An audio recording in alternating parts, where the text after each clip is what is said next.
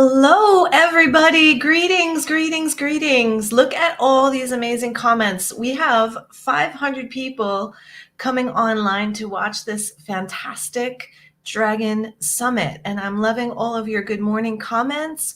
We've got people from Texas, North Hampshire, UK, North Georgia, more from UK, Oregon, North Carolina. So we are going to be very interactive today.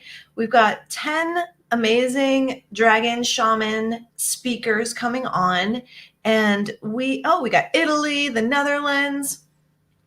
We're having trouble streaming to Facebook. This may be an issue on Facebook end. We'll keep trying and know if it's resolved. Okay, great. Awesome. Well, we're going to do the best we can. There's been a lot of glitches along the last week. So we're just going to do the best we can. We did send everybody the YouTube link. So hopefully everybody who has registered will be on YouTube and you'll all be able to see it. Doesn't look like there's a problem with that. We've got Manitoba, Canada, Israel, Malaysia, Seattle. Hey ho, Kev. I don't know if you know that guy. Oh, this one's one of my girls. We got Saudi Arabia in the house. Sweet.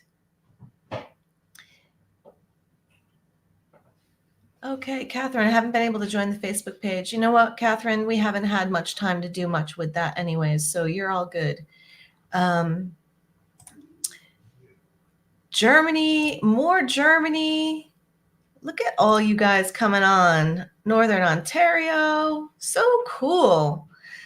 All right. Well, you know, we did a couple lives yesterday's live spotlights, and we were talking and talking and talking. We were having such a good time that I realized the 30 minutes that we have with these guys is not, it's barely enough. It's barely enough. So we're going to get going here. We are going to continue to sort of monitor your comments and your questions, and we'll put them up as we have time for them. And if you're really digging this, we are considering sort of extending some of the interviews later once we talk to the speakers about it all. So thanks for coming on. Let me introduce Kevin to you. Hi, Kevin. Hello. So meet the English mystic Kev. The dragon shaman Kev is a seasoned entrepreneur with IT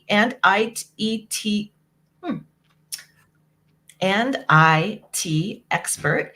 With nearly 4 decades in the field, he is now a master in the mystical realms based near enchanting Dartmoor National Park in Devon, England.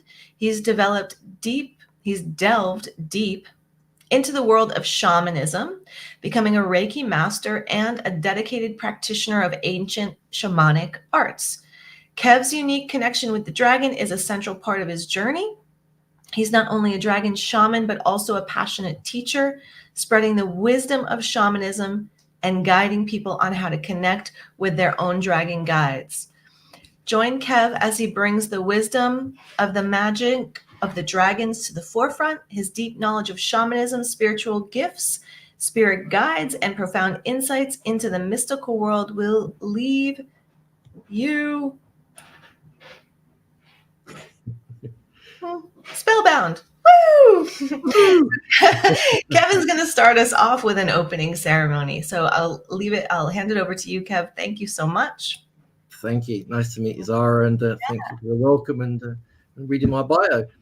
So I've lit a candle, and if anyone's got a candle they can light, that's always a good way to start a ceremony. So you know, you can just hold it in your hands. I'll give you a few seconds to light one if you want to light one. That sounds great. You can just imagine mine. You can see mine. I'm not sure if the camera's picking it up particularly well, but you can see there's a light there. Right. It's always good in a ceremony to call in Grandfather Fire, just for sort of clearing the space, opening the space, keeping these connections strong, ensuring everyone can actually see us on Facebook and YouTube and wherever you are calling in from the world. And so I'm just going to open the space by saying, to the east, and the south and the west and the north, to the fire, to the water, the earth, and the air. I opened this beautiful conference to the dragons, and I asked them to come in now and hold this space for us, to look after us, to meet us, to feel into your hearts and really truly open your hearts to meeting the dragons. Turn off that mind that likes to have lots of silly ideas and come into the heart. Just breathe into that heart for a couple of seconds.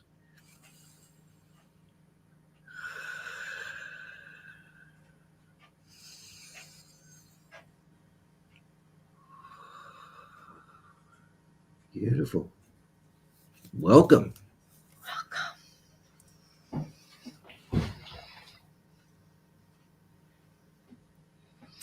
All right. Thank you so much. So you were going to share with us, you were going to talk to us about dragons and shamanism, how you first met the dragons. Let's start with how you first met the dragons. Yeah, I mean, quite a few people I'm sure have heard this story, but it's always worth repeating. And hopefully it'll make people realize that when they do meet a dragon, they've not lost their mind. Because I think many people think that. I've heard the story so many times from people that they met a dragon, whether it was in a dream or in this reality, and they thought they just lost the plot because dragons don't exist. They're only in fairy tales. Let me just say, dragons are real, and they will visit you if you've got an open heart. It's always a case of believing before you meet the dragon. Yeah, that's what I always find. You need to believe. If you're not believing in magic or anything or fairies, you invariably don't see it. So the first time I met a dragon was my mother tells me I always used to see dragons as a child, but I've forgotten that part of my life.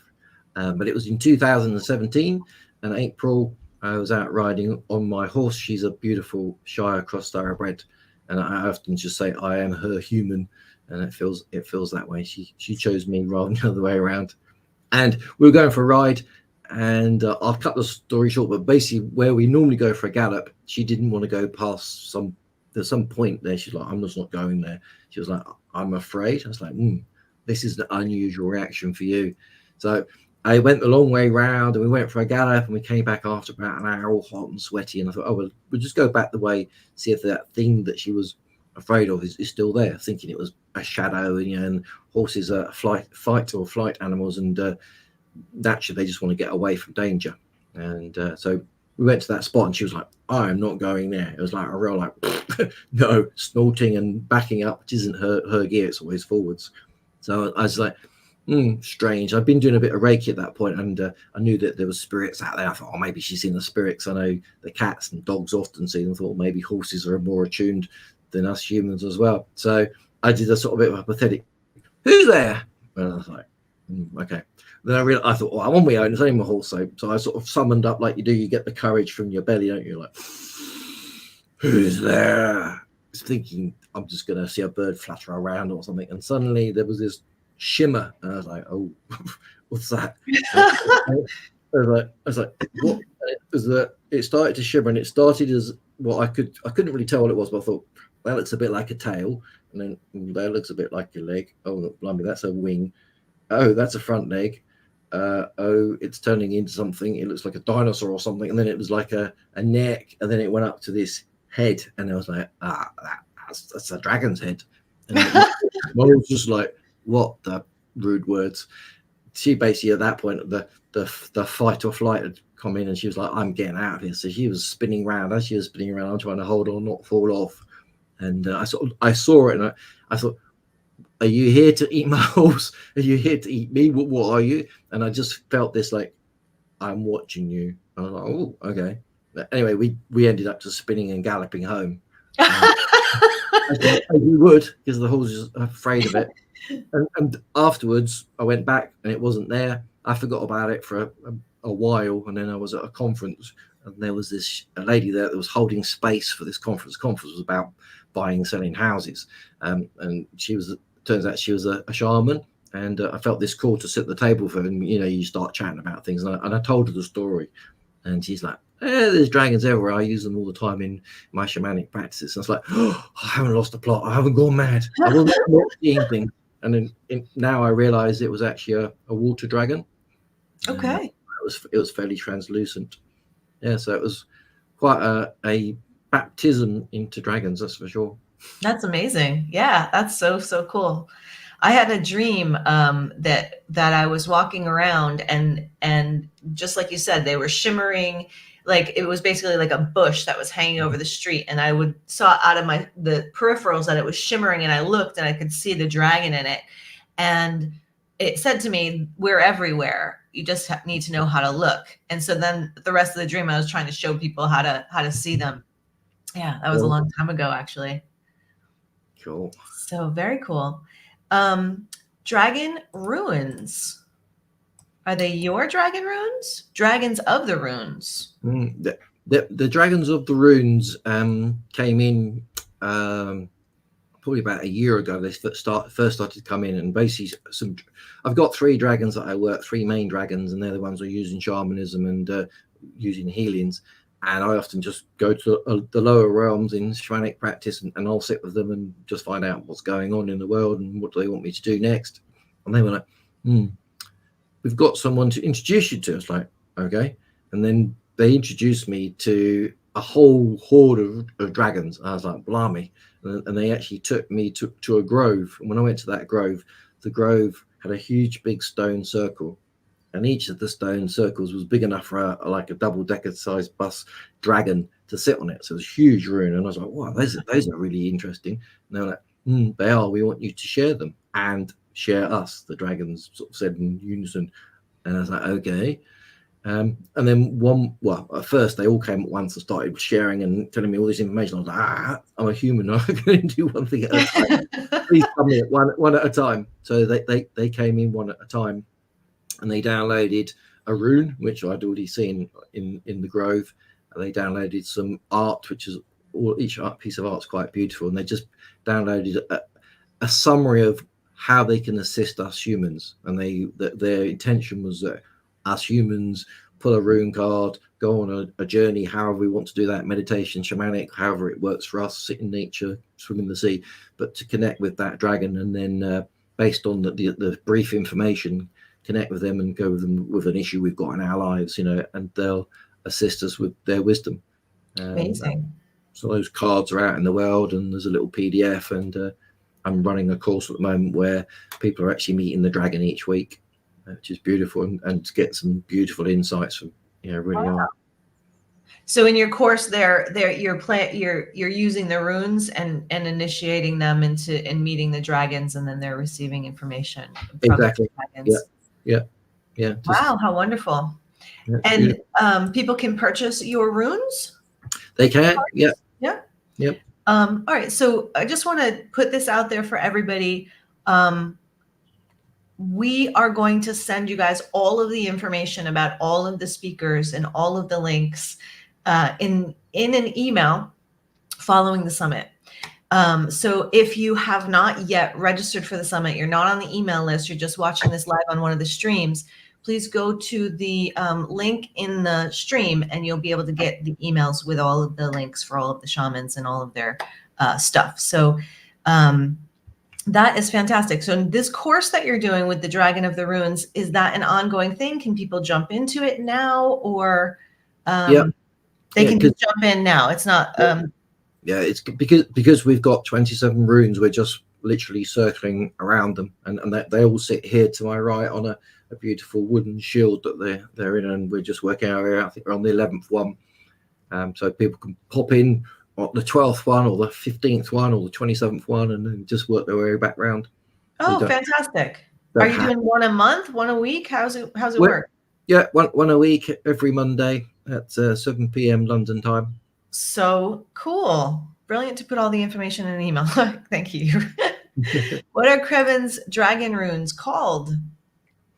Literally the dragon runes. They're the runes of the dragons. Awesome. Cool. And I'll just they come in a nice little presentation box. And you can have them in wood, or you can have them in multicolored rainbow metal ones. So you can have the wood ones are great for indoors, and the metal ones are great for outside. I use those if I'm putting them on the grass. And create like a ceremonial space with them? Yeah, exactly. Do you use them like as a magic circle? Yeah, I go up to Dartmoor and I make a magic circle of them and sit in the middle of it, and then connect to whichever one feels right on that day. Do you I do other work while you're working with them? Like, do you do earth work or portal work? at the moment, not. No, at the moment we're sort of just myself tapping into them in a deeper way, and then we'll sort of see which ones I get called to. Excellent. So how long have you been, when did the runes come to you? How long ago? About a year ago, they started coming. Oh, so they're relatively new. Okay. Yeah, they're Fantastic. very new. Yeah, as all these things, it takes a while for all the information to come to you, and then it was probably 4 or 5 months ago that I actually got the runes physically made, and then thought, right, we should start the course, and we started the course fairly recently. Oh, so amazing. Yeah, I love how they keep developing. I was commissioned to do tablets of grace several years ago, and then I did a course on it, and then guides are like, okay, time to do volume 2. And then in volume 2, they're like, okay, now you're going to do this one. So it's lovely how they keep going. And funnily enough, we just did the Grace tablet downloads last month, but when we were setting up for this summit, like this week, actually, I had to move house. My pipes froze. I had to move house.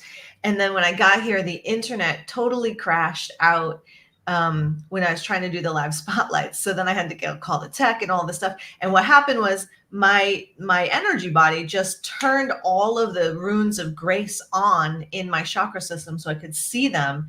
And it sort of like just reminded me, like, don't go into panic. Mm-hmm. Just invoke the grace. And the tech came out the next day, changed all the wires in the building. Like it was fantastic. Perfect. So yeah, just a little side chat here. Let's see. We have another question for you here. Dragons in shamanism. So talk about dragons in shamanism. How do they help in your magical work? Yeah, that in about every way you can ever think of, but mostly in the extraction of energy that maybe doesn't want to leave. So if someone comes to me and they've got something that's attached to them that's draining their energy, and it could look like many different things. It could just be a ball of light, or it can look like something a bit horrible.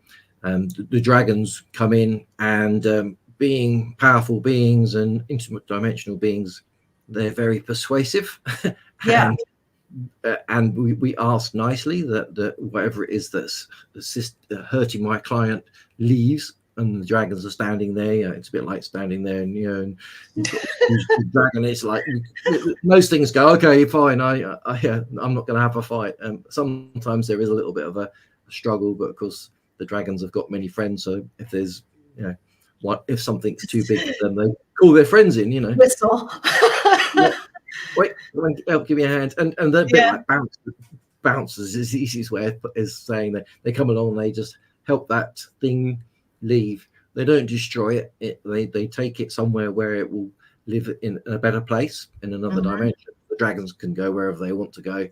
Yeah. So that's the normal use. Sometimes they come in and they'll a powerful one is a dismemberment, where literally they'll come in and you go on a journey and they burn you literally to ash, to nothing, and then your spirit rises a bit like a phoenix out of the flames and comes back to you, and it's like a full-on cleansing. So they can be very powerful. They can also be very caring, and they've got healing abilities. So sometimes literally they'll almost like cuddle someone that needs something, that they can fly into your chakra. If your heart chakra is blocked, they can fly into that and flame it or freeze it or whatever it needs doing to awaken it. So yeah, they're like a powerful tool in many ways, but they're also very wise, and that you can leave them to do things themselves. I use them in intrusion tunnel. Intrusion tunnel is where you go back in someone's life and their past life, and there maybe has been some trauma, and that trauma can show us something. So one lady, she had fibromyalgia for many years, and the dragons went back in and removed a sort of 40-foot crocodile that was representing the trauma that started the reason she had this fibromyalgia. and she had that removed and went from a 0 out of 10 feeling like that for 10 years to a 5 out of 10, so i.e. recovering. So use them for that immediately, probably, right? Yeah, immediately. Yeah, exactly. Immediately. Yeah, it's so amazing. Yeah. So very, very amazing. This all of you guys on the audience, I mean, we're speaking to the people that already know this, but I have had some incredible sort of confirmation in my own life about how this spiritual healing works energetically tremendously. And I'll just share like a super quickie. Me personally, I had an incredibly traumatic event. I'm not even going to speak about it, but I had a very traumatic event. And I was telling my friend a couple of days afterwards how my body felt as though there was electric shocks and muscle twitches going on from the shock of the event, and how strange it was to feel these weird twitches in my body. And we were on our way to some Colombian shamans that happened to be coming to the area at this exact time, like right after this traumatic event. So I had a healing with them, and the dudes just took these 2 cotton balls and they swiped it around my auric field, and they said, the shock is in your body. We're clearing the shock out of your body. And I walked away from that, and all of those weird twitchy electric things that I had been feeling for days since the traumatic event were gone. And I was just like, I know the power of this work, but I was still jaw dropped from how incredible the physical sensations had left my body. Beautiful. All right, we've got some questions here, some good ones. Can you tell us a little bit about the dragon runes, water dragons, earth dragons, other sorts of dragons? Someone else is curious about guardian dragons. So we have a few minutes left. Yeah, I mean, definitely we all have, we can all have a guardian angel. I think all of us have got a guardian angel, and for some of us, that's a dragon. Some of us also have other animals. So there's so many different terms. There's like power animal, guardian, and but what you'll have is some spirit that is assigned to you, and maybe yours is a dragon. Like for myself, even though I work with the dragons, I've got 2 lions that are assigned to me as like body protectors. That's another term that you hear. But yeah, if you feel like your protector is a dragon, then your intuition is invariably correct. And the easiest thing is to go on a journey, and you don't have to do anything particularly. You can just sit in silence with yourself and just say, hello, are you there, my dragon? As simple as that. And if you really want to go on something a bit deeper and get into a state, then listen to some drumming music that you can find on YouTube, or do some deep breathing like Wim Hof. I find if I do 4 or 5 rounds of Wim Hof, that gets me in a state where I'm fully open, and it just, it's the mind. The mind gets in the way of the magic. That's the truth. And if you can be in your heart knows there's magic, your soul knows there's magic, your body knows there's magic, and it opens up that portal. And you just need to, like you would call your friend up on the phone, you can talk to your spirits and your dragons in exactly the same way. Sometimes we make it so complicated. It doesn't need to be. You really can just tap into them. So yeah, if you feel like you've got a guardian dragon, just ask them to come in. Maybe in your dream. Maybe you're not one of those people that wants to have a lucid dream. Maybe in your dreams, or when you wake up, think, oh yeah, I felt like I had a visit by the dragon. And if it does come in, just talk to it like you would a new friend. Ask it questions. Where are you from? Why are you here? What are you doing for me? How can you help me? What can I do for you? They love that. What can I do for you? And they might ask you to create some runes or summit or whatever it is. Where they might be saying simple. They might say, just go out and be kind to nature or something. Pass it forward. So yeah, the guardians are there. And then when it comes to the types of runes, the easiest thing is go to the website, which will be in all the links, and have a read through it. And I've listed all of them there. And there's a PDF that costs like pennies. It doesn't cost you much, so you can buy that, and it describes everything for you. So. Wonderful. Yeah, wonderful. You guys have some great questions. We have several hours left, so I'm certain that the rest of our speakers are going to be able to get to some of these. I wanted to just share with you guys that Kev put together a Dragon Summit. How many hours is that from last year? when was it? It was July, so it's been a while July of now. last year. It was like at least 10 hours, right? Oh, that whole summit was the live one. We had 11 speakers. They had an hour each, and then because we kept it small that year, we had 19 pre-records as well. So we got 30. And those were okay. So yeah, so this is what I wanted to share with you guys.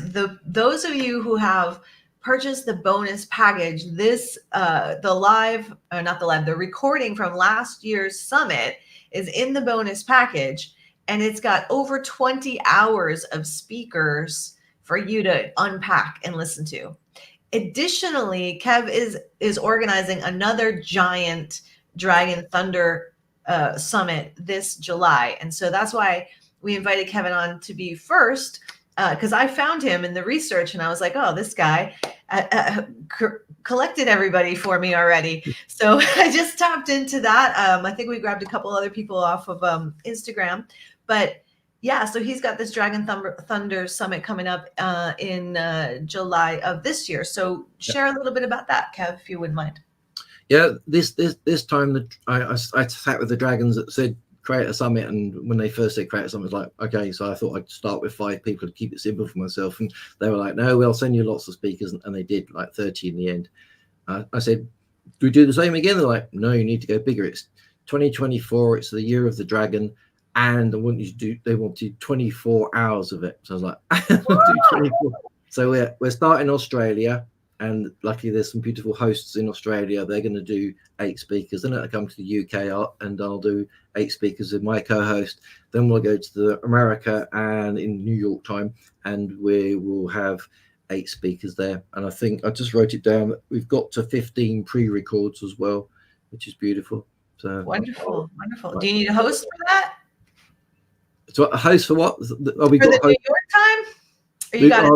We've already got them. Yeah, they were already in place in August last year because everyone was so excited from the July one. Yeah. And I think I've got 1 space left, and I've got 4 people that want that, so I'm doing a draw later to find out who gets the last speaker. The last spot. Yeah. Awesome. And I'm sure the year after that we'll probably do 48 hours or something stupid. You know, what I'm seeing is a dragon retreat, Kev. Yeah. We did talk about it. The issue was that there's so many people from all over the world. It's like, hard to get it together. But yeah, I've contacted Tony Robbins because I believe he's a dragon, and I've said to him I'd love him to help organise it, but I haven't heard back yet. So you know Tony Robbins, he's a big man on stage, and he's got all the infrastructure. Awesome. Yeah. We'll go to the O2 in London. Yeah. Fantastic. All right, loves. We would love to keep talking to Kev. He's actually going to come back on at the end to do a little closing ceremony and talk some more. Yeah. So hang out. Afterwards, we have our next speaker. Let me just double check because my brain does not retain things. And it's Gayatri. Gayatri is coming on next. Thank you so much, Kevin, for your sharing. And we look forward to talking to you a little bit later. And you guys can, we'll give you all his information in that email that's coming out afterwards. See you later. Okay. Thanks, Kev. Bye. Cosmic Weaver, Gayatri. Hi. Am I pronouncing that correctly? Yes, correct. Wonderful. So everybody, this is Gayatri. And Gayatri, was it you that asked me to put up the picture behind you? Or the painting? Yes. Yeah, that was you. Okay, I'll get that up in just a moment. Dragon. Great. Excuse me. So everybody, this is Gayatri, and she is in India, right? Yes, I'm in India. Wonderful. Gayatri is an empath, clairsentient, clairvoyant, intuitive, multidimensional energy healer, and world bridger, cosmic weaver, visionary artist, and creator of the Dragon Guardians of Truth Oracle deck. In 2018, she had a spontaneous awakening, which is when the dragons came to her awareness and they started to instruct her to paint them. Never having painted before that time, she trusted the guidance and allowed forms to appear. These paintings over time became the oracle deck named the Cosmic Weaver. named No. the Dragons Guardians of Truth. The Oracle deck named the Guardian Cosmic. Say it again. Dragons Guardians of Truth.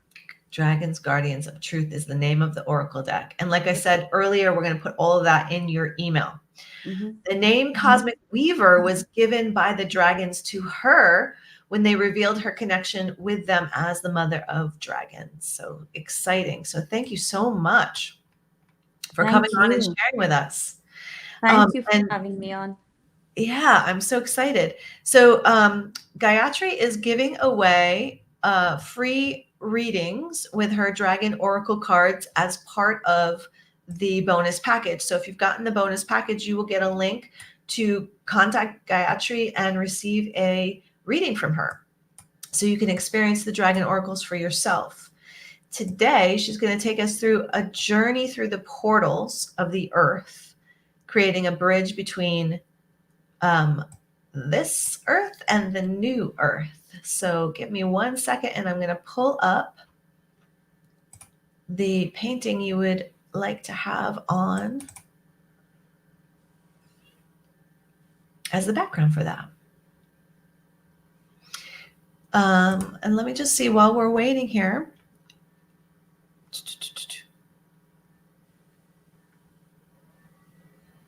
So while you're getting the painting out, Yeah. I can just tell you a little bit about this paint. Ever since I started painting the dragons and didn't realize that it was going to become such a huge project, I thought I was just going to paint one or two, whatever was coming through, and I would know what the dragons look like since they just appeared in my reality. And so since I did those paintings, I've had like a lot other experiences with dragons where they've just asked me to paint them and given me a lot of information, and some of them came along for my own personal healing and just to show me what I needed to clear my way to move forward. And this painting that I asked you to bring up specifically came sometime around, when was this? May of last year. And this was the golden dragon. So the dragon appeared to me and asked me to paint him. And while I was painting the dragon, I had bits and pieces come through, like not all of it came through at the same time. I just saw the dragon. So once I painted the dragon, I then saw the dragon holding the earth on his head. And the information given to me was that they have us. It's like we're not alone. And the dragons are very much a part of the ascension process. And as our planet is going through her ascension, we, along with the dragons, are helping her birth into her new form through us. So it's like co-creating with the dragons and moving into the higher dimensions, seeding the new earth. And is there a problem with the painting? Nope. I'm ready. Are you ready? Yeah. So I'll Okay. just explain the painting. Yeah. I'm going to put it up on screen, but we're going to lose you're not going to see us anymore. But that's okay. That's okay. I mean, you can put it in front of me if you like. I'm okay with not being seen. The painting is good enough. Yeah. Okay. Oh, what just happened to it? Okay. So maybe you can just put it on my side of the screen. I don't think I can do that. I think I have to share the whole screen, but I apologize. I'm just here we go. Right. No problem. It's not the painting, it's me. Here we go. Is that right? Can everybody see it? Yeah, I can see it just slightly. Just slightly? Slightly higher, just so that what? Oh, let me just get rid of this comment here. Hold on a sec. There we go. Yeah. And then let me see if I can increase the size of it a little bit. That's good enough. Yeah. So the dragon appears and showed me that they hold the planet. They're holding the planet while everything is being cleared out. The old structures are falling, and like the huge shift that's taking place, and it's shaken up the entire world. It's shaken our realities, and people are afraid of, nearly like in panic mode, some places where they don't know what's going on, and everything seems to be in a flux right now. And they showed me that there's nothing to worry about. We are there, we're holding your planet for you, and we are very much a part of the ascension process. So they explained that, so this was like the womb dragon. He had the key to the portal into the from our planet into the higher dimension, where, well, not it's not like really the new earth. We are like midway. We're neither here nor there. So it's just about just shifting into the vibration. So what you see on the other side, so what you see in front is the portal, is the womb of our planet. And you have to go through the womb to experience the higher vibrations. And how we can assist with um, this process is that we can travel through this stargate, we can travel through this womb, go on to the other side, and taken the vibration into our bodies and bring it back on this side, which would help us speed up the process, in the sense that the ones that are still struggling with not being able to raise their vibration or not being able to make the shift, it would just make it easy, because once you go on the other side, you allow that vibration to come into your body, and you bring it with you on this side. And once you bring it on this side, you um, anchor that energy in to this side, if you know what I mean. Yes, yeah, exactly. Yeah. So it's not just seeding. So everyone would have a different experience, as he explained to me. So can we maybe just do a short journey with Yeah, how let's do people it. experience this? Yeah. Yeah, let's do it. Yeah. So what you see in front is the golden dragon, and the portal there in front of you. That's where we will take the journey with the dragon into the other side, which we call the new earth. But the new earth is very much here. We've made it to the other side. And what I was also told was that we have all made it to the other side, and everything, the chaos that we're experiencing right now, is just the echo of what we've already been through. So it's like we're on the other side looking back, and because we use time, so we're still like looking back at everything that we've already experienced, but we've made it to the other side, if you know what I mean. Amazing. Yeah. Yeah. It's the So echoes, the residue. yes, and it's not really experiencing it. We're just watching it. But because we are such emotional beings, that we tend to sort of soak in all of that, and think that's the reality right now, whereas it's not. We've already made it to the other side. So it's just the memory of all that we've already been through that we are still processing out of our systems. So let's take a journey with the golden dragon today.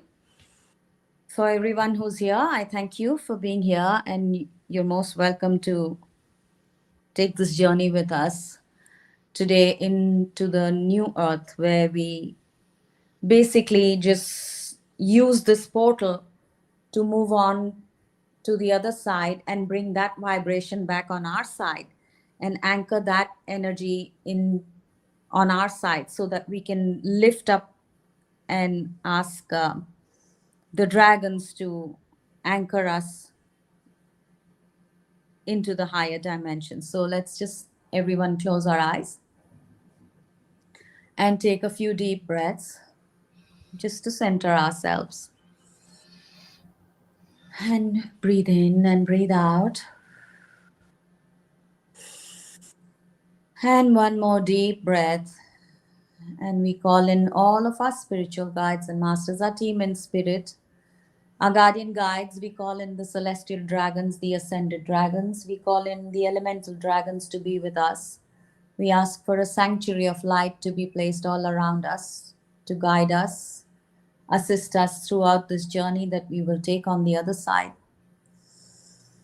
As we invite the golden dragon to be with us today, to take us through the womb of Mother Earth, in order to experience the higher vibrations, the higher frequency available to us at all times, simply by tuning into it, just asking for it, and we receive it. But today we will take a journey with the golden dragon to experience the higher vibrational new earth, is that's what we call it. So just allow yourself to surrender to this process, and we ask the golden dragon to assist us through this journey. As each one of us surrenders to this moment and trusts the process, we ask the dragon to guide us into this portal through the womb of our planet, taking this journey into the new earth. So the dragon now walks in front of us. The dragon has the key to open this portal for each one of us, and without any hesitation, know that you hold the key as well, and only those who hold the key are the ones that will be given permission to flow through this portal of light. So we take this journey into this tunnel of light where the dragon walks in front of us, and each one of us holds the codes that are given to us from birth to open this portal. So as soon as we reach the door, as soon as we reach the front, each one of us will be activated with the keys that are needed to open this portal. So we just follow the dragon, and we take this journey today with complete trust and faith, knowing that everything that is going to be given to us today is for the highest and best good for each one of us and for the entire collective, for our planet as well. So as the dragon takes us, leads us towards this portal, just allow yourself to float through this frequency, higher light beings all around us. And the frequency rises as soon as we reach closer to this portal. Just trust the process, and as soon as now we reach the front of this main stargate, the dragon now opens this door for us to move into this higher vibrational realm, which is available to us at all times, as they say. As each one of us now goes through this gate, the higher vibrational gate, onto the other side, allow yourself to feel the frequencies, allow yourself to feel the vibrations.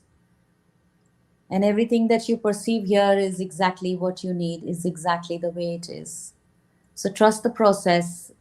And as you move forward onto the other side, the scenery completely changes. Everything there is luminous.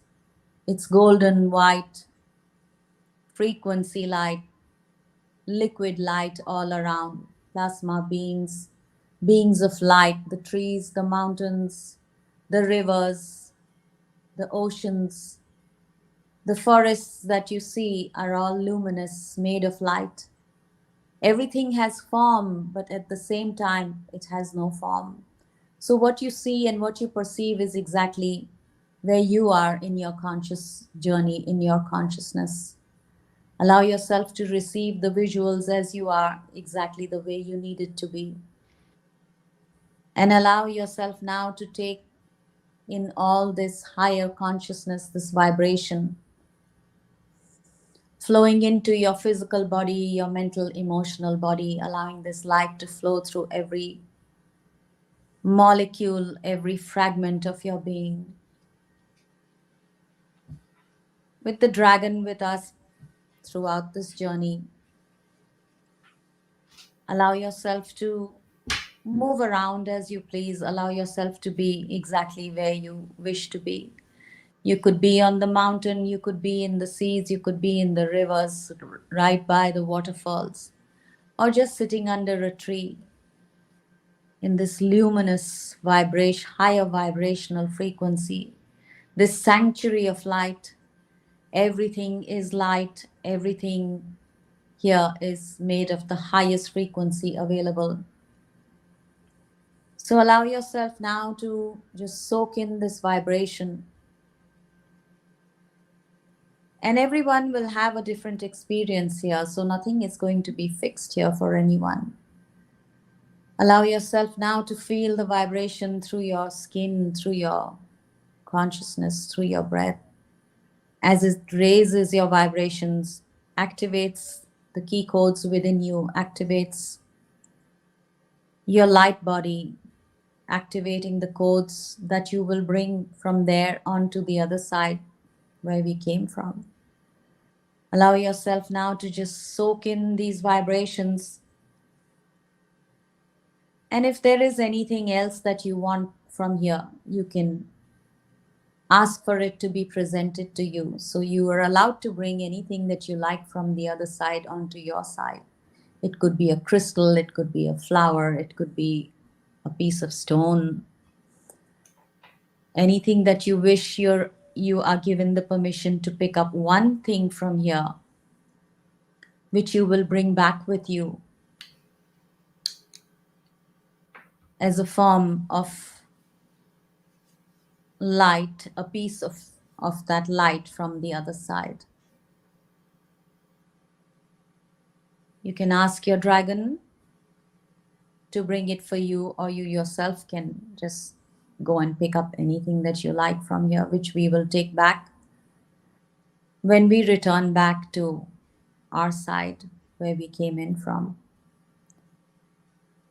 So allow yourself now to just receive anything that is being given to you right now. It could be a crystal, a piece of code, light code, a piece of the earth from the other side. It could be anything. Just allow yourself to receive it and just feel the vibration. Feel what does it feel like to you? What color is it? And allow yourself now to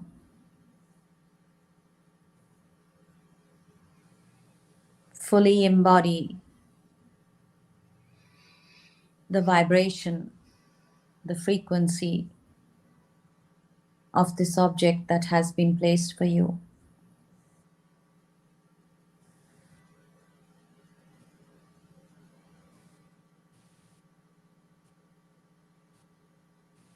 Just take a few breaths. Allow your bodies now to adjust to the frequency of the object that you're going to carry from there.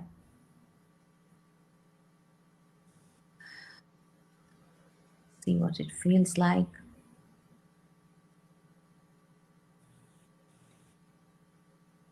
And now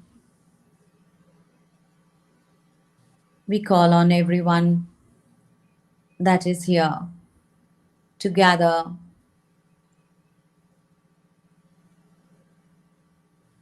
in one place with the dragon. And this golden dragon now is going to bring us back from the other side through the portal that we came in here from. So allow this light now to flow and take you back towards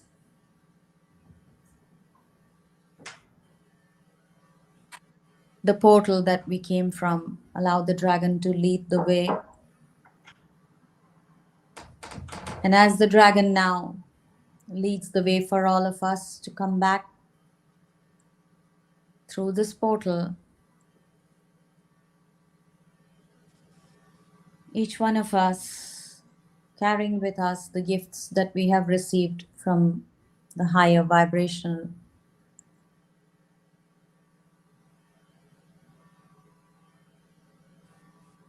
light frequency codes within us now to be fully being activated as we walk through this portal back,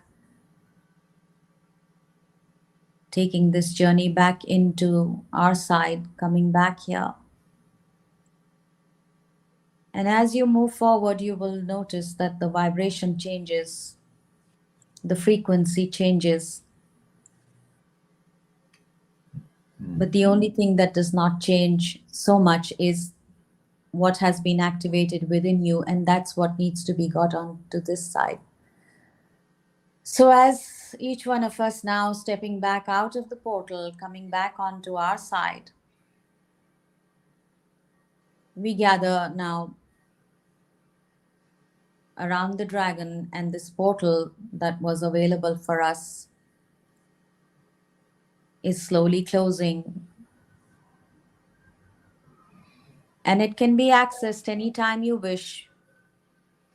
Anytime you wish to raise your vibration, anytime you wish for a healing or a clearing, or just simply to just unwind, you're most welcome to reach out to the golden dragon to take you through this portal and go on to the other side to rejuvenate, to heal, to cleanse, whatever it is that you need, and also to bring back the vibration from the other side. So once all of us are now gathered back here with the dragon, we are being asked to create a circle. And as each one of us creates a circle around the dragon, we will now anchor the higher vibration along with the object that we got with us, the frequency of that particular object that each one of us got from the other side. We will plant it into the earth here.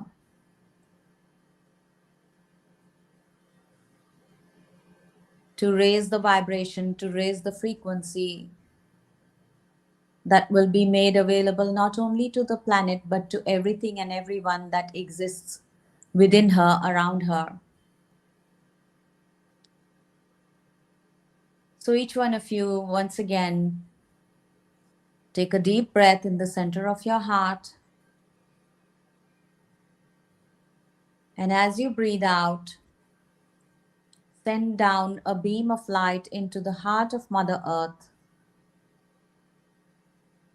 sending in the vibration that we have just transferred from the other side onto our side, along with the code from the object that was given to you.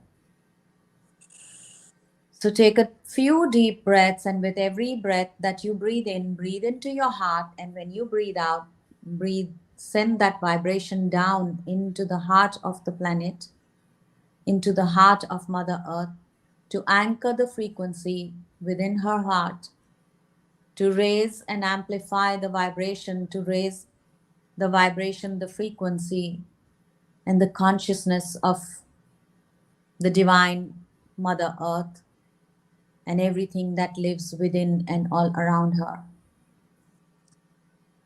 So breathe in and send that vibration like a beam of light going down into the heart of Mother Earth, and anchor that vibration into her heart.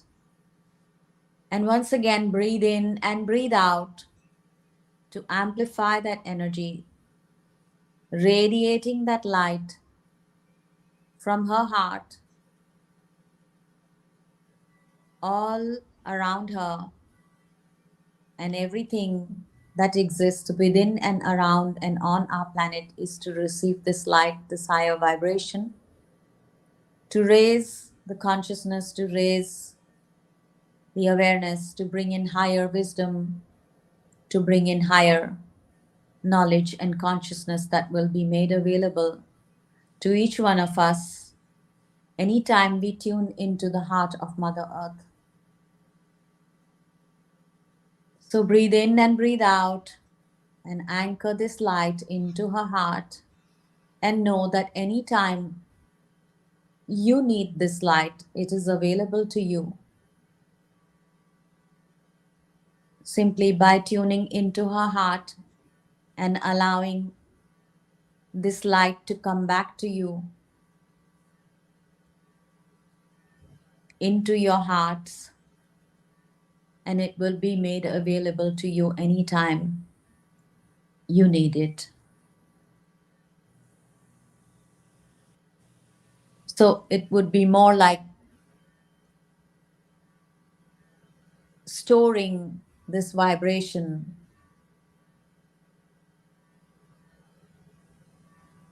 into the planet, which will be made available for everything and everyone anytime you need it. And if you're done anchoring this light into the heart of Mother Earth, you can now pull your energy back up into your physical body and allow your consciousness to rise.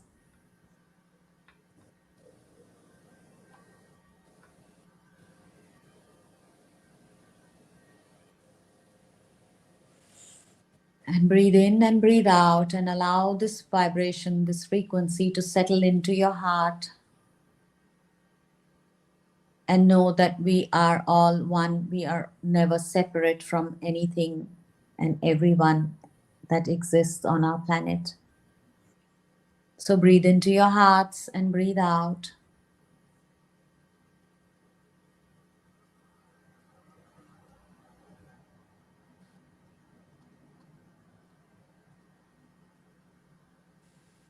And we thank the Golden Dragon today for assisting us through this journey. We thank the celestial dragons, the astral dragons, the ascended dragons, and our team in light, our guardian dragons, for all the healing that we have received today and for assisting us with being of service to the collective and to ourselves. We thank each one of you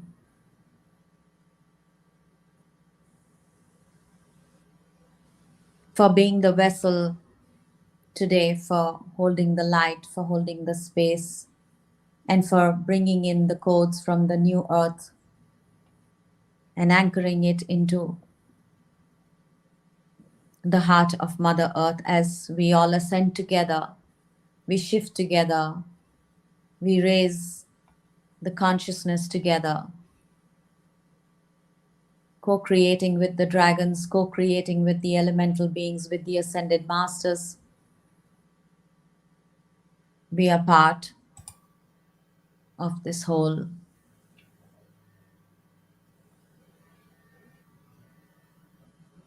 As one.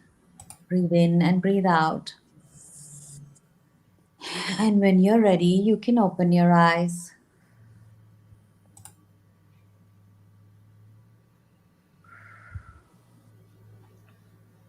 Thank you so much, Gayatri. That was so beautiful. Oh, thank you. This was like a very short. For some reason, I was made to cut it like really short, but it can be a longer journey. So I guess this was just an introductory, so that you get used to the vibration, and then you can sort of take a longer journey and stay there for a longer while. So this was like really cut short. I'm surprised because I've done this journey before. Sample taster for everybody. Yeah. Yeah. And if you want to, if you want to work with Gayatri some more, we will be sending out her contact information and links in the email that was, or that'll be coming out after the summit. And for those of you who have purchased the bonus package, we want to thank you so much for supporting the production of the summit. And Gayatri will be offering you a reading, so you'll be able to reach out to her as well once that email comes out. And yeah, is there anything else you wanted to share, Gayatri, before we? Yeah, no, thank you. Thank you so much. Yes, I will be giving out readings with my Dragon Oracle card, that Oracle deck that I created. So this is the deck. It's And beautiful.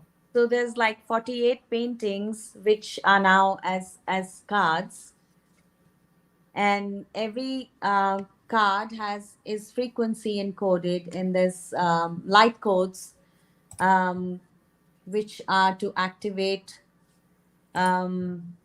your journey, your purpose, anything for activation, for healing. So these are not so much for like readings and giving messages out, that much as it is for grid work and your personal healing. So every card is a painting that I did, and it is frequency encoded for your personal journey, for healing yourself, for healing the planet, and there's a lot more you can do with it. So I will be very happy to offer readings for anyone who's interested with my cards, and my cards are for sale as well. So if anyone's interested, I do have the second edition ready, and it's all there for anyone who's interested in purchasing my deck. So thank you. Amazing. Yeah. So Brooke will be sending out the link to purchase her deck in the email that comes out after the summit. Mm-hmm. Do you want to just share that? Is there a website that you can just speak of real quick? I don't have a website, but they can get in touch with me through my email, which would be there, right? Yeah. Yeah, absolutely. Yep. Yeah. Okay, cool. All right. How much are the Oracle cards? We will. It would be there in the $99. Yeah. Shipping included. Yeah. Wonderful. Wonderful. Yeah. And there's 48 cards, and they're all activators. So magic. Yeah. So the entire deck is activated. Once you receive the deck, you get an activation, and then as you keep working with them, you get many more activations. So that's incredible. Yeah. All right. So thank you so much, Gayatri. We're gonna close out. Thank you. It's such an honor. Thank you for inviting me. It's my pleasure. Lots more exciting journeys here. Thank you. You are welcome. So let us invite Atlantis to the stage. Hello, Atlantis. Welcome, welcome. Thank you, Zara. It's wonderful to be here. Thank you for inviting me. It is my pleasure. I'm so psyched to invite all of you guys here and share with you guys today and get to know you all a little bit more. It's like just as exciting for me as it is for all of the listeners. So, I love that. Yeah. I'm Atlantis Wolf, and I am the dragon medicine woman. And that means that I heal dragons. I have the experience where wounded or spellbound or dragons that are caught in rocks or rivers or oceans that are hidden, dragons that are not doing well show up when I meditate and when I work on people. And I'm also a shaman. So medicine woman means a person who is a healer, who is a woman.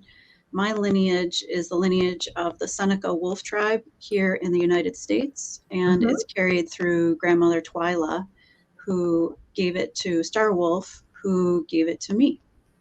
And so it's a lineage that I've been carrying for years. I started working with her in 2018, and I started working with dragon medicine in May of 2009. So this year will be 15 years. Wow.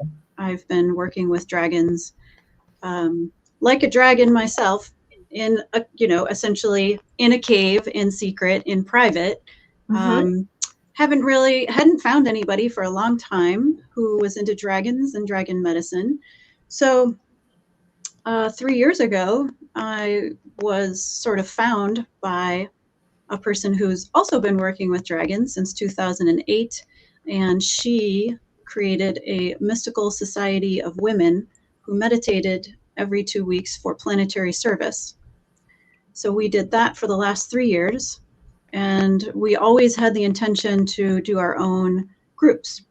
And so we all decided that this is the year that we'll continue to meet, but that we're also going to create our own groups. So I'm kicking off my own dragon meditation group in February 11th for the Chinese New Year, which officially starts the year of the wood dragon. All right. Nice. Very, very good. All right. So you're going to give us that information so we can add it to the email for everybody to join? Oh, yeah. I can just actually, I'll give it to you now, and I'll give it to you in the email. Wonderful. So everybody who's here, and I'm happy. This is for if you're interested in joining. Oh, so it just posted to you, it looks like. I tried to put it in the comments, the web link, and it said that it didn't go. It's atlantiswolf.com/events. I did log in. atlantiswolf.com and /events. It's on my events page. Oops. Let's see. We'll see if that one works. Great. Okay. I think so. If you can click on it, it's spelled right. I also have a free giveaway for the summit. So if you go to atlantiswolf.com/Year of the Dragon Summit, you'll see that there's a free fire ceremony video. So if you sign up for my email list, you'll get a video that will walk you through a fire ceremony that I did to release one stuck piece that's limiting you from living your best life, your dreams, desire, your highest and best purpose. And that is also something I do. I do fire ceremonies, shamanic breathwork ceremonies, cacao ceremonies. My background is in civil engineering, financial services, and medical massage. So I basically have had a lot of work healing different people, different stages, sort of in the 3D world, in the spiritual world, and in the physical one-to-one and group healing world. Amazing. Amazing. So I know that there's at least one person who is listening. I'm going to hide this for the moment and I'll put it back on in a little bit. But I know that at least one person is listening, possibly two, that they have experienced the dragon's call to release them from being trapped.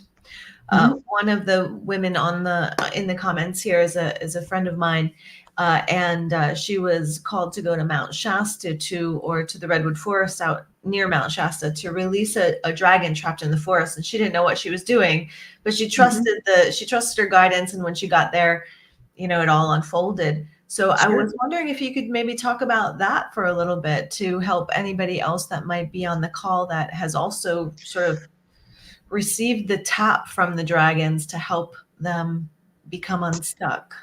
Sure. There is somebody, my friend Melanie Kay is out in Mount Shasta, and she does a lot of dragon work. She has a retreat center out there. So I know that there's a lot of dragon activity out there, which makes sense. So anyone who feels like they want to help, as a professional healer, I always say, make sure you get the call 3 times. So it's not something that you're moving into because you want to help other people or other dragons and beings, but not yourself.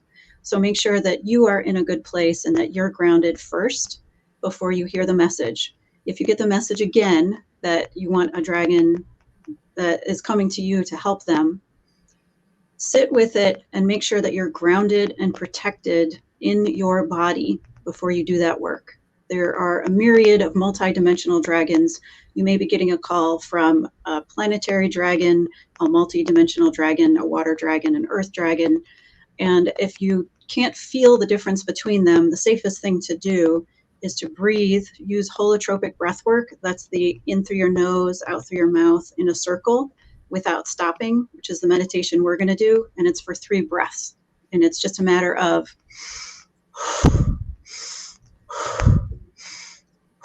and the last one you breathe out as long as you can. That will center your nervous system and move it from sympathetic to parasympathetic. So if you're having any anxiety or worries about what you're being called to do, this will move your nervous system to where it's being regulated with your breath so that you can really feel into what you're being called to.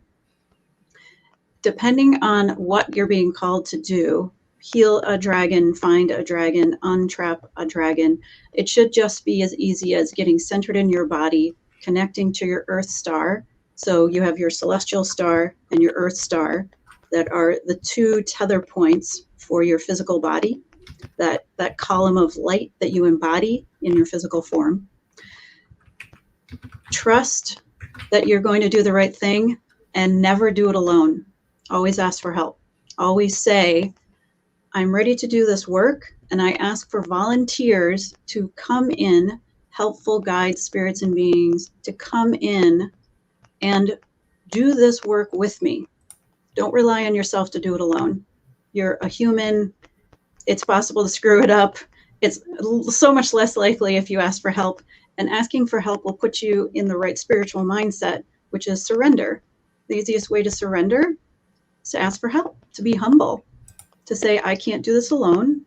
I'm going to ask for help with my body protected and grounded, and then move forward with that help. Greet the dragon and ask them what they want. Do they want to be freed? Do they want to be just untrapped? It's not up to you to do something with them necessarily. It may just be a matter of you focusing your love and attention, your love and attention on them with your light. That is enough. If it doesn't work, quote unquote, if the dragon is still trapped, it's okay. Do it again. It may have loosened up whatever is there. It may have shifted the energy, and you can ask them again. Do you want me to do it again? Do you want me to release you, heal you, help you again? Wait for the dragon to give you the answer. Don't assume you know what the answer is. You're going in grounded, protected, and with help. You're asking the dragon, what do you want? Are you ready to be untrapped? Are you ready to be free? Do you need to go somewhere to heal? I send you to a place where you can be healed. Do you need to go somewhere? I send you to the place that you want to go. It's always up to the dragon. You are there as an assistant. You're midwifing the energy between worlds. And if you don't feel like that's something you could do by yourself, call me. Obviously, I do this all the time, and I love doing it. Or reach out to other people that have integrity working with dragons. Awesome. Amazing. Great guidance. Fantastic. So just to be clear, when you're going in, so you're balancing your nervous system, you're becoming centered, making sure that you're fully embodied in your space, and then you call on divine assistance. Correct. To help you, guide you through the process of communicating with the dragon and assisting the dragon in whatever way it's asking you to assist. Correct. Yeah. It's the same as when you feel cords, like if you're trying to cut cords between you and someone else, you never do it yourself. You would ask Archangel Michael to come in. You want to ask a divine being to come in and work with you when it comes to spiritual things. We're never alone, ever, and we shouldn't be acting alone. We want to bring in the team, and we have a divine team available to us all the time. It's just up to us to focus the energy in this 3 dimensions to be of service. Yeah. And it's important, like they can't assist us unless we ask for their permission or we give them permission to assist us. They'll be like, okay, you can do it yourself. Have fun with that. Yeah, good luck. It won't work. But, yeah. Well, yeah. And I also, I do believe you won't get called unless you can handle it. Right. So I've been in some pretty gnarly situations, but I've also been doing this for 15 years. I don't think the divine is going to ask someone to do something that they can't spiritually handle. So if you're being tapped, if you're being called, great. Go for it. Do it. Ask for help. That's my biggest piece of advice. Do you ever ask to call in other dragons to help you? I mean, I hang with a dragon army of black dragons. I have a fire dragon around me. I have a big galactic dragon around me. My team is like 100,000 dragons. So I don't really need to call them because they're always like lounging around my world already. You certainly can if you already feel connected to dragons, especially if you have one, which is important. It's important to establish a good solid connection with one and let them guide you. Awesome. Thank you so much for all of that. So we have a few minutes left, which is fantastic. You were going to talk to us about how to meet your dragon, I think. Yes. How to connect to your personal dragon is what you were going to chat about. So maybe you could share a little bit about that. Sure. It's a guided meditation, Okay. of course. Here we go. I brought my dragon Nyx, NYX, the night dragon, to help because we're going to go into the mystery. We have had a lot of comments about that necklace. Oh, I don't know if you've noticed. Yes. So this is a necklace. It's macrame. It has lapis lazuli in it, and it's made by Macradusa. So you think of Medusa, you think of macrame. Go on Instagram. She's in Greece. Go to Instagram and look up Macradusa. It's all one word. I think it's Macradusa. She does intuitive dragons and other kinds of things, and tell her I sent you, because she does incredible, it's very channeled work, and she does different kinds of things. She does flowers. She gave me a little baby sun dragon. I got this for my birthday because today's my birthday. So Happy birthday. It's my day. Thank you. But it was really important to bring it because I am also connected to Egypt. I was in Egypt for 2 weeks last October and activated it in Egypt. So Amazing. That's also a lot of fun. So we're going to do a quickie, and it's going to be a meditation. If you're here, everybody has a dragon. Everybody has a guardian angel. Everybody has a dragon. If you're here, you're ready to meet your dragon. And that's the cool part about this. It's just a calling. If you are looking around saying, oh man, dragons are totally trending, I want my own dragon, and you do a meditation, you don't get a dragon, you're not being called. You're not being called. Maybe you're being called to angel work. Maybe you're being called to your own inner healing.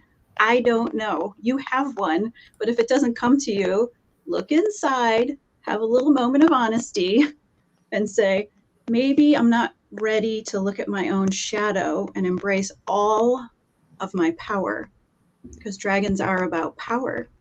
And if you're not ready to look into an entire half of your psyche, your shadow, you're not ready to handle dragons. I guarantee it. And if you go tiptoeing into the dragon land, they'll push you into shadow work, and you'll find yourself in a place you may not be wanting to be. So everybody just did a meditation. Everybody is more or less back in their body, but take a minute just to give yourself a little wiggle, like just arms, legs, move around, get yourself completely in your body.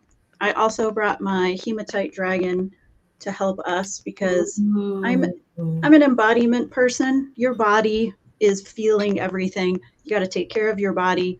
Your body's feeling all the feels, and your brain is trying to interpret it. So get your body all wiggled out so that you can really hang out with it. We're going to do a quick guided meditation. Holotropic breath work. Whole circle. Breathe in through your nose. Breathe out through your mouth. Focus on the exhale. Breathe in a little. Breathe out a lot.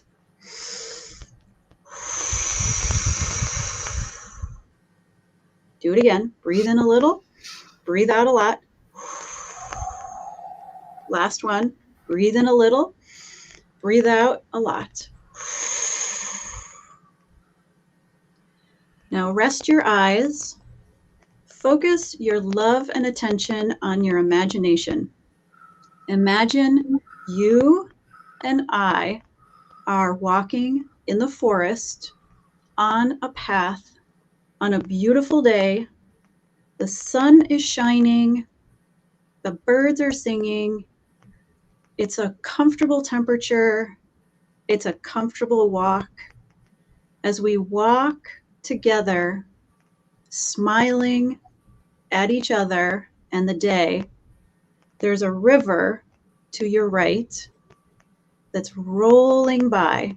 You can hear the water in the river.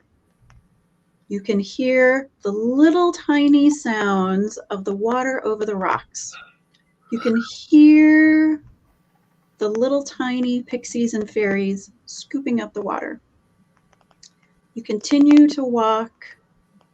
You can see a mountain on your left, off into the distance. You can hear the wolves off in the mountain, howling for the wolf moon, the first full moon of the year. You feel safe and protected as you take a step forward and you come to a circle of stones with a fire in the middle. You and I step inside the circle. You and I sit on a stone in the circle, protected by every being on the planet at this moment. The sky is open. All of nature is around you, and we're sitting together in the golden glow of the fire. As you breathe in, there is a dragon coming to you.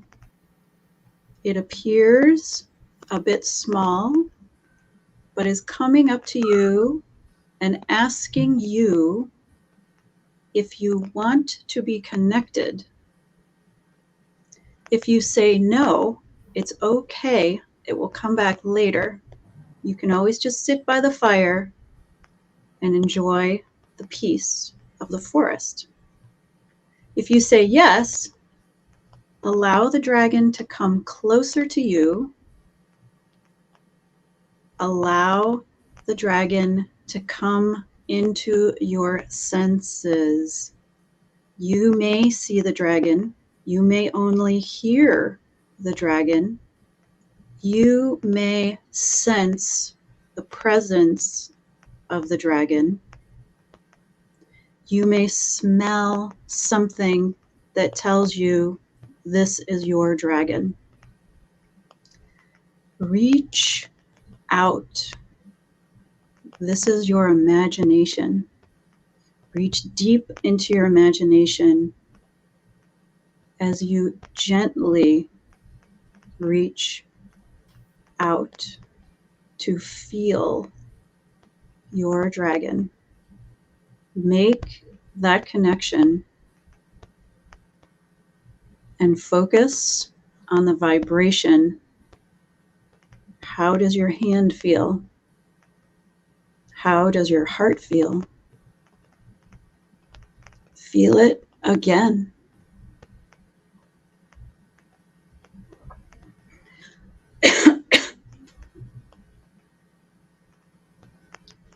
This is your personal dragon. You don't need to name it. It has a name that doesn't translate into English. It's more important that you feel the connection. Let your body and the body of the dragon connect to each other so that there's an energy field between you. That energy field may have a color. It may have a sound. It may have a unique property so that you know this one is mine and I belong to this one. Breathe in love. Breathe out love. Feel how protected and safe and held you are with your personal dragon.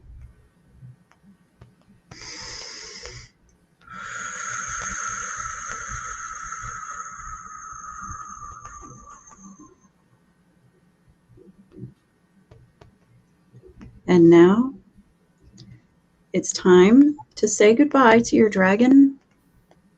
But remember, choose something to remember. How they look, how they feel, the color of the energy. Pick the one thing that is the strongest sensation for you. Allow the dragon to return to where it came from. Allow your eyes to soften. Look into the fire between us in the circle. Allow your energy to come back into your eyes, into your head. Allow your own energy to move down your body, through your legs, through your feet, into your earth star.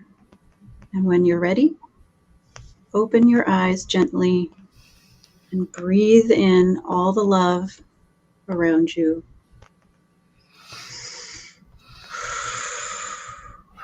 Breathe in love, breathe out love. You are love. You are indestructible love, immortal light, entirely. Every breath is love. Every breath out is love. So you have your own dragon. And if you want to connect with them again, I'll be doing a monthly dragon meditation workshop. It's free. It's going to be once a month. It's always going to be on Sundays. It's always going to be 2 o'clock Eastern Standard Time, which is 7 o'clock in the UK. You can sign up, and the only requirement is that you have an open and curious mind and that you are kind. There is a zero tolerance policy when it comes to kindness and support in this group. So if you would like to come and gather and be supported and practice connecting to your dragon, come on over. The sign up is free, and it's on my events page, atlantiswolf.com/events. Thank you so much, Atlantis. We so appreciate that. You're welcome. Question: did they shift? Oh yeah. Well, yeah. a lot of them. Yeah. Not all. Scales to feathers to fins. They can take you up. Kind of things. But if you go, if you're either a dragon or a dragon rider, dragon mage or something, but if you are connected to a dragon and you're flying and you're like, oh, I want to go into the ocean, they will absolutely dive into the ocean and shapeshift into a water dragon, like a scaly dragon. Cool. And then they'll change so that they can still give you something to hold on to. And it's never scary. Never. Yeah. Never. If you're scared, that just means you're in your head. Breathe back, go back into your heart, and let them carry you. It's super fun. Awesome. Well, thank you so much. Thanks for all your sharing. We appreciate you coming on today. Everybody was really enjoying you. We've got a lot of comments coming in. So, I don't know. I'm not familiar with StreamYard, so I don't know if it's possible to save all the comments or look at them later. Possibly. Let me see if I can find out. I'm not super familiar either. I just learned how to use it, and that's I didn't go any further. So I only know Zoom, and I usually go back and respond to everybody, and so I just want to make a point of saying I'm a StreamYard. All of these comments are coming from the YouTube channel, my YouTube channel, because everybody's on that. So if you go into the YouTube channel, even right now, you can go and I think you can probably reply to all the comments. Yeah. I would love to do that because I consider everyone needs attention, and I want to make sure everyone feels like they're being cared for. Yeah. Thank you, everybody. Thanks for showing up. We will see you. We've got Alexandra next. Thank you, Atlantis. We'll see you soon. Bye. Hello, Alexandra. How are you? Oh, you're on mute. Can you hear me now? Yeah. Okay, good. Yeah. I love your background. That is beautiful. Thanks. I think I'm merging with the dragons, so It's because I overlapping. have more hair and I do have an ear. Yeah. The dragon that you have behind you, Starbucks just put out an amazing, beautiful dragon mug that looks like that dragon. I'm gonna have my partner bring me up a mug of coffee soon. I'll show you guys. But it looks just like that dragon. So if you go to Starbucks and if you love the dragons, it's a beautiful collector's item, really. It's gorgeous. I'll show you guys later. Anyways, yeah. So welcome, Alexandra. And let me read your bio for everybody so we all know who we're talking with today. So, hey, how do you pronounce your last name? Okay, I have to say the whole thing. Alessandra Giglioli. Giglioli. Yeah. I love it. And so Alessandra lives in Italy. She's making friends with dragons under the churches there. Cosmic dragons have been channeling through her while on tour in Japan, and a Venus temple dragon is showing her the vastness of the cosmic human blueprint. This is so exciting. Alessandra leads retreats and events at sacred sites worldwide, and she identifies as a star fairy and consciousness engineer. Her first love is energy healing and taking people on galactic shaman journeys with crystal bowls. So exciting. So let's see. So Alessandra is giving us a whole bunch of gifts in the, oops, my apologies. I'm a little all over the place here. Where'd we go? So Alessandra is giving us a bunch of bonuses or gifts in the bonuses. We have some gifts by her to opt into the free gift event. There's a Rainbow Dragon gift event coming up on February 4th. And the focus is on channeling healing energy to best gather the new incoming rays of light and higher opportunities that are available to us. So that's in the bonus package. You'll get the link to that. And we'll also give you the link to Alessandra's website and contact information, and all of that will come out. So if you're listening to this, but you haven't registered for the event, you will find the link to register for the event, I believe, in the description of what you see here. If not, you can reach out to me at starchild.com and we'll get you the registration page so you can get on and get all the emails for all the contact information for all of the speakers today. So thanks for coming on.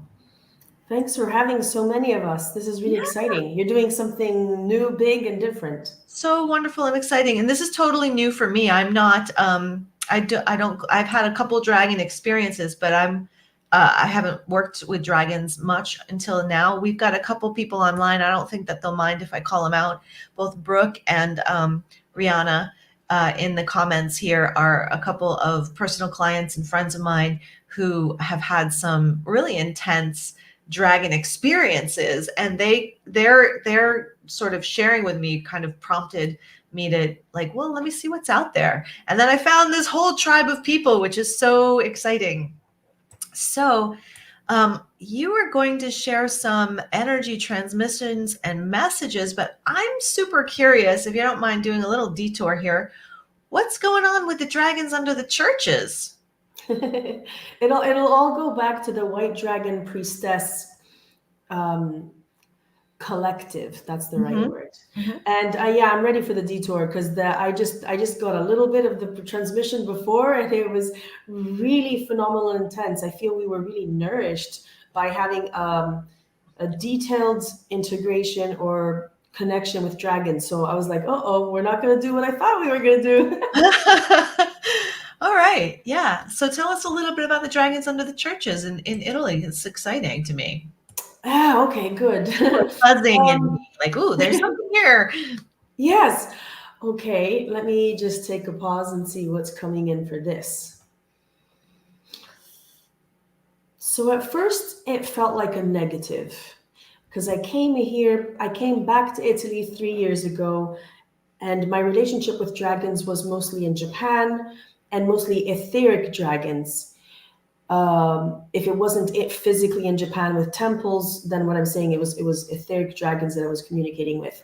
So my next encounter with dragons was here in Italy, and it started negative because I'm very aware that under every church there's a mega huge power spot, and each power spot has different ingredients. And I usually get shown underwater rivers, underwater lakes, and then different combinations of all of this. So it's really very much water. So at first I thought, okay, well, let's see what's under there, because I don't even know. It must have been a full download or a full coming in from the dragons themselves, because all of a sudden I seemed to know that there would be a dragon under each church, or several dragons.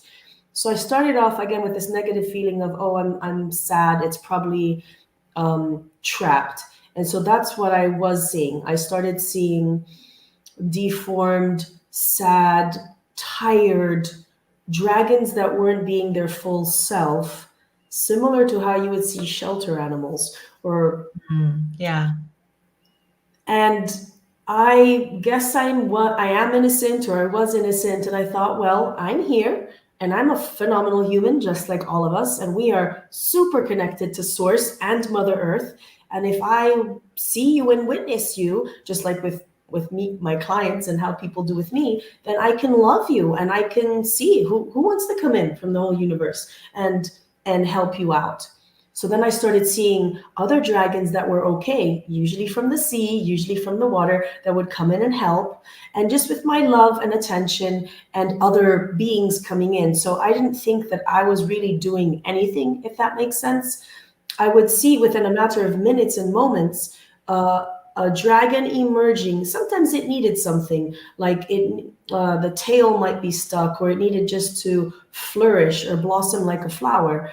And so then I started collecting dragon friends, because some of them, once freed, if that's the right word, would stick around, but others didn't. So it was interesting to see that there's some dragons that are more personal, and others that are, they have huge agendas of what they're doing in the world. Wonderful. That's so exciting. Yeah. And what about the dragons in Japan? Actually, it's a similar story, because the first dragons that I saw in Japan were in temples. I believe that the two kind of temples, this is what I experienced. You have the Shinto temple that's usually very small, down to earth. It looks like a house. It can be very small, or not usually. I haven't seen the ones that you walk in. So there's a Shinto temple farther back where everything, like in the woods. And then there's this big, usually huge, loud Buddhist temple in these sacred sites. I would walk in and I would see the giant Buddha statue, but I would really see that what felt to me like earlier decorations. There was inlaid wooden details everywhere. Everywhere there was dragons. Anywhere you could put it, they had dragons. And I feel like the superhero here is the dragon, not so much the Buddha. The Buddha just was brought here. And again, Buddha's phenomenal energy. We tap into it anytime. But it's the dragon. I felt like this is a nodal point. This is important. So with the dragons in Japan, interestingly, it feels more like air that I was working with, because they would float up, but water was always recurrent. They would be freed and they would shoot up, showing different ley lines, and again, underwater ones. But it's really funny to my human brain that when I was in Japan, a lot of the dragons did proudly show themselves in what I would say, what we think of the Chinese dragon, which is more serpent-like, or the Chinese New Year. And I thought that was interesting. I thought, are you doing it for my brain? Does my brain need a difference? And here in Italy, the dragons do shapeshift a lot, but they look maybe meatier or fuller. But there is also the snake one here too that I see. So, yeah. Amazing. Yeah. We had was it Kev we had Kieran on yesterday during the live spotlight, and he was sharing that they I guess in the UK they differentiate dragons, and they have like worms, WYRMS is the ones that they call the ones without wings, I guess, that are more like the Asian dragons. That's true. In fact, when they are very disabled, if that's the right word, or incapacitated, I see them as worms, but it's not a positive thing at that moment in time, even though I think worms are great, but they looked naked like a worm can, and then they flourished and grew more parts.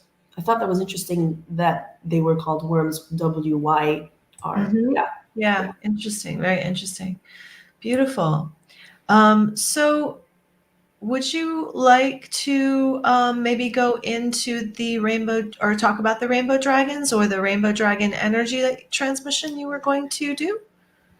Oh, so the Rainbow Dragon transmission is for the free event, which is February 4th. And Okay. that one is about, I think the dragons want to access our hearts so that we can access our hearts in a new way. It's almost like filling in the light. If we have it's like filling in the cave of our heart and getting all the crevices and filling it up with more than we're used to receiving. So it's an overhaul because we're capable of receiving it now. It just feels like as a human, as you just keep progressing, we're more and more capable of receiving more and more. And I think that's what it is. Right. Our light bodies are expanding so that we can hold and contain more. Right. So you were saying in this, what to do in these times, how we as the starseed light beings are being able to re-access our powers. Could you talk a little bit about that?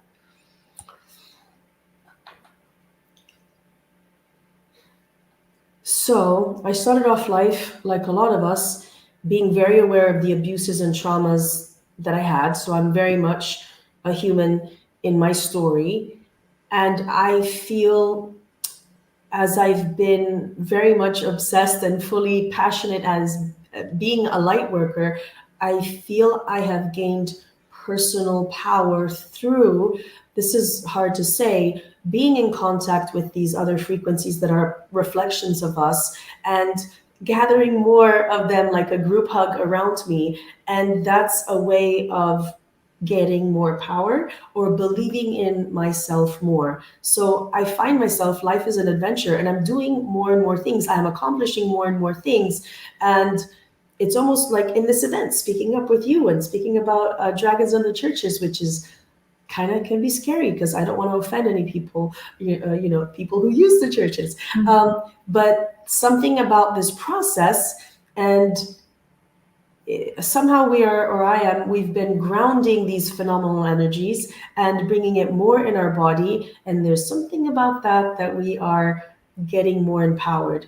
But what I'm also seeing is I've been doing this since I was 25, and that was 2006. So that was a long time ago. And on this journey, what I'm seeing is more of us are talking about it, and it's okay. And there's a momentum and a gathering. So then we can contain more or retain more. A lot of us are talking about the vagal nerve, and we're talking more about the cells and the mitochondria and the gut health and the light body. So all of these words are great. I would call them shamanic words or buzzwords, where our brain is getting around how much more magical we are.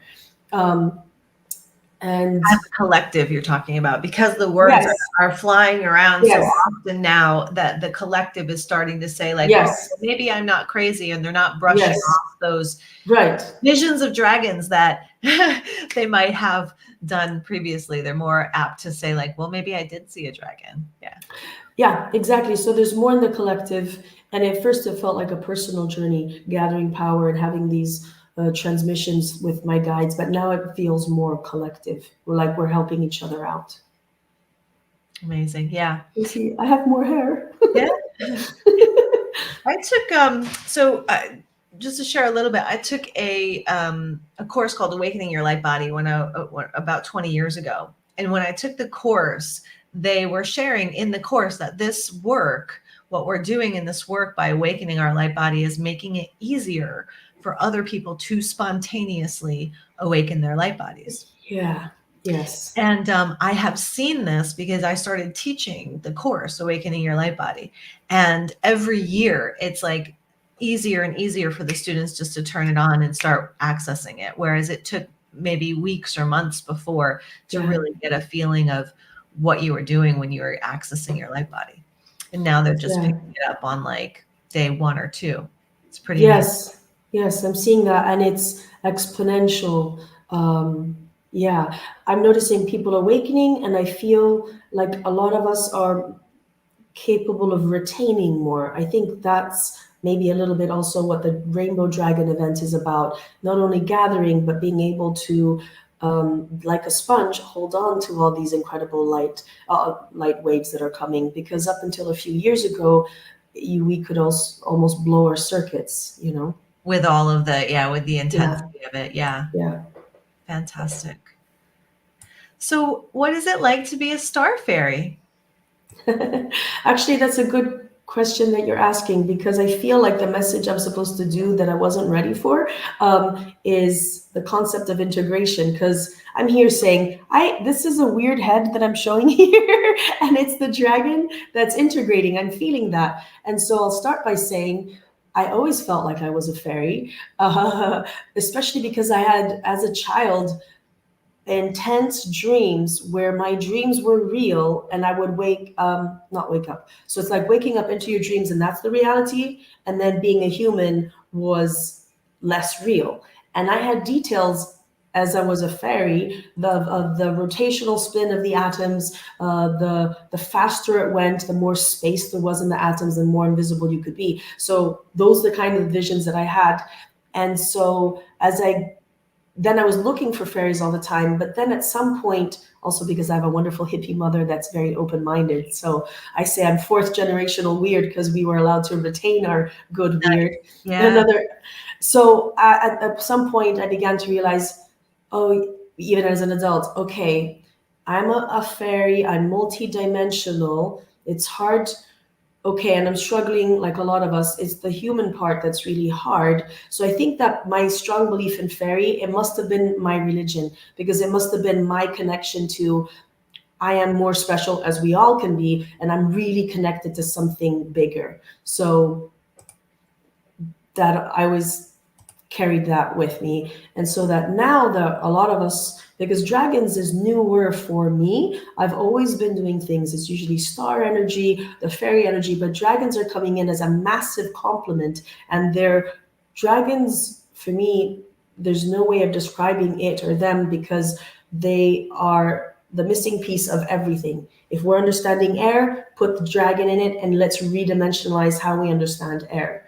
And so going back to the dragon aspect, that might be one of the hardest aspects. I mean, I've worked with aliens, star being, fairy, flower, ocean, everything. But the dragon aspect, I think, is an extremely maybe suppressed and distorted frequency, which is no wonder that so many of us are doing it, contributing, because it's a reweaving into the whole fabric of the universe. So me and others that were happy, we're like, okay, let's reconnect or merge more with this dragon aspect, saying, I have no idea what this adventure is bringing in, but it feels like the next step, if that makes sense. Yeah, awesome. And so I just want to clarify, you're using the word aspect, which, so I just want to clarify, you're talking about an aspect of your multidimensional being, yes? Yes.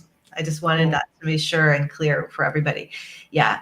So a lot of us in this work that we're doing, we are healing and connecting to different aspects of our self, our multidimensional self, which exists in the multidimensional universe, right? So different dimensions of the universe. And when you start to awaken your light body, you start to expand your conscious awareness into the multidimensional nature of your being, then you start to access these multidimensional realms that have data for you, that have information for you, that have powers and gifts for you and guidance for you. And so oftentimes we talk about the healing soul aspects that are in pain.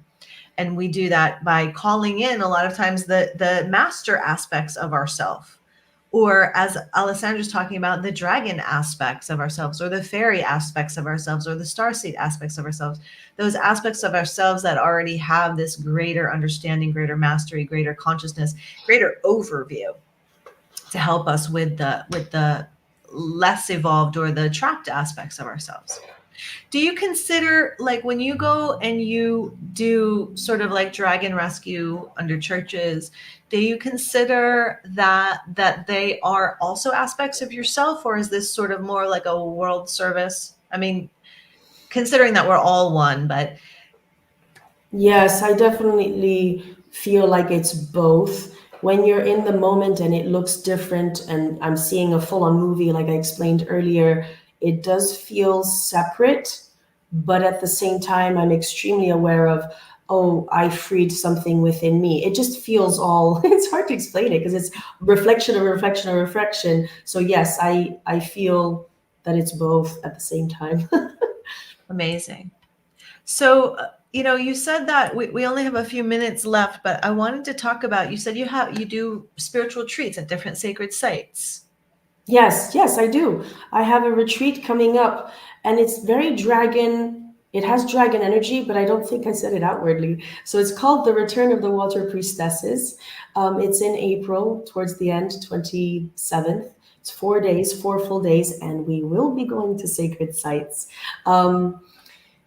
At these sacred sites, there's visible evidence of waterworks and water temples, and common belief is that it was the ancient Romans, but really it was earlier cultures that were very, very sacred and understood the water as well. In a way, the ancient Romans abused a lot of things, and they didn't last long. So there's a lot of ancient Etruscan sites, and there's a lot about oracles, like the Oracle of Delphi is connected to this, and the Sibyls, and all back to water. Wonderful. You mentioned earlier the water dragon priestesses. Yes, that's connected. Is Yes. that what you're going to be connecting to on the retreat? Yes. So, yes, it is. It's always like, you outed me. Yes, there's this, and it goes back to the white, and she has this found out of it. So I'm seeing a lot of white dragon priestesses. They're connected to lineages, and they are connected to this water work, but it feels like a huge collective of these white water priestesses, and they might be different lineages. I feel I can oust some of my friends, but there's some mega healers that I know that work with crystals that have this white water priestess dragon. I think that I don't expect us to do heavy lifting of cleaning and clearing the space. I think that we're going to bless it by a presence. I don't want it to be too overwhelming, but I think that we're going to get recharged and the land is going to be recharged. And I do think we're going to be meeting huge, because I'm seeing it now, huge white dragon, the white water dragon. And when I see them under churches, they're usually coming from the sea. So there's that specific kind of water, the sea water. That sounds freaking amazing. Amazing. I wanted to share with you guys, I'm going to put this on here because she reminded me, Alessandra reminded me, this link I'm just going to put in the comments is a link to an Akashic record reading that I did. I'll put it here just real quick. It's called the... what is it? Divine Feminine Rising, the Akashic record reading. You, Alessandra, might also be interested in this because you're talking about the priestess collective. And what happened was I had an individual client come to me and we did an Akashic record reading. It was my very first time. And you know how, like, when you're working with somebody for the very first time and things get really weird? And it's like not just the normal everything, it's really weird. So when I connected with this woman, we went really weird. We went all the way up into like her like almost goddess self, like star being goddess self. And we saw how she came to Earth and separated into many, many beings. And that this woman was part of that collective of the priestesses of this amazing star woman goddess. And that star woman goddess was also white buffalo woman from the Native Americans, Oh, but also wow. Kuan Yin. Yeah. And so, yeah, it was amazing little story. So that link I just put in the comments, you guys, is just me talking about, because I got super excited after this, and I was just talking about the story of the Akashic Record, which you guys might be interested in. And so that's there in the comments. So thank you so much, Alessandra. Where are we at? Yeah, we have 4 minutes left. Does anybody have any questions for? Kevin says he loves a salty sea dragon.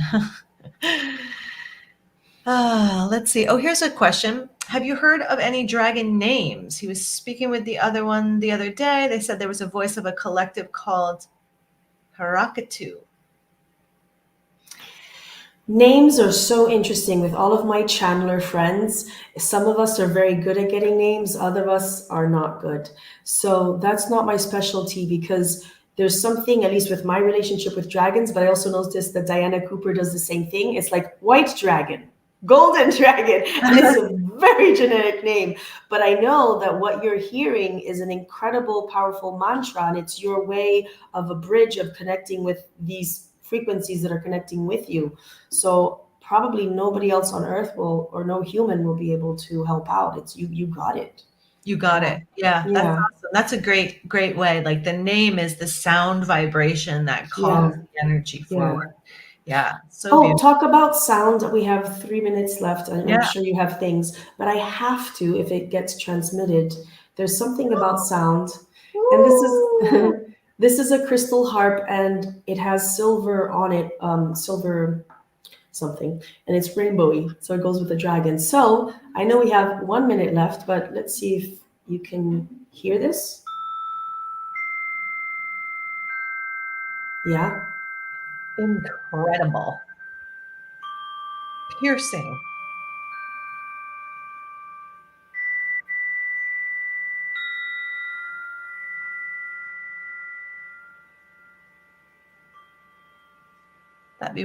That's like one of the coolest things I've ever seen.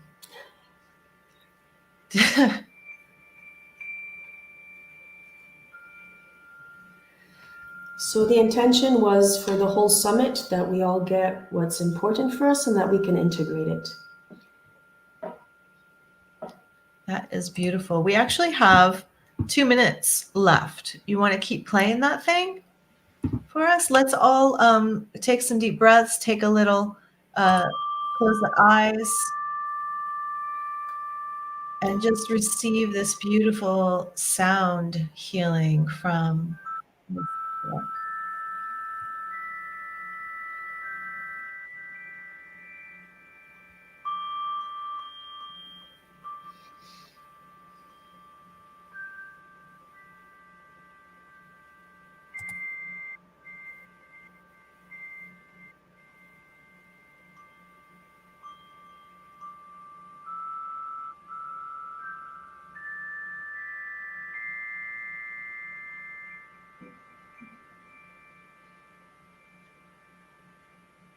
Amazing.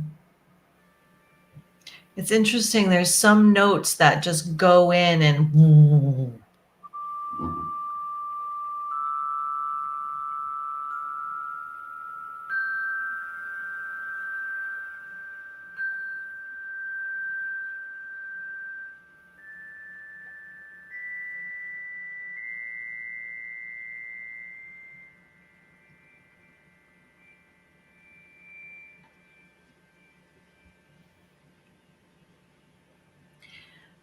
I started to see the opalescent color moving through the field and clearing and purifying.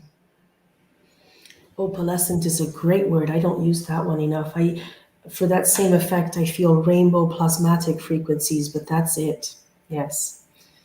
So thank you for doing this, and thank you for having all of us on, whether we're speaking or participating. I appreciate the gathering all of this together. Thank you so much. Me too. Thanks everybody for showing up today and coming on. Kevin wants to buy your album. Yeah. And so the meditation on the 4th is a free meditation? Yeah. Yes, it is. And there'll be more of that harp. Yeah, wonderful. All right. Thank you guys so much. Thank you, Alexandra. Thanks for coming on, and we'll see you soon. Bye. Bye. And welcome, Hannah. Hi, Hannah. Hello again, Zara. Hello, Dragon family. I got to hang out with Hannah for like an hour yesterday on YouTube. That conversation was really great. It's going to stay up there on the YouTube channel. So if you want more Hannah, that is there. We had a great chat. Let's see what we're talking about today. Thanks for coming back on. Yeah, no problem. It's fun. I like the vibe here. It's a good vibe. Mm-hmm. I feel all tingly from that beautiful magical harp. Me too. That was I've never quite seen magical. one of those before. Yeah, I want one. Oh, look at these guys. Look at this. Hello, everyone. You got a crowd. Look at all these guys. Yeah. Much love to you guys. Thanks for showing up. Awesome. All right. So for those of you who don't know Hannah, when Hannah isn't traveling the world, talking to dragons, playing video games, or speaking about herself in third person, she can be found, well, truth be told, she probably can't be found, except for maybe here at the Dragon Summit. So some say she's a shapeshifter, others a servant of the many-faced god. Some doubt she even exists at all. But one thing is certain, if you're looking for answers, your higher self and guides brought you to Hannah for a reason. And as an experienced channeler, she can serve as a bridge between you and your innermost wisdom, should you have the courage to brave the shadows that lie within. So thank you, Hannah, so much for joining us. Thank you for having me. You got a fan club. Look at all these beautiful Definitely. people. Yeah. Welcome, everyone. Welcome, welcome. Did they say TikTok? I just saw TikTok. There it is. Yeah. I'm on. Nice. All right. So cool. So cool. It keeps coming. All right. Yeah, it's good stuff. Good stuff, all you beautiful people. Let's see. What are we talking about today? We're talking about the golden dragon. Damn straight. Yeah. So, Golden dragon's my specialty. Fantastic. We were talking about the golden dragon a little bit yesterday. Mm-hmm. And the golden dragon as a representative of the Christ consciousness, which is unity consciousness. So I'll hand it over to you. What do you want to share about the golden dragon? Yeah, I can talk about them like a little bit. And if anyone has questions, feel free to let us know. And I would say we'll want to leave maybe like 15 minutes at least to do a little activation. So they definitely want to activate everyone and help us all send today. So that's what we got on the agenda. Yep. But yeah, in essence, golden dragons, it's not so much about the color. Of course, they will tend to have the color gold. They like that color. But you could have a golden dragon that is like black, for example. You could have a golden dragon of any color. The term golden dragon, it more has to do with the frequency that they vibrate at. So golden dragons vibrate at this very, very high vibrational frequency. It is the same frequency as Christ consciousness. And basically you can think of that as unity consciousness. It's unity, it's harmony, it's unconditional love, it's enlightenment. And so these golden dragons vibrate really, really high at that frequency. And they've kind of taken it upon themselves to help us, to help humans and humanity and Earth with its ascension process. Because they vibrate so high, they can help us to do the same. They are also kind of associated with the ascended masters. So I know earlier you guys were talking about like Japan and the shrines, at the Buddhist shrines, and there's dragons there. And it's no surprise because the dragons, the golden dragons specifically, work with like all the ascended masters, and they all vibrate kind of at that same frequency. So we're all kind of in the process of becoming ascended masters ourselves. That's what we're doing through this ascension process. And by attuning to the frequency of the golden dragons, we can have an easier time of that. And so golden dragons are really good at helping us see what's blocking us on our ascension journeys and instantly dissolving that by bringing in more light. And it's not like a sort of combative energy. I would say, like other dragons that I've worked with, I like to work with fire dragons, for example. They can be a bit more aggressive and a bit more intense, but golden dragons, they're just like all loving. And instead of like fighting dark forces or anything, they just vibrate so high and at this frequency of such intense light that it simply just dissolves darkness and blockages and the like. So it's a really, really like nice, pleasant energy to work with. And I hope everyone enjoys it today. Let's do it. And then we'll have time to at the end to chat. I think that's a good idea. Sweet. Yeah. So that's kind of what my shtick is. It's like own your powers. It's like, I don't want to talk at people. I want you to kind of have your own experiences. Yeah. So I'm going to hopefully guide you through your own experience with the golden dragons right now. And I'm really looking forward to seeing how this affects everyone. Could I just add a little caveat into your intro? Is that like when you're setting the stage, could you just ask that it all be like gentle and with grace, because they're getting a lot of activations today. Yeah. So like, even if it's like you guys get the activation today and it doesn't unfold until next week, that's cool. But yeah, like, I think in general, this is just, they already know, they've already got you covered because they are gentler, I would say, than other dragons, and they'll kind of oversee all the activations and allow it to unfold in perfect divine timing. Let's go. Yeah, let's do it. Okay. All right. So as I always like to say, you can start to just like stretch it out, shake it out, start to ground yourself in your body, move through any tension that you may be feeling. When you're ready to begin, you can close your eyes and start to bring awareness to your breathing. Not controlling it, just allowing it and drawing awareness to it. The inhale and exhale.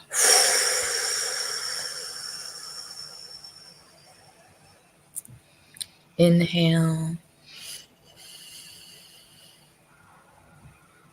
and exhale.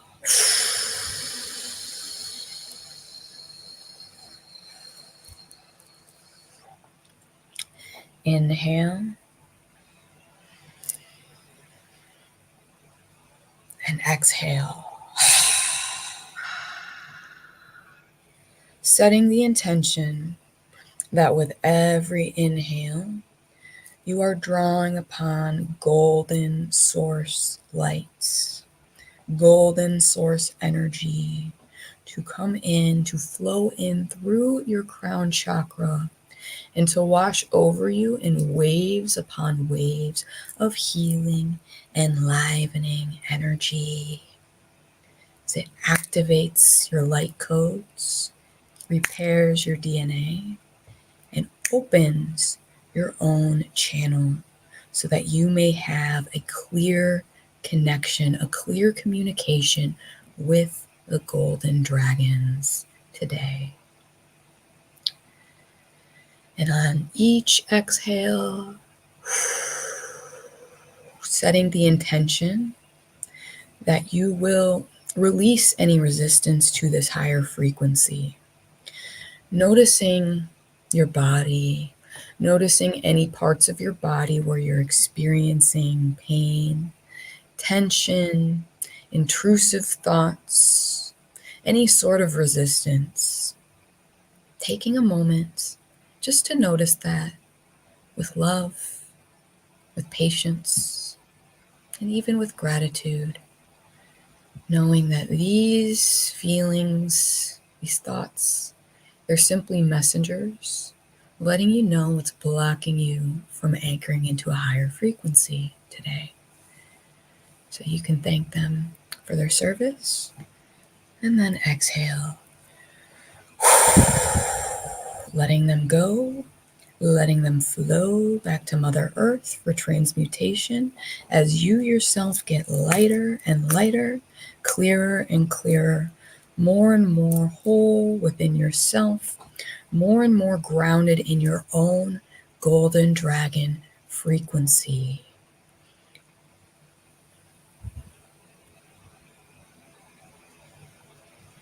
And you can trust that as you continue to inhale, you will continue to draw in this golden source light automatically to support you on your ascension journey. And with every exhale, you will continue to release anything blocking you on your ascension journey, getting lighter and lighter, clearer and clearer, more and more whole in your own high vibrational energy. And so now you can call upon your higher self. You can call upon your spirit team, and particularly any dragon guides who wish to assist you on your ascension process today. Any who have your highest good in mind and the highest good of all present in mind. Inviting them in now, allowing them to support you, just feeling their loving presence around you now, placing hands on your heart, just feeling your heart open up with gratitude, remembering that you are always connected, protected, and loved. You are always whole within yourself, and that the dragons have your back always, even when you can't see them, even when you aren't aware of them. They are always protecting you. And so now you can just take a moment to give permission to your higher self, to your spirit team, your dragon guides, and particularly to the Golden Dragon Collective to activate you now, knowing they can't actually do anything unless you first given them permission. So just taking a moment to give them that permission.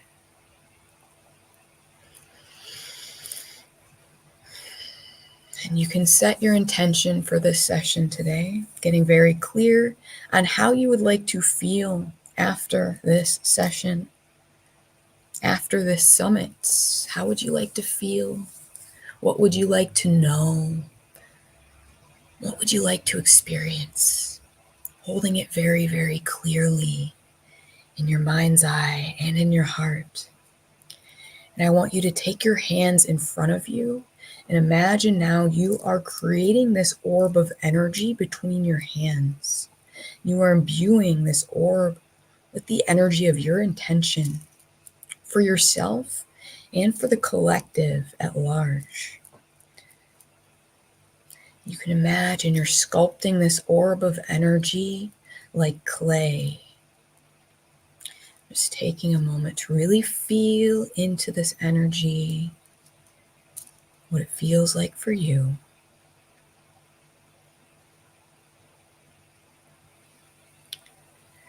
And once you feel it is complete, you can lift it above your head and offer it to the golden dragons. And instantly, they take it from you. And you know within your heart of hearts that it is already so. It is already manifested. Now it's simply a matter of physical reality catching up to this manifestation, to this intention.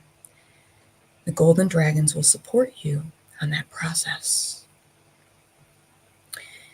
And now they would like to show you what is blocking you on your ascension journey right now. so that you may release this and step into the next level of light on your ascension path. So one particular golden dragon emerges from the collective for you.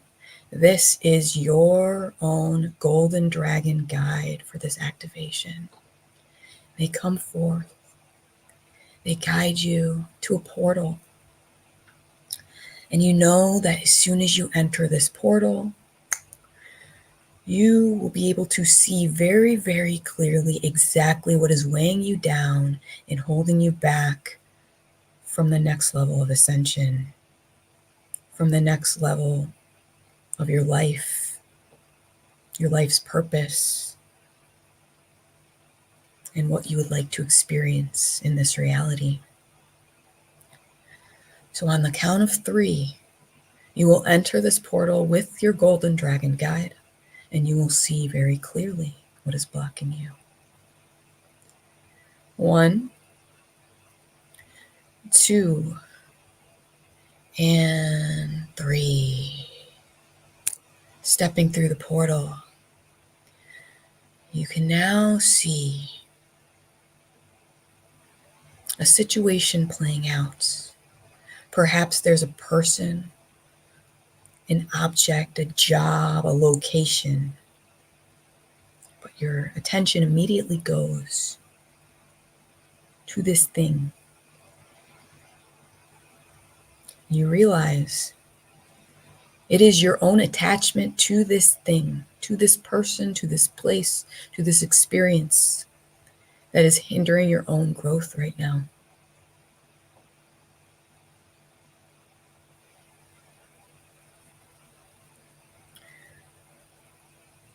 But that isn't to say you need to feel bad about this, because everything has a purpose, and this attachment has served you up until now.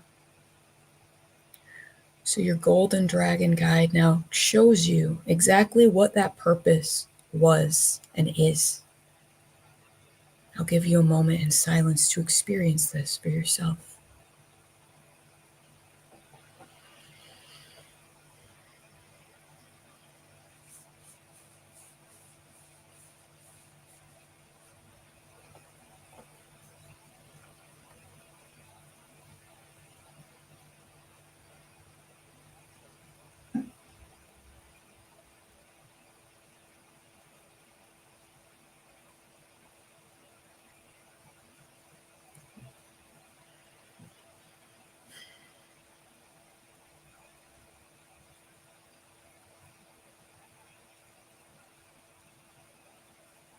You can see this clearly and receive this, knowing that whatever theme, whatever lesson was meant to play out here, it is now finished.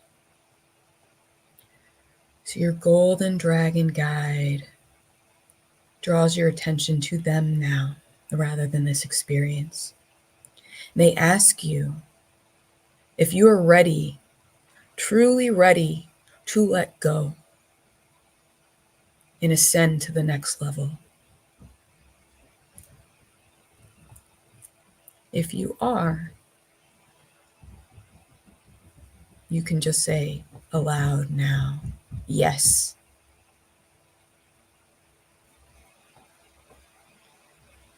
And if you are not, that is okay too. Your golden dragon will always be here for you when you are ready to ascend to that next level. Either way, they will now guide you through this process of releasing this situation and attuning to a higher frequency. So this situation, this person, this experience, whatever it is, becomes an object in your hand.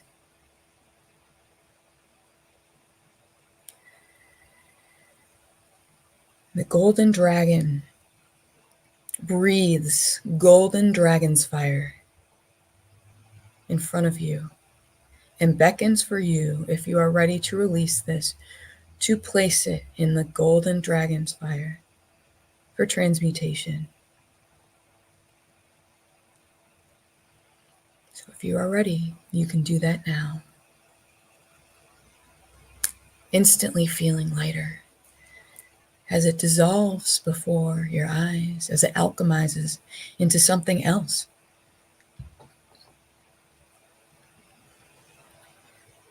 And after it completes its transformation, your golden dragon gives it back to you, transformed. And you receive it, and you bring it into your heart, in your heart space, for integration now.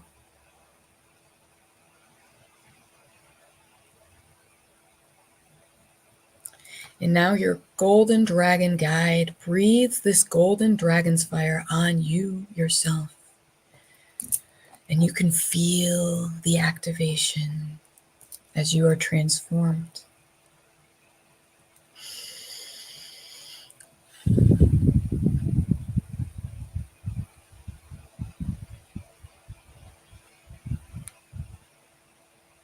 You can feel how your burdens, your fears, your doubts, they simply dissolve in this golden dragon's fire. And you attune to a higher frequency. You feel lighter and lighter, clearer and clearer, freer and freer, confident in the knowledge that you create your own reality, that you are free, that you are abundant, that you are powerful and sovereign.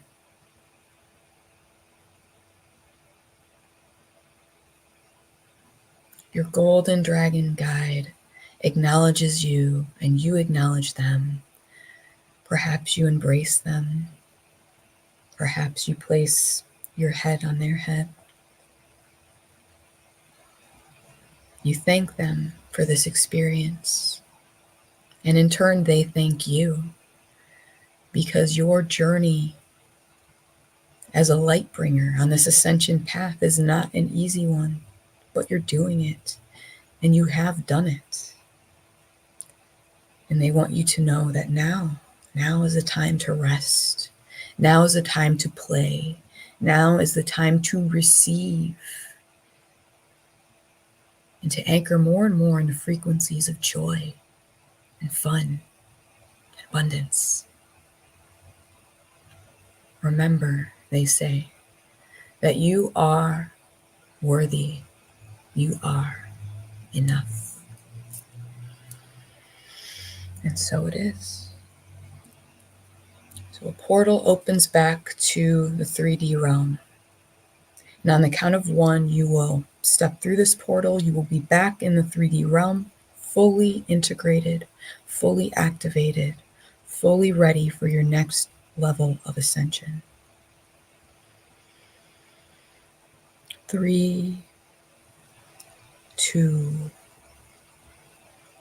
1. Entering the portal, coming fully back into your body, fully integrated, fully activated. You can start to just move with your body, coming back slowly but surely. And when you're ready, you can open your eyes and you can share with us what your experience was like in the chat. And if you have any questions, you have about 5 more minutes.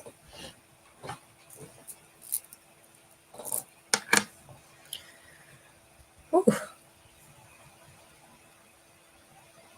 That was a journey.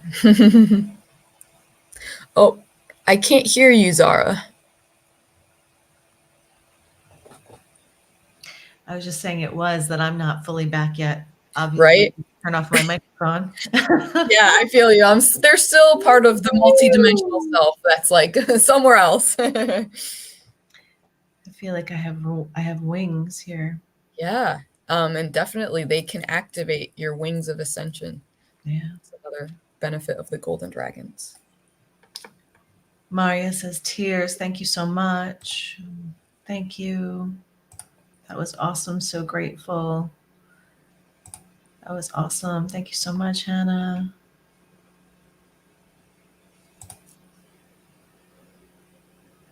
Nice, nice. Okay, cool.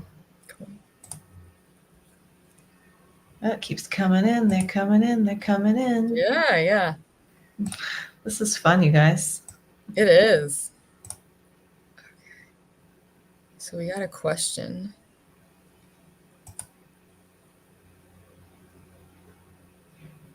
This one. Do you think there is a connection between golden dragons and people with ADHD and autism?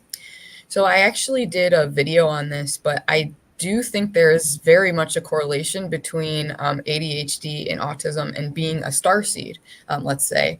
And therefore, by extension, there can be one also a correlation between being a dragon soul, as I like to put it, like someone that has a lot of dragon energy. So yeah, I would say so. There can definitely be a correlation. There's not always going to be, but there definitely can be a correlation there. I would say like golden dragons, they vibrate at such a high frequency. It's a very like pure frequency, if you could put it. And neurodivergent people can also tend to vibrate at this very like pure, almost like childlike frequency, right?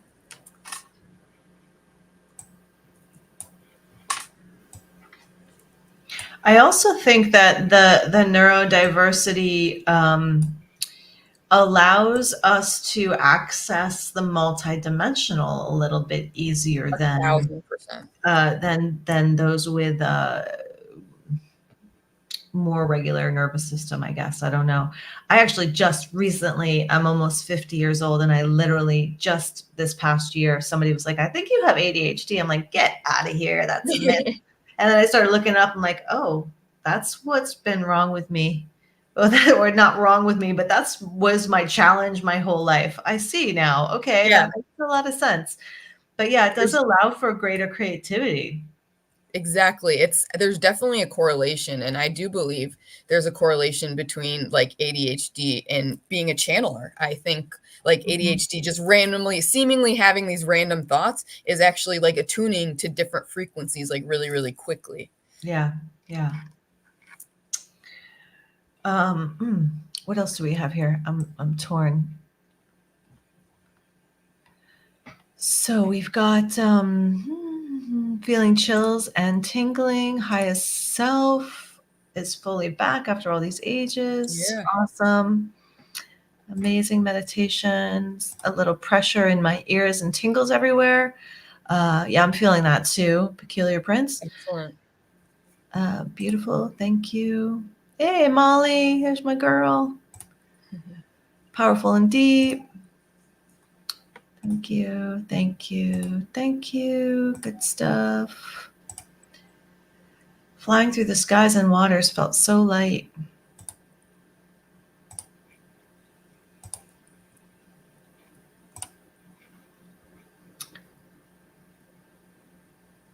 Yes. Yeah, Keely.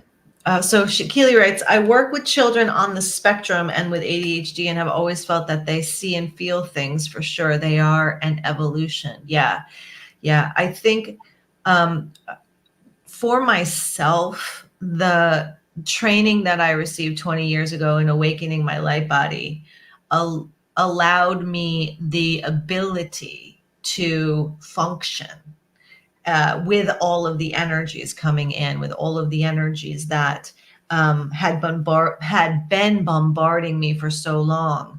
And so I think children with ADHD and people with ADHD, it's really, really super important to sort of like get some training on how to master your physical body, emotional body, mental body.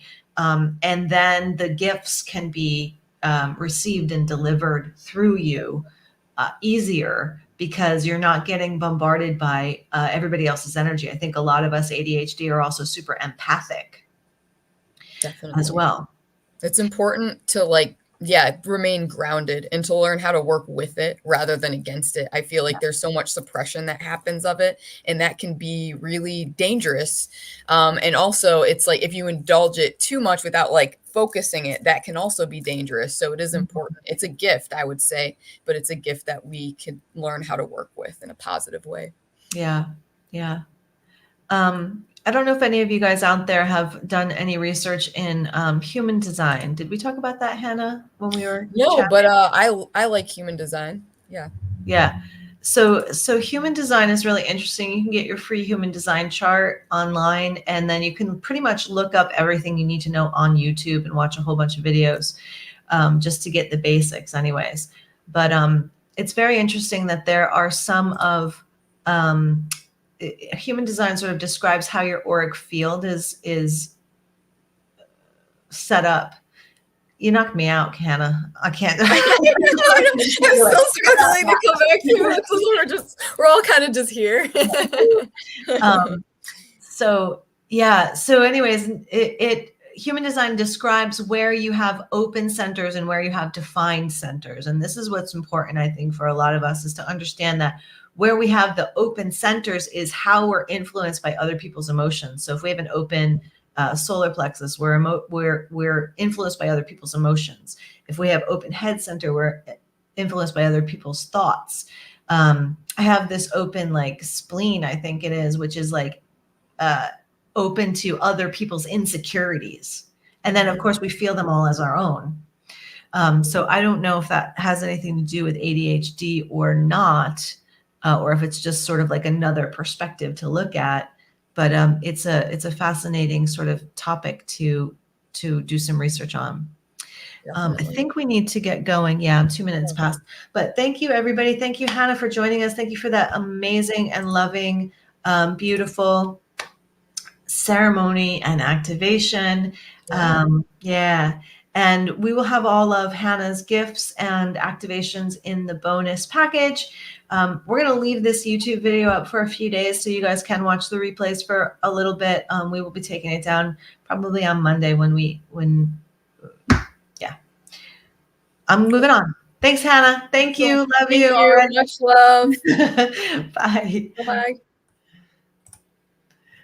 And next up, we've got our beautiful, amazing Adam Bernstein. Hi, Adam. Hi, welcome. And I happened to catch the last 20 minutes of Hannah's work, and it's like, oh my God. But the only problem is that we need you to be clear, not off with the dragons right now. We need you to be on the ground after that. Me, yeah.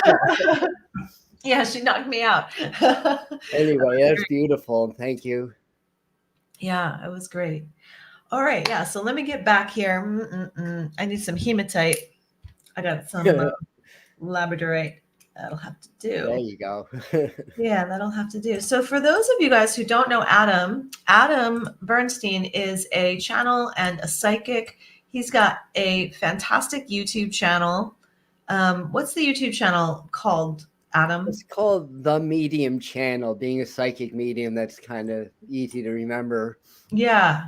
Okay, cool. So the Medium channel, and he is on the Medium channel. He's giving predictions and he's giving lots of tips and tricks for other mediums and other psychics. So let me just read his little bio. So I'll give you a more articulate description of my friend Adam here.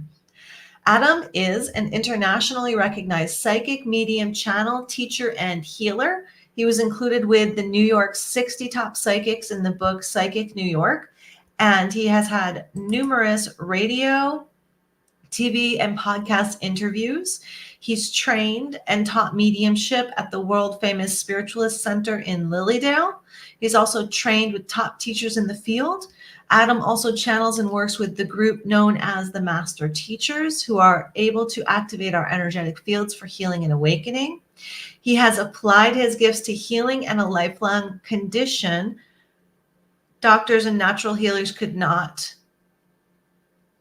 Oh, sorry. He's applied his gifts to healing a lifelong condition within himself that the doctors and natural healers could not do. And he now shares all of his gifts, trainings, and insights on the YouTube channel, the Medium channel. Awesome. So thank you so much for Adam for joining us. And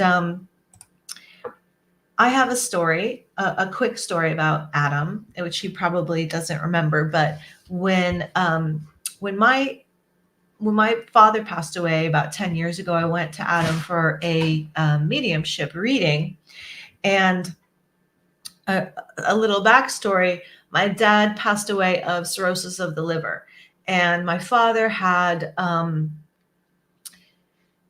I'm going to make this a super long story short. I'm going to give you just the details. So my dad passed away from cirrhosis of the liver. And when he was passing away, or when he was sick for those years, he used to tell us that it was the chemicals in the airplane that that he was exposed to in Vietnam, that was the reason for his cirrhosis of the liver.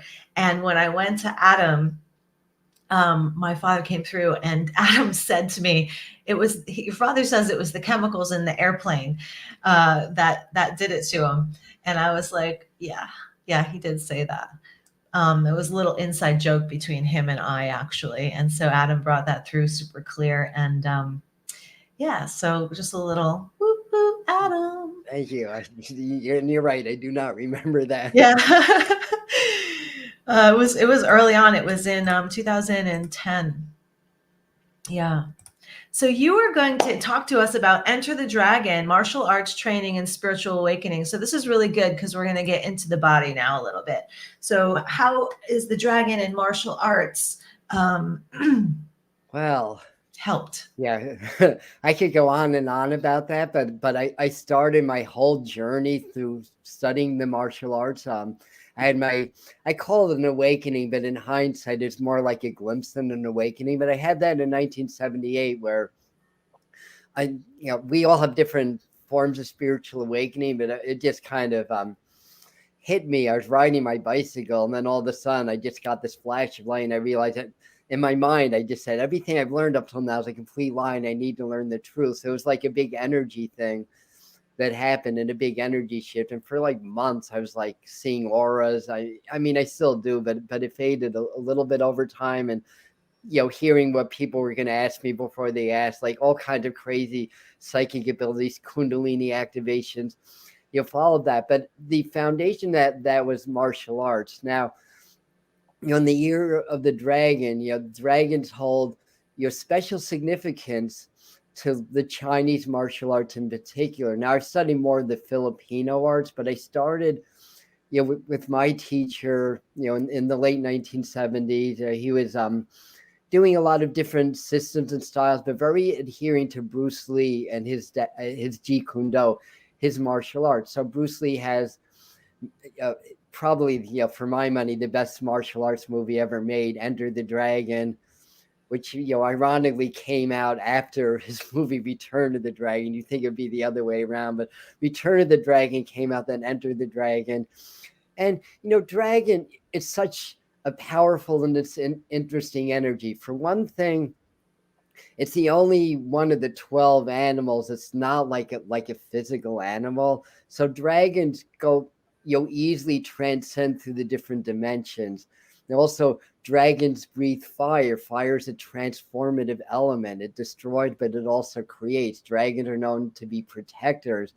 But the main thing in terms of spirituality in the 2020s and beyond, this is all eras, is adopting spiritual warriorship, or learning how to be a warrior. And that's what studying martial arts taught me.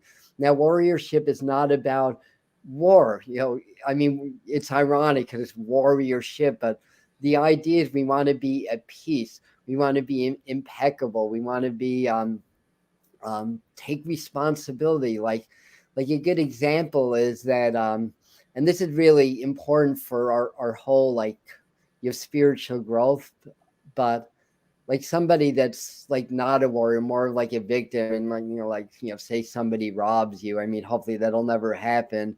The victim would be like, how could that person do that to me? Blah, blah, blah. But the spiritual warrior would be more like, what in my energy fields attracted the situation into my life? So the idea is good, bad, or ugly. We take responsibility for everything in our world, but we don't accept blame for it either, or guilt. That's going back into victim mentality. Like, oh, poor me. I created this in my life. I'm a horrible person, blah, blah, blah. That's not what it's all about. So the idea is we really want to be strong in our frame. We want to be strong in our conviction. We want to be able to cultivate the energy and cultivate the frequencies necessary for awakening. And we want to transcend the fear of death and dying, because anytime you have an awakening, and it's not just one awakening. There's different types of awakenings, different levels of awakenings, different levels of it, and so forth and so on. But if you fear death, every time you have an awakening, it's an initiation. Part of you dies and a new part of you gets reborn. So if you fear dying, you're just not going to get off the ground, because you fear living also, because death is a part of life. There really is no death. And need some tea. Mouth gets dry when I talk. So it's really important in our development to cultivate these attributes of spiritual warriorship, and to have that inner strength to be able to transcend everything that's going on, because 2024 is a very powerful year for a lot of us. It's a big transition. Again, the dragon is it's the wood dragon also, so it really brings that element of fire into play, that transformative element into play. So the martial arts really gave me a really strong foundation in my development, and probably doing mediumship is really an offshoot of that. And that started it. I mean, that started coming in the late 1990s, after my brother passed, actually, is when I started to really open up to it. But I was always interested in mediumship and mediums, and always felt that I had that ability. But then it started to really come in strong after 2000. And that's a big part of it. We learn that there's no death, there's no dying, so we can live our lives empowered, knowing that we are immortal spirits, having a very temporary human experience, and we can transcend a lot of the pain and suffering, and really have compassion. And of course, warriorship's also about honor and being impeccable with your word, impeccable with your actions, being able to defend yourself and others, to be able to hold your space and everything. And I think that this training really helped me to open up to my mediumship abilities. Because, again, it's like every time I make a connection with the other side, it brings me one step closer to that ultimate complete purging of that fear of death, which I really don't fear dying. But again, we're still in human form, and the human organism has a built-in survival instinct to fear death, basically. It does, yeah. So we have to get that into that. Oh, I'm seeing your comments, Suzette. Thank you. I can see the comments on my side. Hi, Blindly Inspired. I'm seeing some of my people on my YouTube channel chiming in. Yeah. Yeah. So the fear, I love that you're bringing up the fear of death. It is a really incredible thing to transform, like to move through it. Like I've had dreams where I was dying, like I was on an airplane and it was crashing, and I was like, oh, I guess this is the way I'm going. And there was absolutely no fear at all. I know that it would be different when I'm facing it, because like you said, the physical body has its own consciousness, and the physical body itself doesn't want to die. But there's this real freedom and liberation when you realize that you are an eternal being, and you've been here before, and you're coming back, or you're not coming back if you choose not to, but you also exist on many, many different layers. And once you start to tap into that, it's like, well, this is just one little piece of who I am, one little experience of who I am. Yeah. Yes, absolutely. So Brooks is mentioning the Four Agreements. Yes, that's a beautiful book, and it's sort of a synopsis of the Carlos Castaneda material, which was really part of my awakening during that time. Understand, the dragon is the fire, the refining fire. This is our time of spiritual refinement now in 2024, and it's accentuated by the wood. The element of wood, which is the fire element. So we're going to see some huge spikes in spiritual awakening in 2024. I mean, we've been seeing it for a while, but this is coming into a whole nother level. And I did a whole 2024 forecast on the Medium channel, on my YouTube channel, with about 5 pages of automatic writing, and then a month-by-month forecast. A lot of recurring themes. Changing in politics, extraterrestrials. Again, think of dragon. They're the only non-terrestrial animal of the 12 zodiac signs. So what does that mean? Think 2012. What happened in 2012? That was our last year of the dragon. And a lot of awakening happened. A lot of disclosures happened. I forgot what element that was. Was that the water dragon? I don't remember. I don't either. Yeah. So, so think of, what I didn't realize that was 2012 dragon. Yeah. That was a dragon. What happened in 2012? And it's not going to be a repeat because you're 12 years older in your body. Obviously, and you've experienced a lot of the changes. There's really that. So, again, spiritual warriorship, that's the thing. Learn how to be in the heart. The heart's the eye of the storm. Learn how to be in the heart frequency. Hannah was talking about that also. I missed the prior speakers. I'm sure that came up a lot also.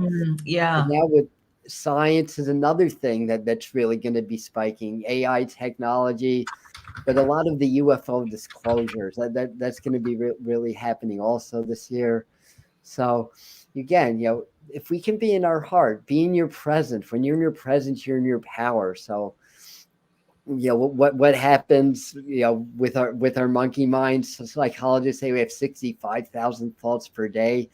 And I'm going to go all Joe Dispenza on you guys now for a second, but we have 65,000 thoughts per day, which are 95% subconscious, which are a record of the past and the corresponding emotions. Even when you have those subconscious thoughts, you're bringing those emotions from the past into the present. So as Dr. Joe says, our minds are not just a record of the past, but a creator of the future. So whatever we hold in the present, we're basically creating in the future. So do we want to be victims? Do we want to hold on to that victim mentality that's been passed down to us from society, that's been programmed into us? Or do you want to stop right now and here, get present, learn how to be in the heart? Because when you're in your heart, you're in the eye of the storm. You can't be programmed by society when you're in your heart. It is literally impossible to be programmed by outside sources when you're in the heart frequency. The heart frequency is too high of a resonance for that to happen.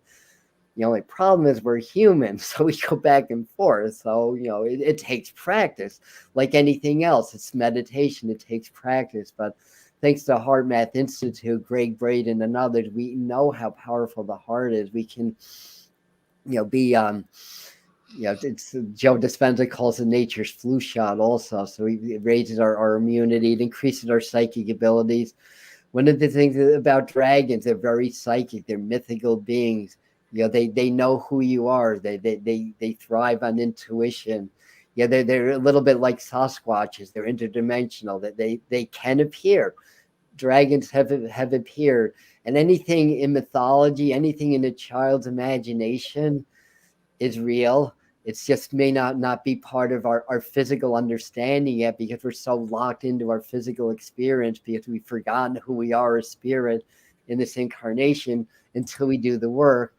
So this is all part of the energy of this year. This is all part of the energy of the dragon. And I have to be honest and say that I haven't specifically done dragon work, or I don't feel like I've touched with my dragon guides yet, like some of the other speakers have.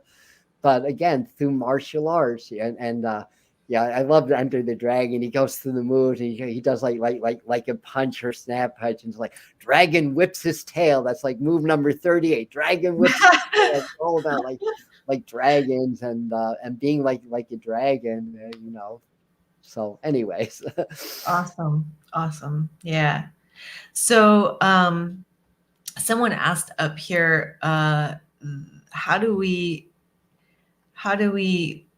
I can't find it, but it was basically, how do you clear the fear of death? And really good question. And it's a great question. It's sort of an evolution. I mean, there's so many ways, and I think really, again, it comes down to being in your heart, being in your meditation, being in your power, practicing your presence.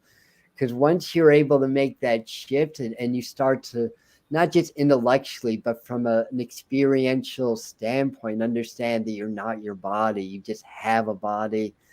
You can say that and like, oh yeah, sure. I know that. I've read, Ram Dass. I read, this book. Yeah. I read that book. I know that.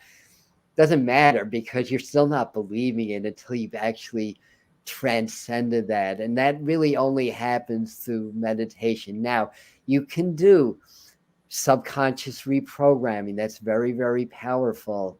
You can go into the future.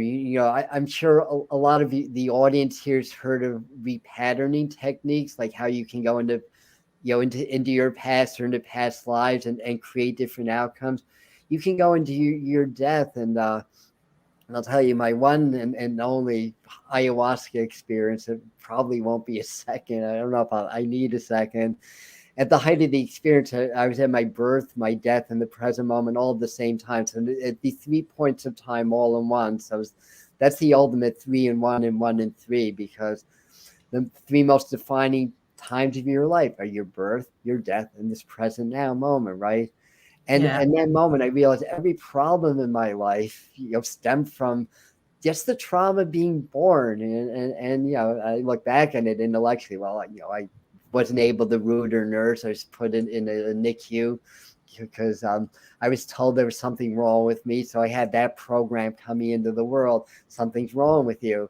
You have to be separated from your mother, right? So, do I look at that as like, oh, poor me, I have so many problems because I was taken from my mommy? Or do I recognize, no, this is what I chose when I came into this body to experience, basically.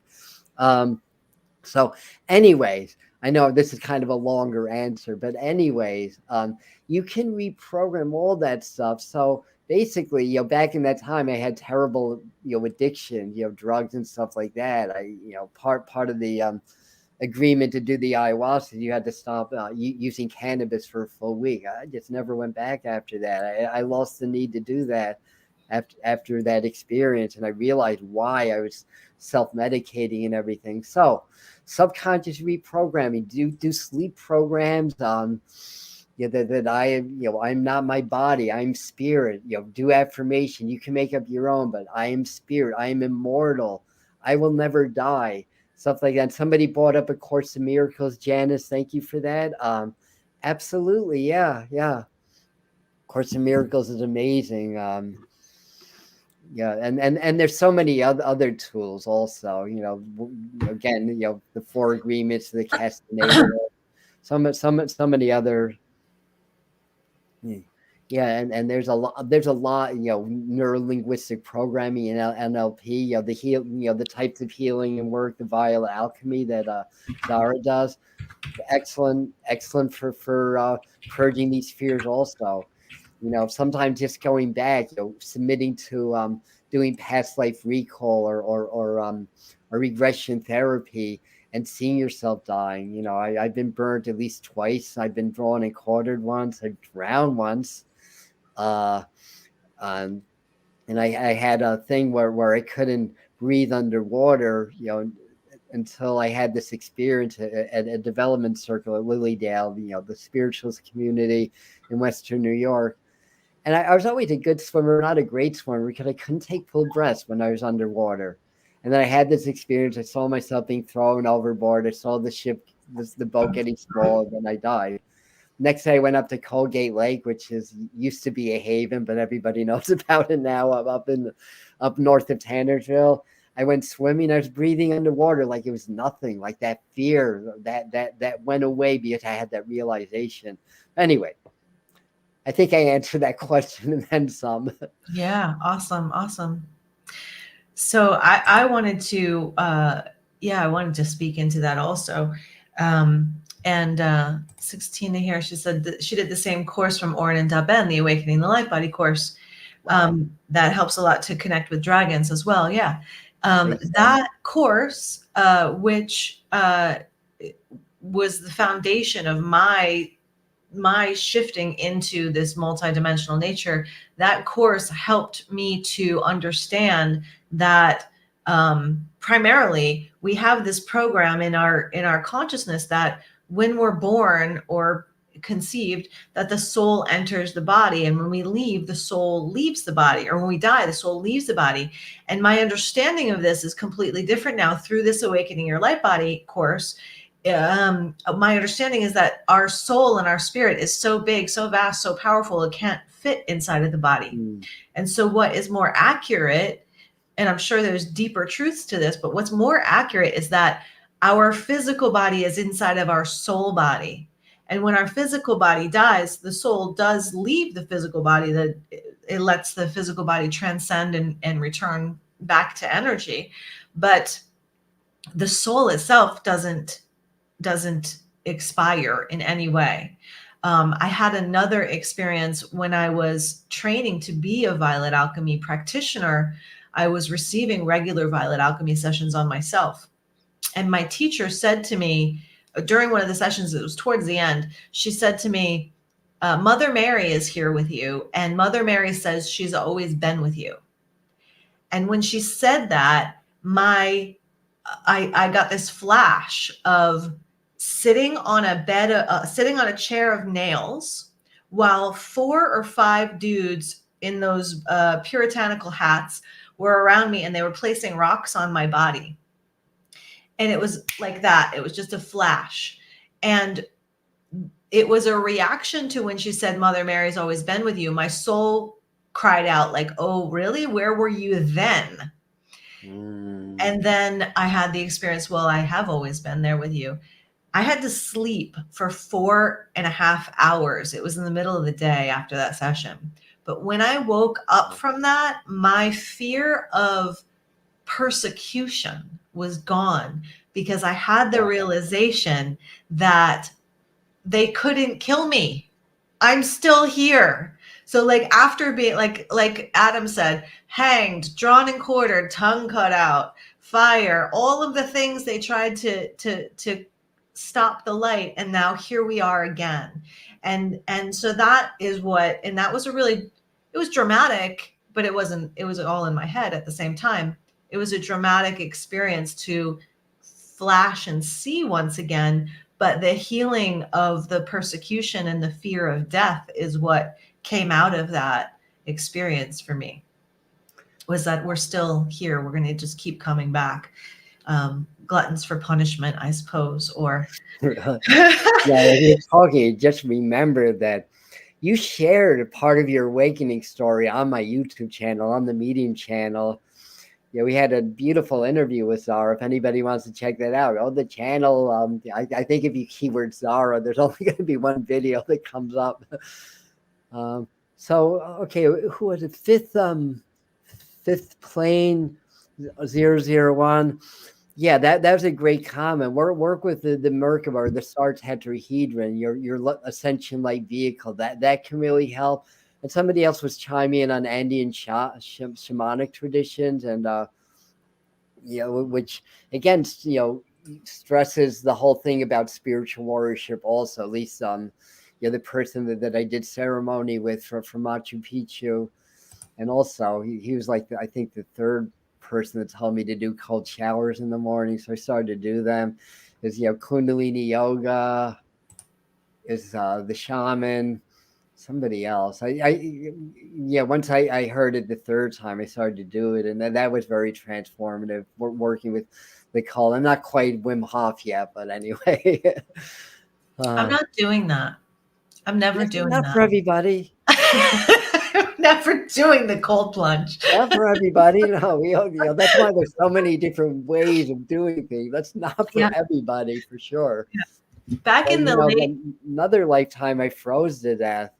And I've always had cold hands. I mean, they still get pretty cool, but one time I was getting my blood done, and then the nurse was like, "Wow, your hands are so cold." And you're saying, there's something like there's little nodules that close. It's almost like you're freezing, and your body's trying to self-preserve. And I realized, I froze to death in another lifetime also. Yeah. Crazy. All right, so we have about 1.5 minutes left here. But what I wanted to say is just to close out. Thank you, Adam, for coming on. I have one quick message for you too. Yeah, and actually, I have. You know what? We can go over a little bit. What I'm sort of thinking is I have one of our speakers is recorded. And so I guess it depends on if the 1:30 shows up early, but I might send that out. Anyways, let me stop jabbering. Why don't you talk? You had something to say, and I You lost talk it. about Mother Mary. They show that Helen of Troy, and I don't know anything about her. It works with you also. Yeah, other than the face that sunk 1,000 ships, I don't know much about Helen of Troy or the history of that time. Oh, I'm sorry. Are you giving me a personal message? Yeah, They, when you talk about Mother Mary, they popped in Helen of Troy in my mind, and I'll have to check out. Who's Helen of Troy? Does anybody know who Helen of Troy is? I'm sure somebody does. I mean, she was basically, she's a very powerful female figure, Yeah. for starters. I'll take a look. Yeah. Yeah. I've got some Joan of Arc. Yeah, There's I think it's similar resonance. Yeah, it's like we're gonna break down the system and light it all up. Yeah, some of that. All right, guys. So beautiful, beautiful, wonderful, wonderful. Thank you so much for coming on. Adam I wanted to ask you, Adam, before you head off, what's going on for you right now? What are you offering your peoples in the coming days, weeks, months that people should be aware of so they can check you out? Yeah, well, I'm starting a 5-part power attunements course, which is the course that I channeled back in 2013.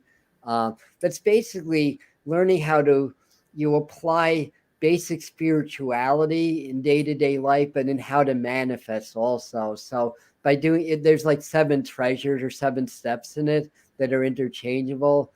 And it changed my life. That's really applying this is how I was able to heal like the autoimmune stuff, like applying mind over matter.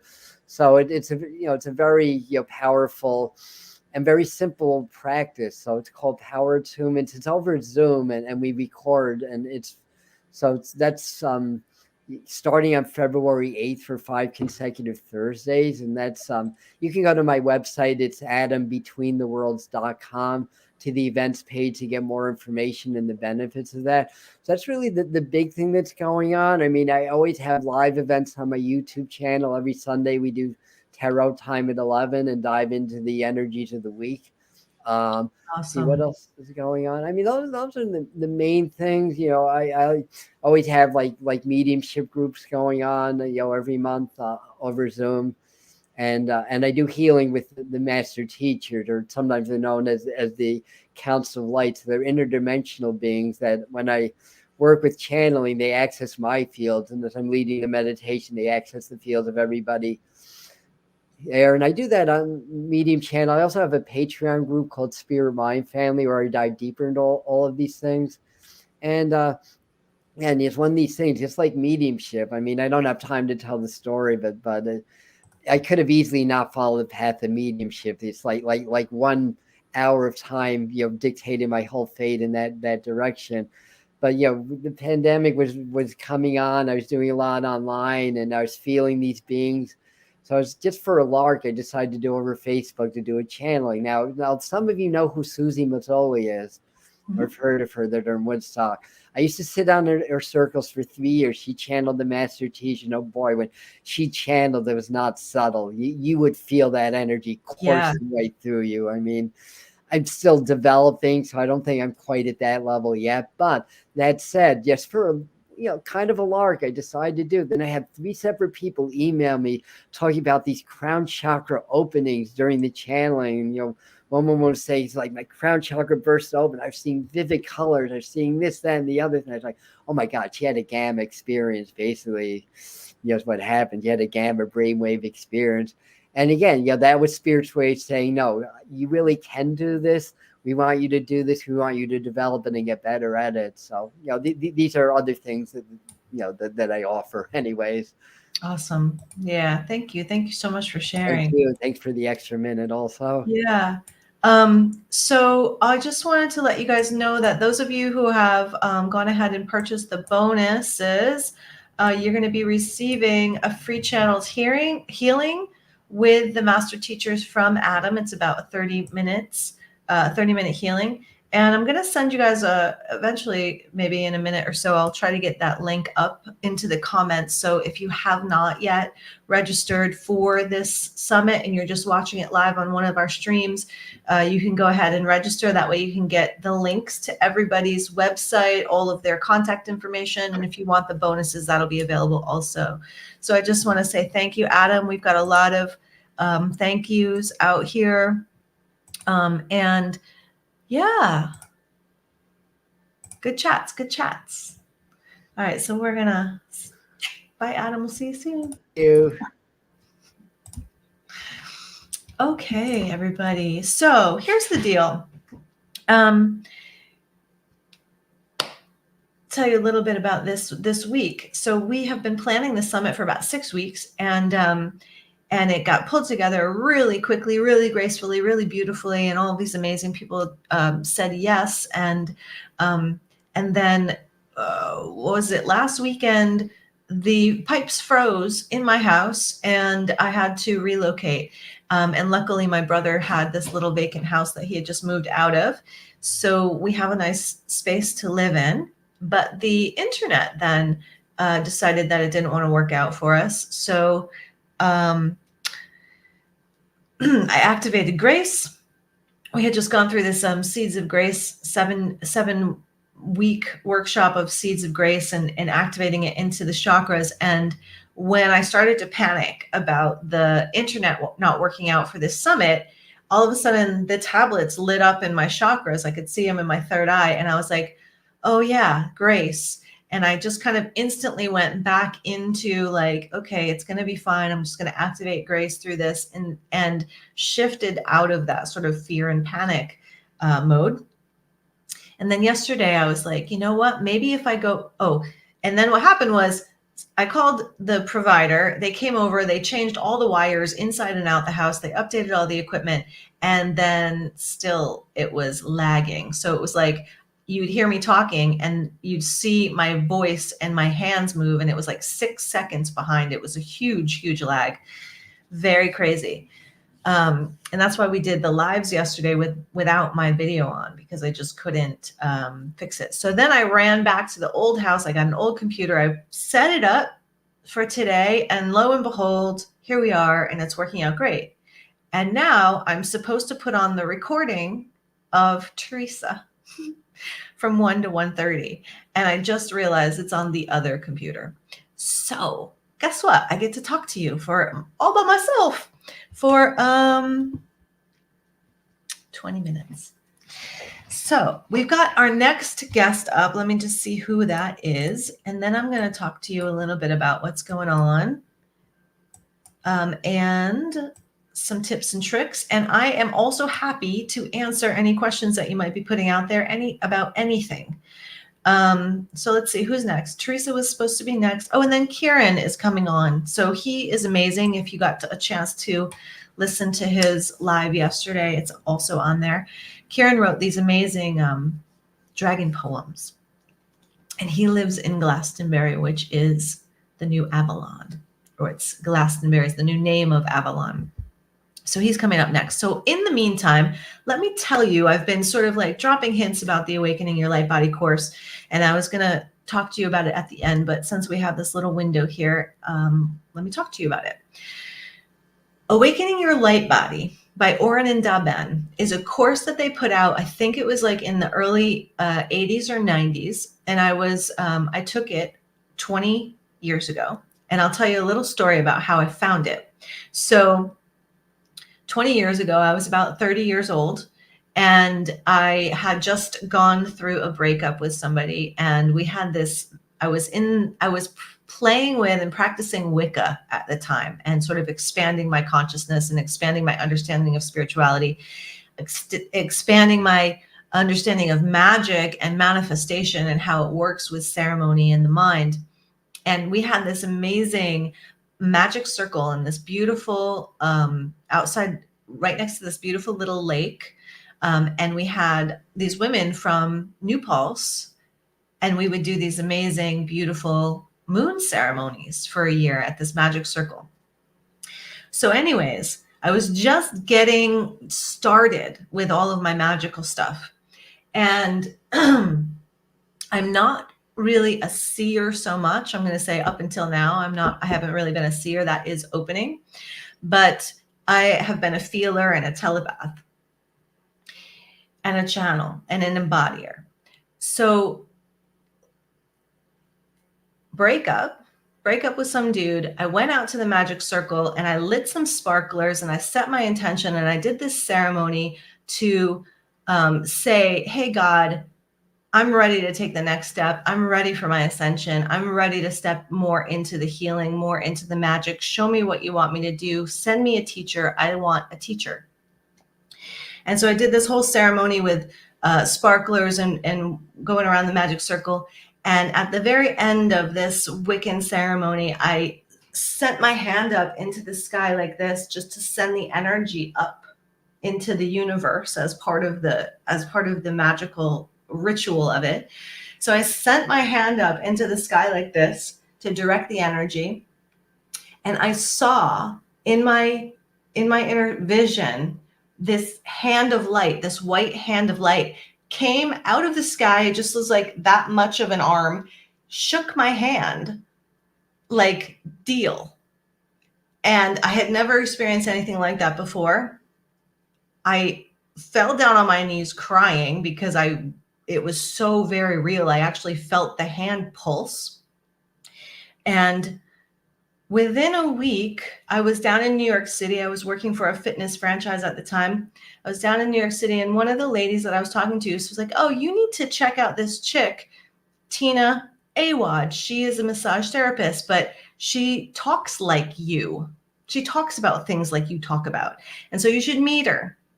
And so I was down there for a week. So I set up an appointment to talk to Tina, who was teaching the Awakening Your Light Body course. So it happened like that.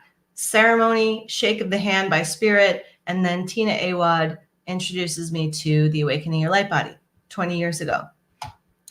And it was so transformational for me that I continued on this path, and I studied many of their graduate courses. And I still love their stuff. Their meditations, their products are just amazing.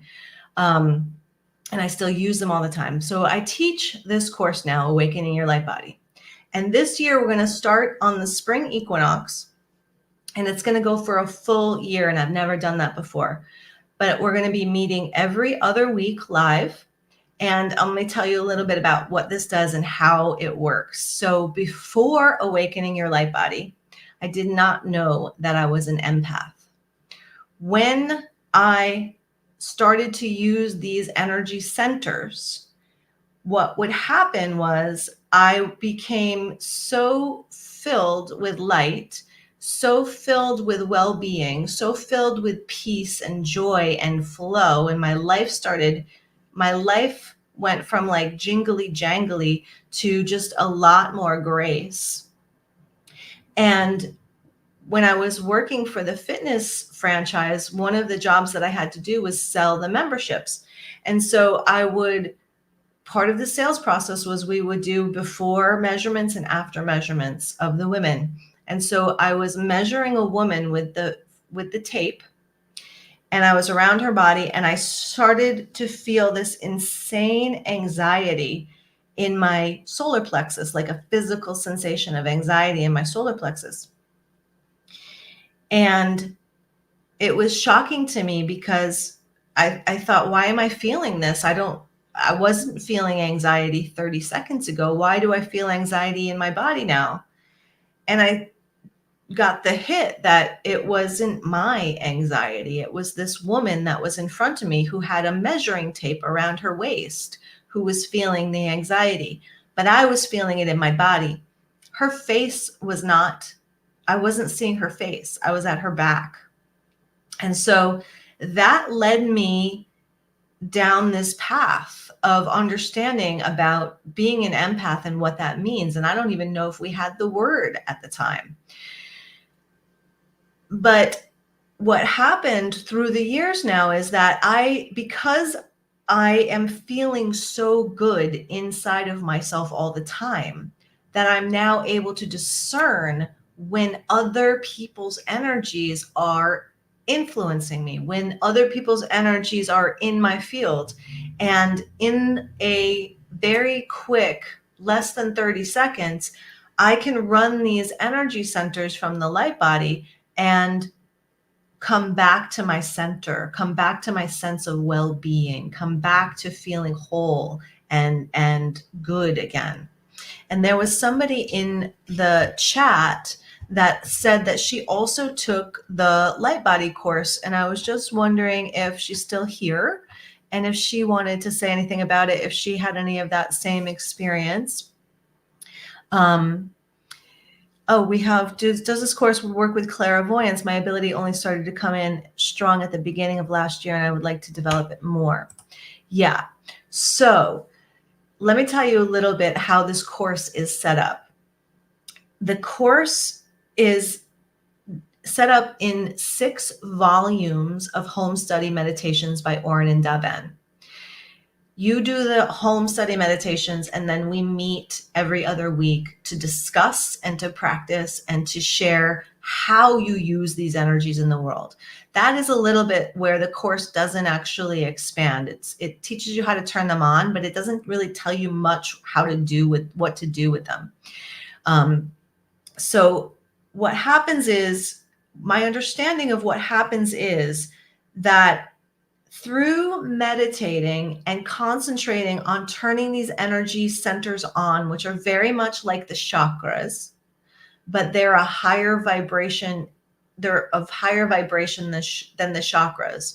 So it was explained that on a scale from spirit to matter, the chakras are closer to matter and the light body centers are closer to spirit. So it's just a step up. So my understanding is it's taking in more of the spiritual realm, more of your spiritual body, more of your spiritual information, and feeding that into your physical body, where the chakras are working more with the physical environment.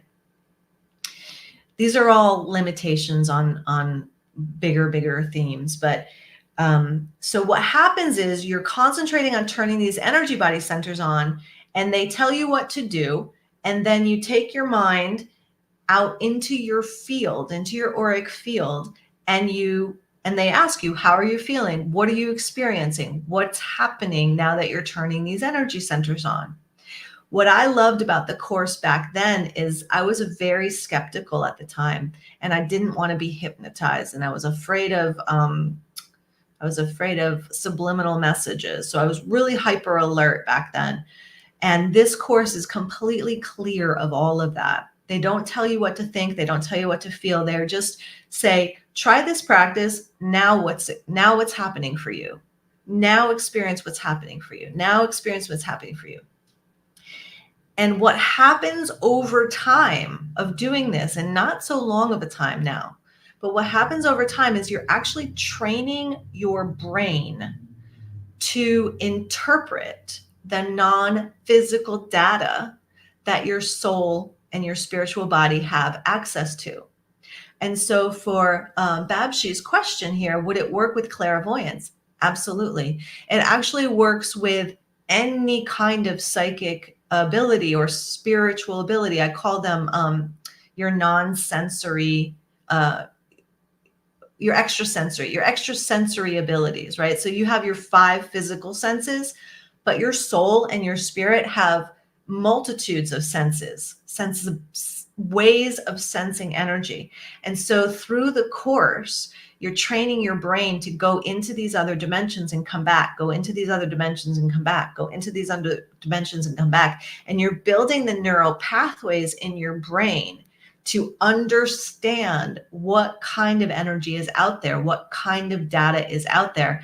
And so clairvoyance, mediums, all of the channelers, what they're doing is they're placing their awareness into the non-physical realm. They're receiving the data through their non-physical senses, and their brain is interpreting that data into information that you can use here now in the physical plane. So yeah, and time doesn't matter. the soul and the spirit actually exist beyond time, beyond space. So the data that you can receive is you can receive data about the future. You can receive, if you have choice points to make in your life, like, should I take this job or should I take this job? You can send your awareness into those experiences and then receive the data that's there so that you can better make your choices with that. So before I keep talking more, let me introduce you to a little exercise. It's very, very basic. So Molly says she did the course. She did the course a couple years ago, and she wants to redo it. And what I offer is all of my students that take the Awakening Your Life Body course through me, I let them come back whenever they want and redo the course. It's wild how you can influence the energy around you when you utilize what you learn in the course. Yeah, so thank you, Molly. So let's take you guys through a little exercise. How much time do I have left? 9 minutes. And and then you'll have an understanding a little bit about what I mean. So I'm going to ask you guys to close your eyes. Just close your eyes just for one moment. And we just close our eyes so that we turn off the data that's coming through the sight sense. So when you're closing your eyes, I want you to bring your awareness to feel the bottoms of your feet and any contact or non-contact they might be making with the physical world. So whether they're on the floor, in a sock, if they're bare, if you have a blanket on them, just receive the data from your feet, what that experience is like. Then bring your awareness to the waistline of your pants, the waistband of your pants, and notice that. If you're wearing a bra, notice the tension or lack of tension of the bra around your back. Become aware of any hair that you might be on your face or against your neck. If you're wearing any glasses or jewelry, become aware of the pressure of that against your skin. Become aware of the temperature of the air in the room. Become aware of any smell that may be in your environment.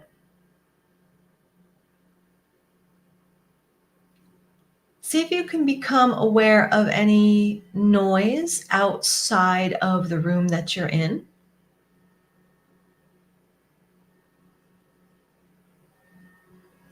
Become aware of the taste inside of your mouth right now.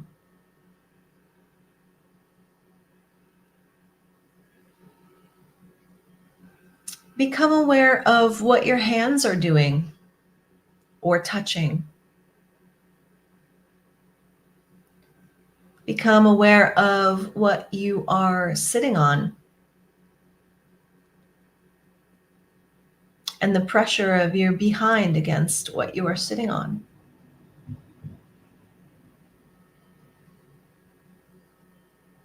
And then just bring yourself back by opening your eyes slowly and gently.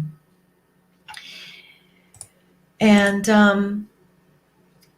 the point of that exercise is so that the point of the exercise is that you are experiencing all of what you just brought your awareness to and more all of the time. So I am always experiencing, or when I have these on, I'm always experiencing the pressure of these glasses on my nose.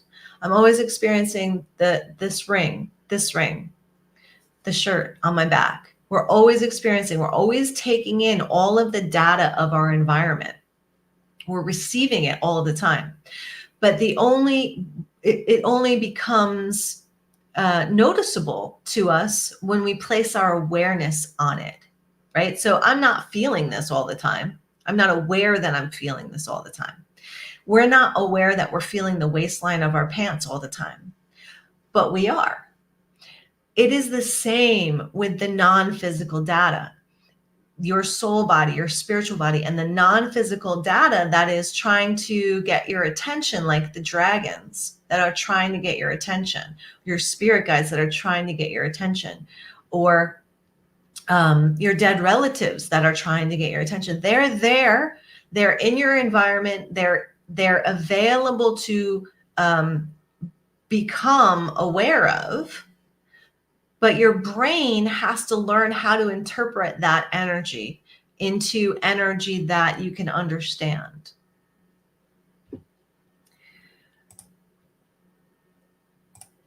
So when you go through a course like this, Awakening Your Light Body, you actually are you're giving yourself this gift of training your brain to interpret this energy.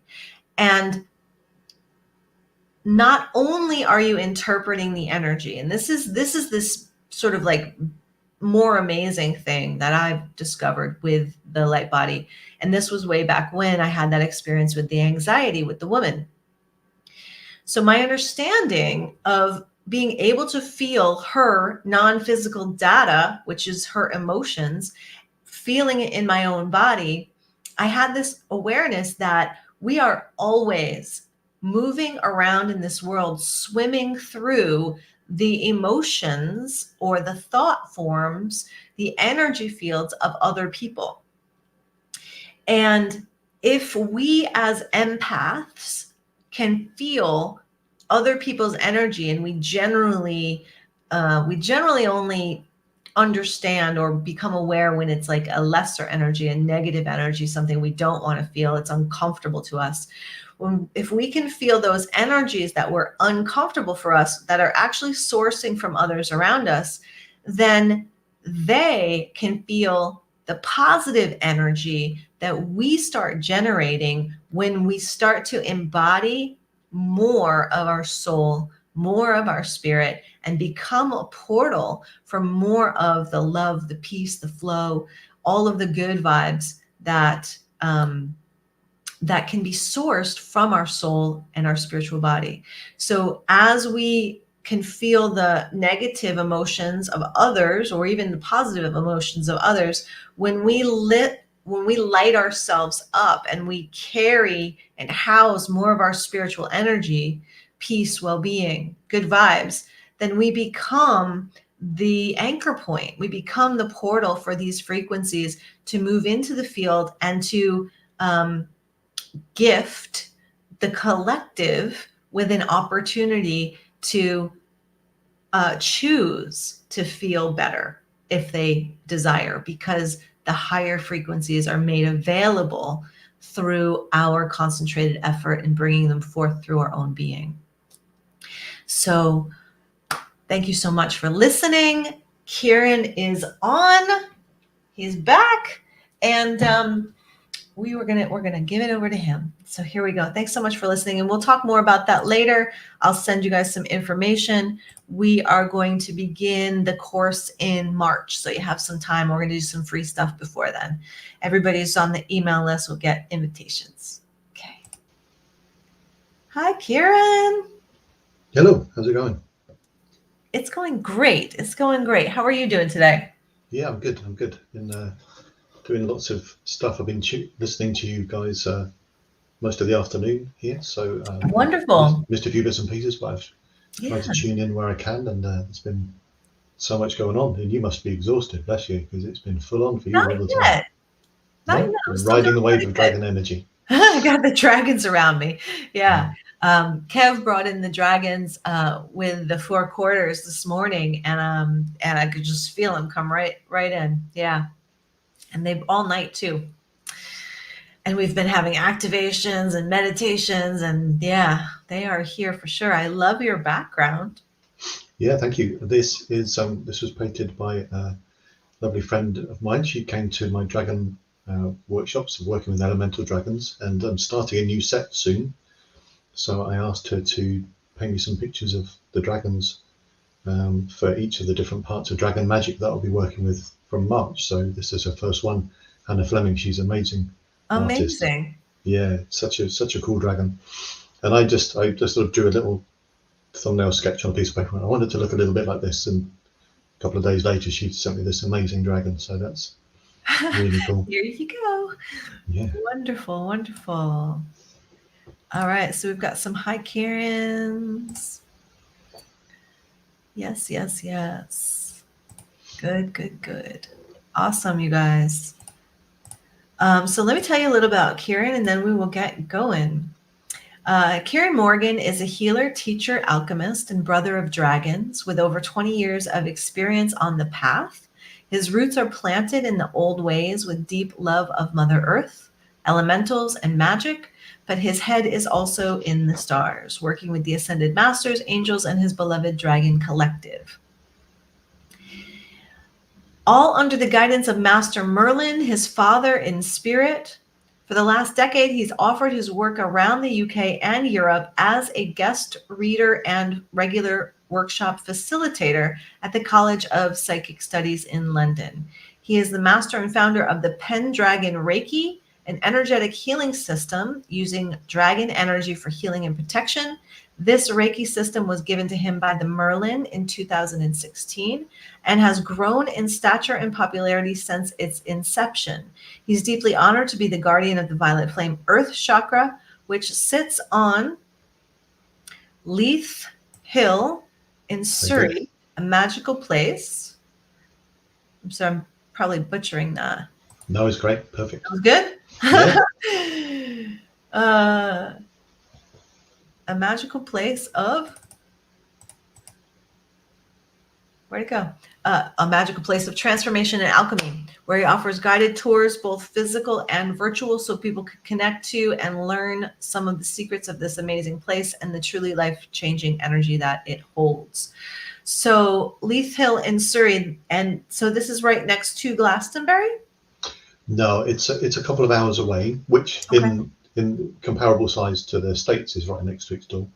But it is a couple of hours. It's where I grew up. I was born about 20 minutes away from the place. I grew up there as a kid, a young man, moved there from the age of 5 till I was about 22, 23. And it was just a magical space. I lived in a big house. Dad was a boarding housemaster in a school there.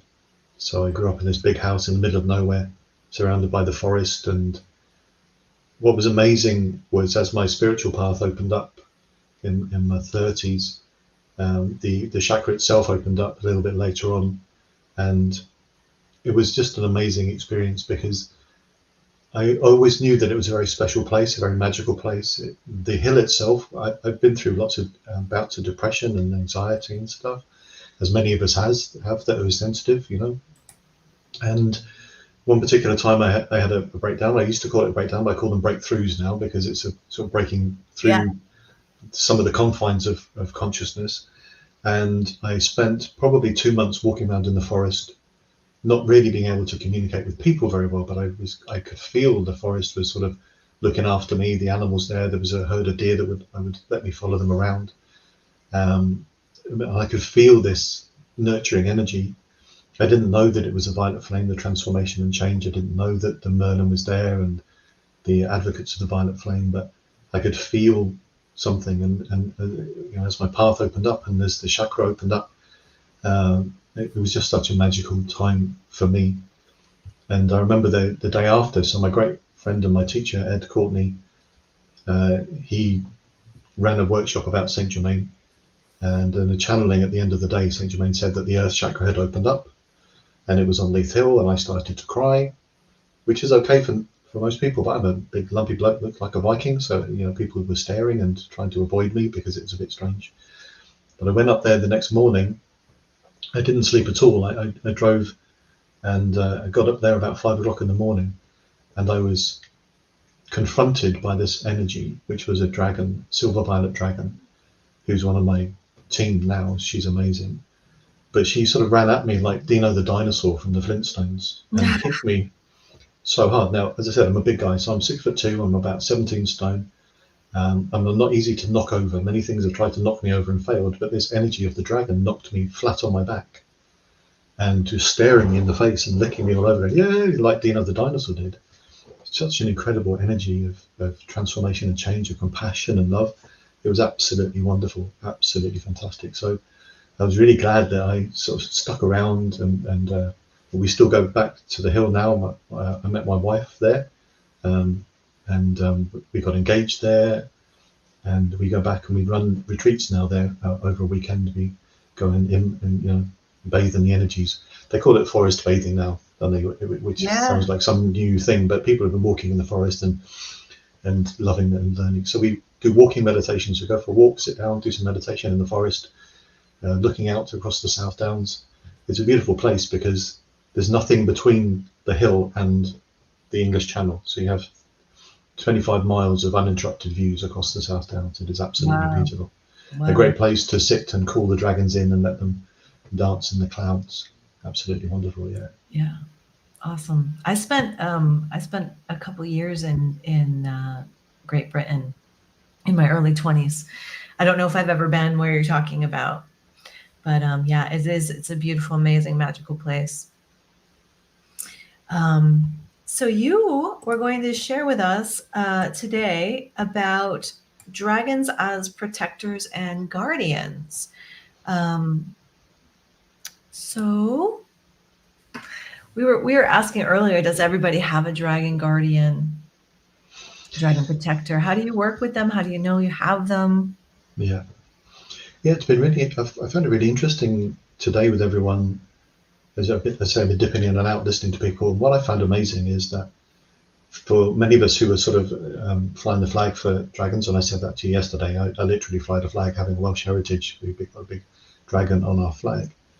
And but people around the globe come up with the same information. You know, if some of us were just tuned in and there was something different and nobody else was thinking it, we'd think, yeah, I'm definitely mad as a biscuit, and I should need to take up my medication.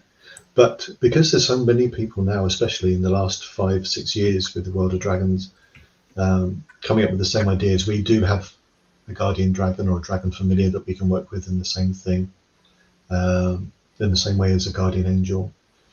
And we can connect with them. As Kev said first up, it can be as simple as just calling and asking for them to come close, or it can be complicated and ritualistic depending on what you do. The dragons themselves have several different ways of letting themselves be known to us. They can sort of appear in clouds in the sky, or in bushes and trees, or the landscape. At the moment, we're in winter here in the UK, as the Northern Hemisphere is, and we can see the spine of the world. We can see the landscape because the trees aren't in leaf, and so we can see much more of that. And we can see the sleeping dragons along the land, and we can remember the ley lines and the energy lines. And again, in other cultures, the ley lines, the energy lines of Mother Earth are ley lines or song lines or dragon lines. And so we can call to them, we can ask them, as I said, we can sing songs. I might sing one for you in a little bit if you're after that. And when they come close, they can come close in different ways. And this is one thing that I think I'd like to expand on a little bit, because it can be quite scary. We are taught, we've had 1,000 years of dragons are bad, especially in the Western world. Dragons are bad, dragons are evil, dragons will steal your gold, your children, your sheep, and they will, not just sheep, but other, cattle are available, but they will steal those things from you, and they just want to, drag you down into the depths of hell, which is very much a Christian ideology of trying to make their God and their way forward seem much better than the alternative. But dragons are kind and caring and loving, and they want to share information. They are powerful beasts. There's powerful energy, and with lots of things, you need to be ready to wield it. You need to be ready to work with it. And this is the great thing at the moment, is so many people are awakening to that energy. There's been a sort of seed shift and change in consciousness, perpetuated by films and TV shows, which is a great way of connecting to the collective consciousness, shifting that fear away. And fear is such a powerful tool that it can be really activated. And in us at the moment, especially in our collective consciousness, there is so much fear, because the sort of patriarchal society, the old guard, the the Borises and Donalds of the world are trying so hard to hold on to the old ways of money and greed and I have all the power, whereas we want to share it, and we want to let everyone ascend the collective consciousness, that thing we were talking about as the ascension for everyone. So when a dragon comes forward, they can come forward in different ways, and sometimes they can come forward softly and gently, and sometimes they can come thundering forward. They don't mean to, but they're just excited. If you just think of them as big, excited puppies, Labradors, then that's the best way. But they can be very weird to look at. And some of the ways they like to come forward are greetings which have got lost in antiquity. When a dragon comes forward and sends fire and flame towards us, it's not to scare the bejesus out of you or burn you to a crisp. It is their way of saying hello. It is an exchange of energy. In a similar way to the serpent sets its tongue forward, or a dog sniffs you. And it can be quite personal when dogs sniff you because they want to know who you are and what you're doing. The dragon fire is that. It comes around you, it swirls around you. So what I say to people is draw that energy in through breathe it in into the heart, and then you breathe fire back to them, and they will absorb that, and they'll go, oh yeah, I remember you, because they remember us. They have been part of our ascension. They've been looking over us for eons, and we forgot. Our energy shifted. We dropped down a long way in our consciousness when we chose that path of money and greed and selfishness and holding on to the things, and we're trying to claw our way back up to that higher level, that higher levels of consciousness. So if a dragon breathes fire to you, breathe it in and say, thank you very much, that's awesome, Mr. Dragon or Mrs. Dragon or they dragon, whichever dragon it is, and send that energy back to them. I love that idea.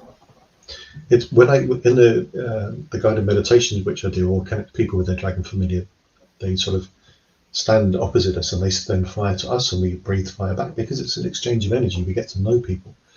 We, the British people are very renowned for, shaking hands in a very British way. Hello, lovely to meet you. How's it going? Lovely, blah, blah, blah.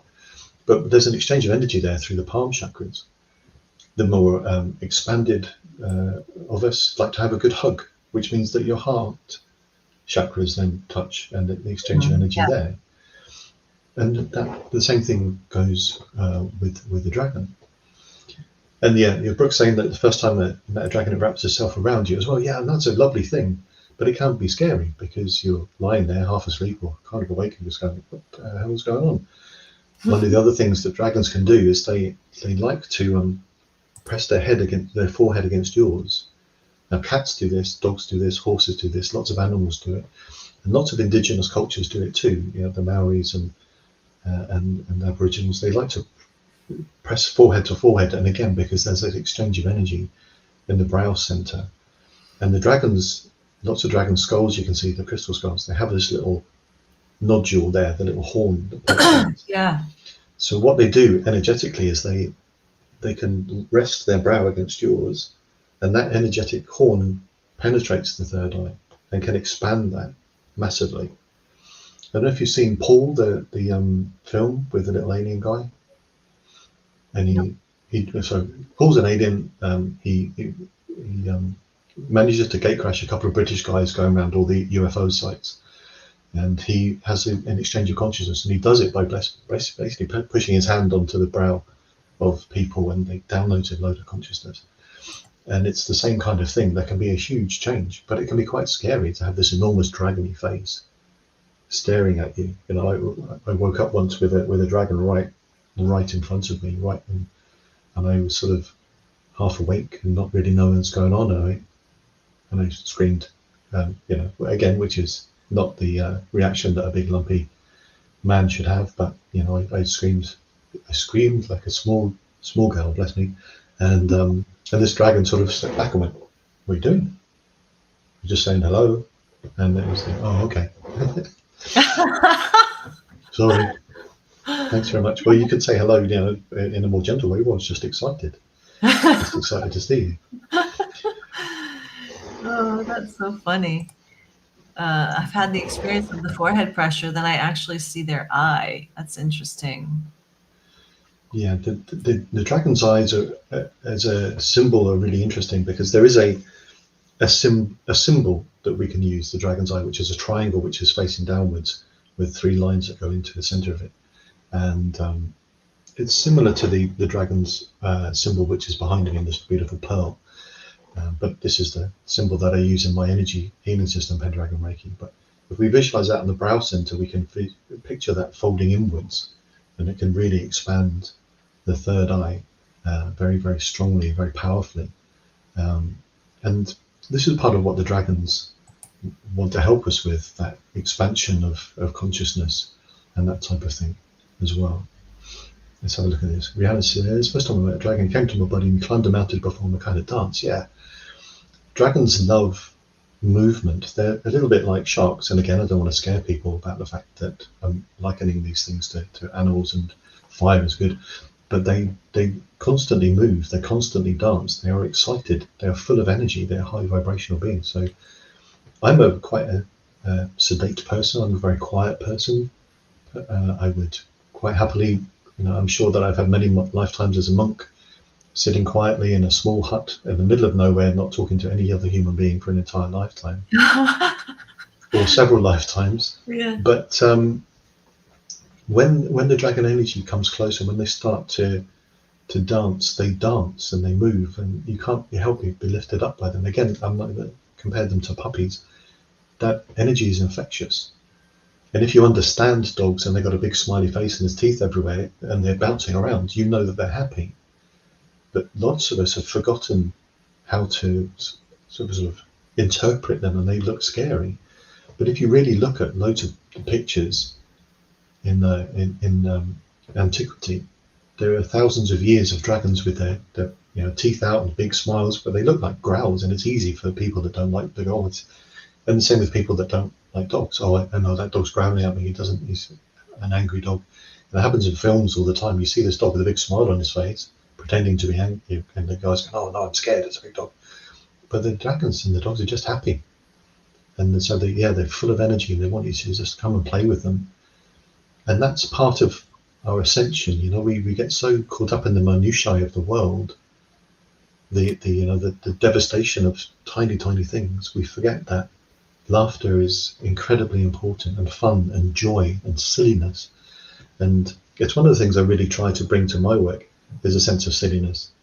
I deliberately say things that are silly, and I refer to 1980s and 90s popular culture and TV shows and comic books and video games, because it's fun.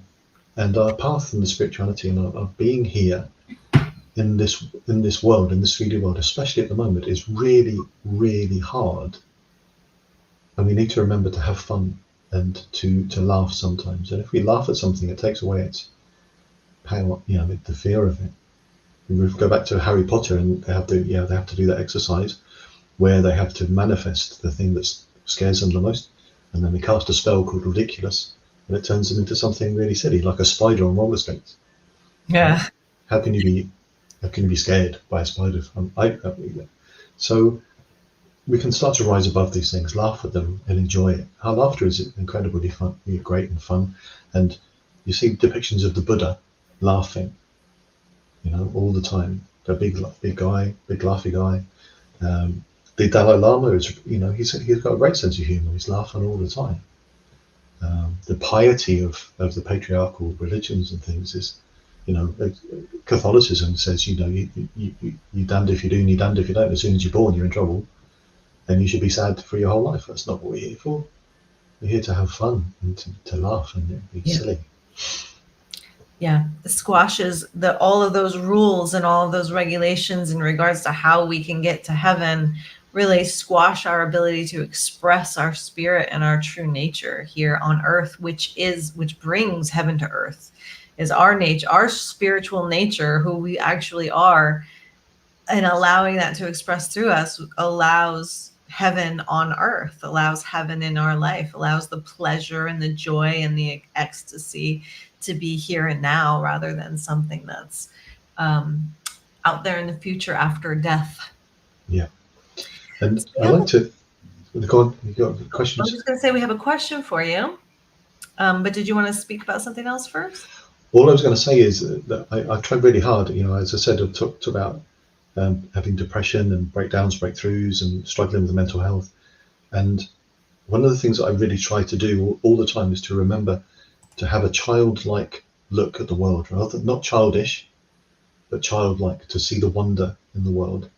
We've in a new house here, which has just been built. We're on a new estate, and for the first time in the last few days, there's been birds in the garden. So we've had starlings and a robin and a thrush and some other birds coming in, and it makes me so genuinely happy to see wildlife come into the garden, because they've been too scared before because there's been too much going on.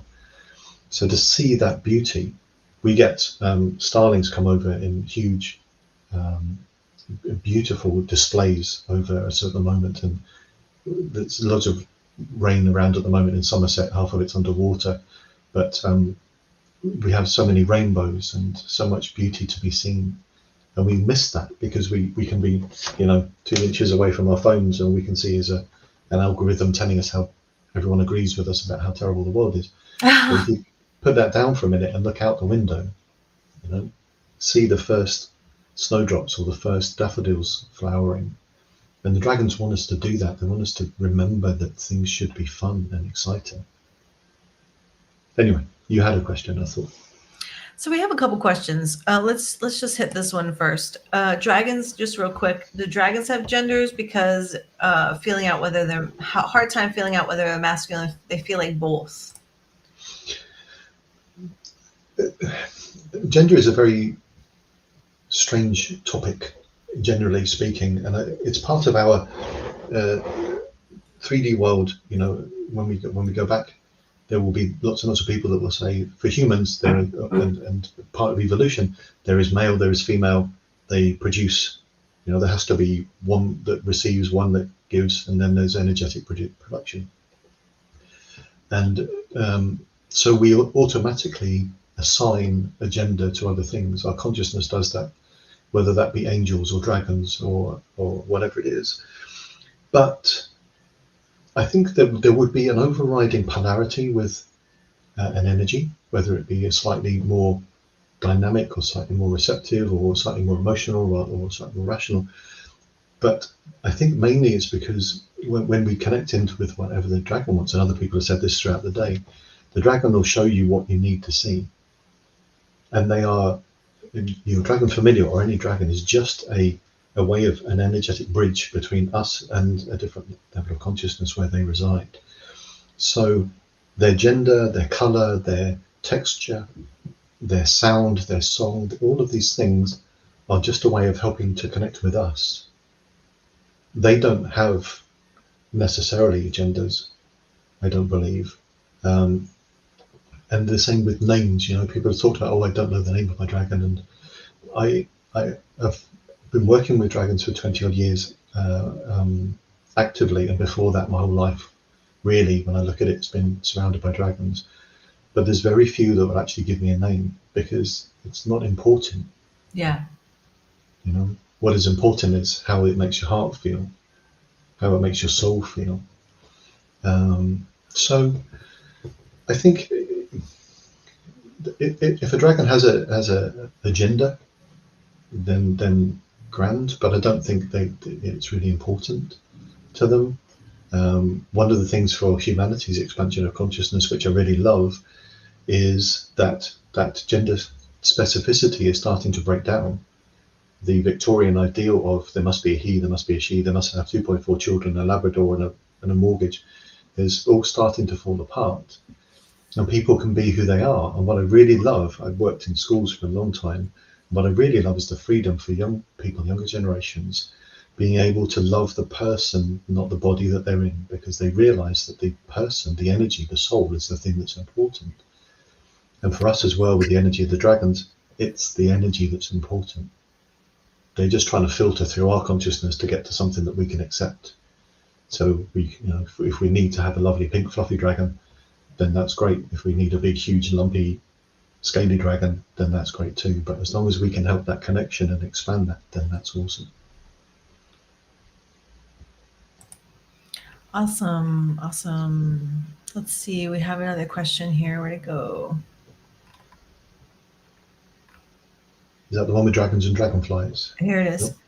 I've Oh, been the dragon told soul, I'm a yeah. dragon soul. I want to interact with dragons. I respect them and find them majestic, but I'm also very scared to meet them. Any advice to eliminate my fear? Great question. Lovely. Great work. Red Hood, lovely emblem as well. Big fan of that. I actually got a Batman tattoo, a space of a Batman tattoo on me there. So yeah, the dragon souls are interesting because we can have made pacts or energies with the dragons back when in the day when we communicated and we worked in the same sphere of consciousness, when the dragons and the elementals were with us on our earth. We were up there with them, and some of us have dragon blood in us. I have a dragon soul, part of that exchange. Dragon Heart, the film, has an exchange where the dragon gives part of his heart to an alien prince who becomes a king. Doesn't work out very well, but I don't want to, spoil the film if you haven't seen it. It is 30 years old, so you may not have seen it. But the dragon energy, and the dragon souls and dragon riders, the fear is there, yeah, because we may have had a past life where we still had that resonance and that connection, but history had moved on and we would have been in serious trouble for doing that.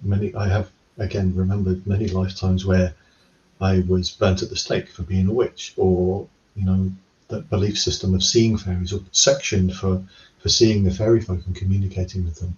So there are those fears. There may be past life contracts or samskaras, which are energetic wounds, which sit in our energy system. No matter how many times we incarnate, they can be stuck with us. So you can work to clear those out.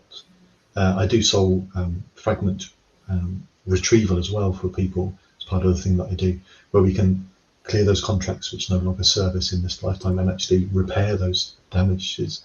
So it's a little bit like having been bitten by a dog and you be scared of dogs. If there's a big dog when you're a kid and he runs up to you and he's very excited and knocks you over, you be scared of dogs, and all dogs are bad.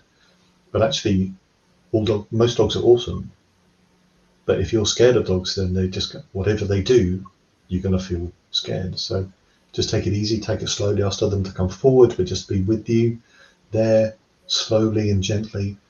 If you want to break down those barriers, watch some films and things like How to Train Your Dragon, because there's a really beautiful montage of this, the main character getting to know his dragon. And the first time, he's absolutely terrified. The first time he puts his hand out and the dragon rests his head against this guy's hand, I cried my eyes out. So it can be a gentle thing to break down those barriers as well. But yeah, just keep at it and keep on with your heart, knowing what you need to do and to help you along the way. Wonderful. Thank you so much. Yeah. So I don't know, says that he just let the dragon know how scared he was. And then the dragon started moving in slow motion so he could get comfortable with him. So yeah, I mean, all of what's Kieran saying, and also, making those communications yourself telepathically with the being, just letting them know that they're scaring you. You need a little space and time. So wonderful, wonderful, wonderful. We're coming up on the end of our time together.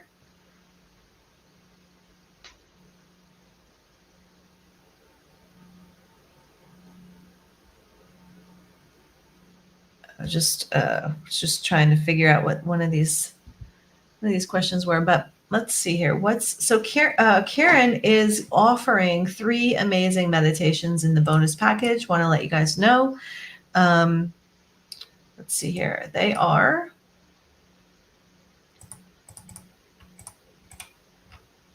freezing. Do you want me to rattle them off?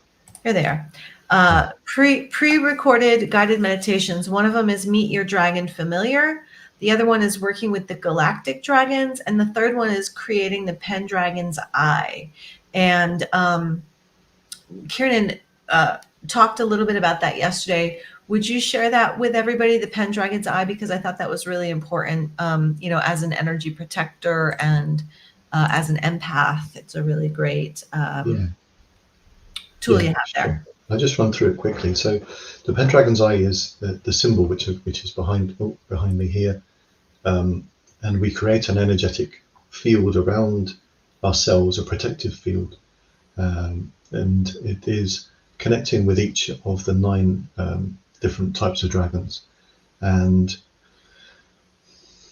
to be able to create a safe space, a protected space. And grounding and protection is such an important part of what I do in Pendragon Reiki, and all of the work that I do is really important to be grounded and be protected. And some people say that we should just open ourselves up and everything is weight, but I'm a big fan of protection, having been such a sensitive soul. But if it's okay and we got time, then I'd just like to say just to do the invocation in the poem, so you can have a little listen to that.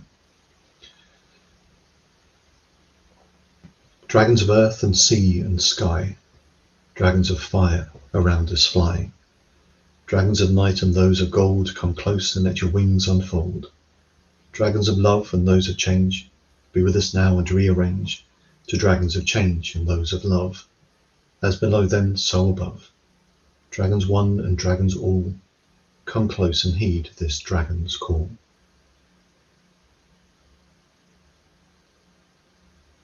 Thank you so much. You're welcome. Kieran has beautiful dragon poetry, and that was one of the things that I was really loving when I was doing some research in regards to who to invite on. So thank you for sharing that, Brother of Dragons. Thank you for being a part of this amazing little gathering we've got here, and sharing all of your gifts and your wisdoms. And there is some more talk. Kieran and I talked for maybe 45 minutes yesterday. So that's on YouTube if you want some more of Kieran. And also, if you bought the bonus package and you're going to listen to the summit of Kebs from last year, I think Kieran was a speaker there as well. So thanks, everybody. Thank you, Kieran. We're going to say Thanks, goodbye. guys. Take care. Enjoy the rest of the time. See you. Thanks. And say hello to Michelle Hawk. Hi, Michelle. Hello, Zara. How are you? Welcome, welcome. I'm doing great. How are you doing today?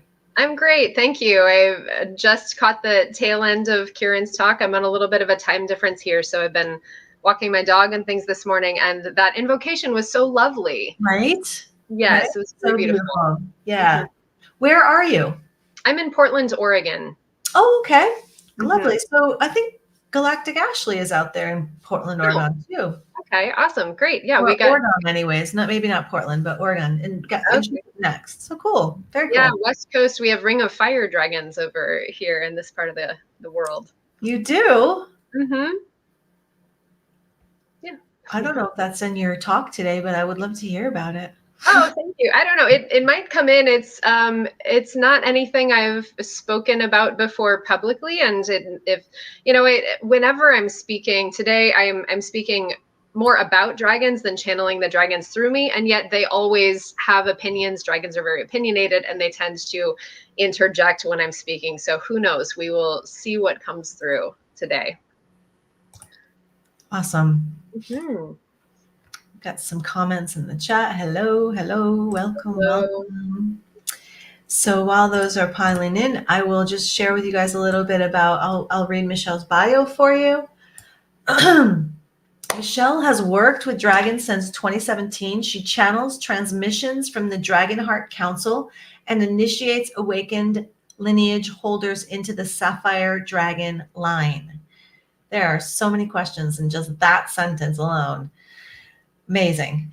Michelle supports mentors who are called to work with dragons in strengthening their connection with dragons, mastering communication and mediumship, and anchoring dragon lineage frequencies for personal, collective, and planetary healing. She began practicing shamanism in 2003. Her lineage comes from Hungarian and Celtic shamanism. She is a naturally gifted psychic intuitive channel. Michelle's work with alchemy, shamanic energies, and multiple certifications as a master healer allows her to offer the deepest level of transformational work. She mentors and trains practitioners in shamanic alchemy and the healing arts, and helps people master their intuitive gifts and birthrights. So that sounds amazing, amazing, amazing. And we are talking about today dragon mediumship and initiation is the topic of our discussion, although we can go anywhere. Mm-hmm. What would you like to share about that? Dragon mediumship and initiation. Let's start with mediumship.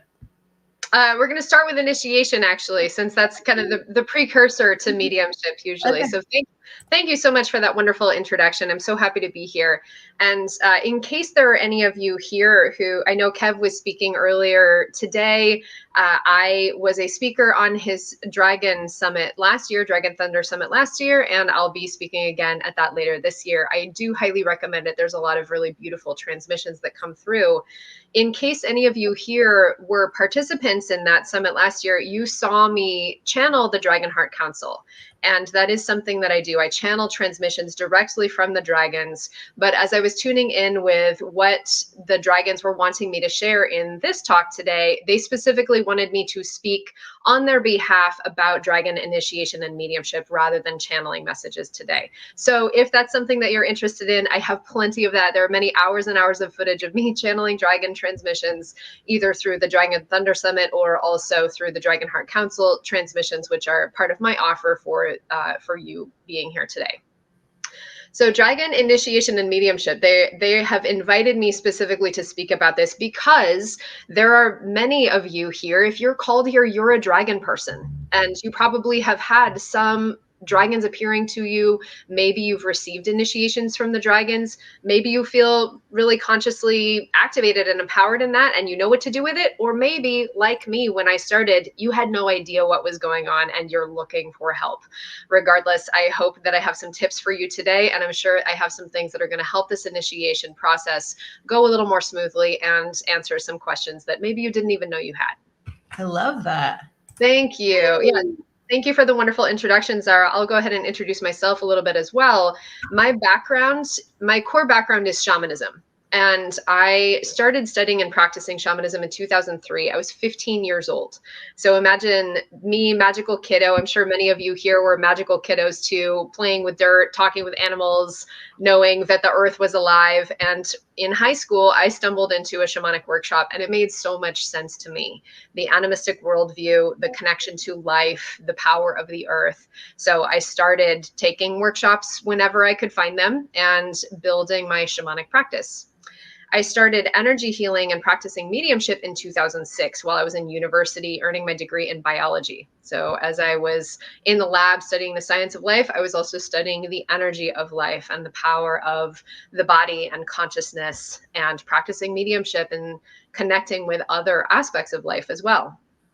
I started studying and practicing alchemy in 2017, studying Western Hermetic alchemy as well as Eastern Taoist alchemical practice and philosophy through the lens specifically of medical Qigong. So all of this to say, this was my background leading up to my first dragon initiation. And I tell this to you to say all of those things that I had as part of my background were very, very supportive, and I'll say fundamentally necessary for supporting the easy and graceful integration of my dragon initiations and the empowered finesse that I had in my ability to work with the dragons when they appeared to me. My first, I say first because I had two. I've had two so far, very, very powerful dragon initiations. The first of which was in 2017. And they were the introduction of my two personal dragons who work most closely with me. And it was very viscerally powerful. I'll tell you a little bit more about that later, but incredibly powerful experience. And then 2 years later in 2019, I was initiated into the Sapphire Dragon line, which is the lineage that I initiate, or not I, but I support the dragons initiating people who are called to that lineage in the Sapphire Dragon line. And since then, I have channeled, as I mentioned, I channeled the Dragon Heart Council, who's a collective council of dragons, including my personal dragons, the Sapphire Dragon lineage, as well as other dragons that I have working relationships with. I bring the dragons through in healing work, my personal dragons and the dragons that are coming through me, but also other people's personal dragons, and offering initiations to the Sapphire Dragon line and supporting people through the initiation process of their own personal dragons and other dragon lineages as well. So they have shown up a lot, and they're continuing to appear in my life. I actually just had a client in town last weekend for a dragon initiation. We had a massive snow and ice storm over here in Portland. I was on the phone with my client. Do you still want to come? It's like a sheet of ice out here. And she says, the dragons are calling. I need to be there. And worked out really beautifully. So I'm fresh off of a dragon initiation as of just a week ago, and it's really amplified. It's really beautiful. So I know that everyone has their own working relationship with dragons, and all of you here, I'm sure you've seen dragons in your meditations. They're appearing to you, they're calling your name, and all of our speakers here have their own experience of dragons. So I'll share mine. I perceive dragons, and they appear to me as the original alchemists. They are very much creator transformer beings. They are working with primal forces, the primordial nature of calling energy, calling life forth from the void and sending it back. They work in creation and destruction. They work in transmutation of energy. It is very much primal, radiant aliveness that is their domain. And this is true across the board of dragons, whether you're working with different lineages of dragons, different clans of dragons. This is true of all dragons. The other thing that I see characterizing dragon energy more than anything else is love. Dragons are so deeply loving, and I have found this to be true whenever I've received a dragon initiation or whenever I'm interacting with dragons. And also my clients say this too, my students, wow, they are so loving. I just feel so awash in the love and the heart of the dragon, and very held and nurtured. Even when there's tough love moments, as there certainly are with dragons, they're very honest, they're very in integrity, they're very in alignment. It's always very, very loving. They are matrixed to truth and integrity, sovereignty, and free will. Dragons hold these codes, and they hold them with, as I mentioned, with love and also with fierceness. And they are keepers of primal erotic aliveness. So when we are attuning to dragon energy, we're attuning to this class of beings that are abiding by these laws, abiding by divine law and universal law of love, of primal creation and transformation. And so then when we talk about dragon initiations, inherently working with dragons is an initiatory experience. If dragons are coming into your life, there is some aspect of threshold that you are either in right now or on the precipice of, or something about all of these frequencies that I mentioned is asking to arise in you and to move through you and to come into expression in your life and in the earth plane. An initiation, let's talk about dragon initiations. As I mentioned, it's not me who's doing the initiation. When I'm offering a dragon initiation in the Sapphire Dragon line, I'm merely the human conduit to provide, and I say merely, there's a lot that I do, but I'm the human conduit to provide the context and the understanding and the support for the dragons to initiate a person who is called to that lineage or to that particular dragon or whatever. That initiation comes directly from the dragon or from that lineage. I do believe, based on what the dragons have shared with me, it is impossible for any human to initiate another human into a dragon lineage. It's impossible. It's not our job. It's not our place. But what we can do, and what I do as a human teacher, is I help people not be afraid. I'm going to share a whole list of places where I see people get stuck or challenged in dragon initiations and see if any of these resonate with you.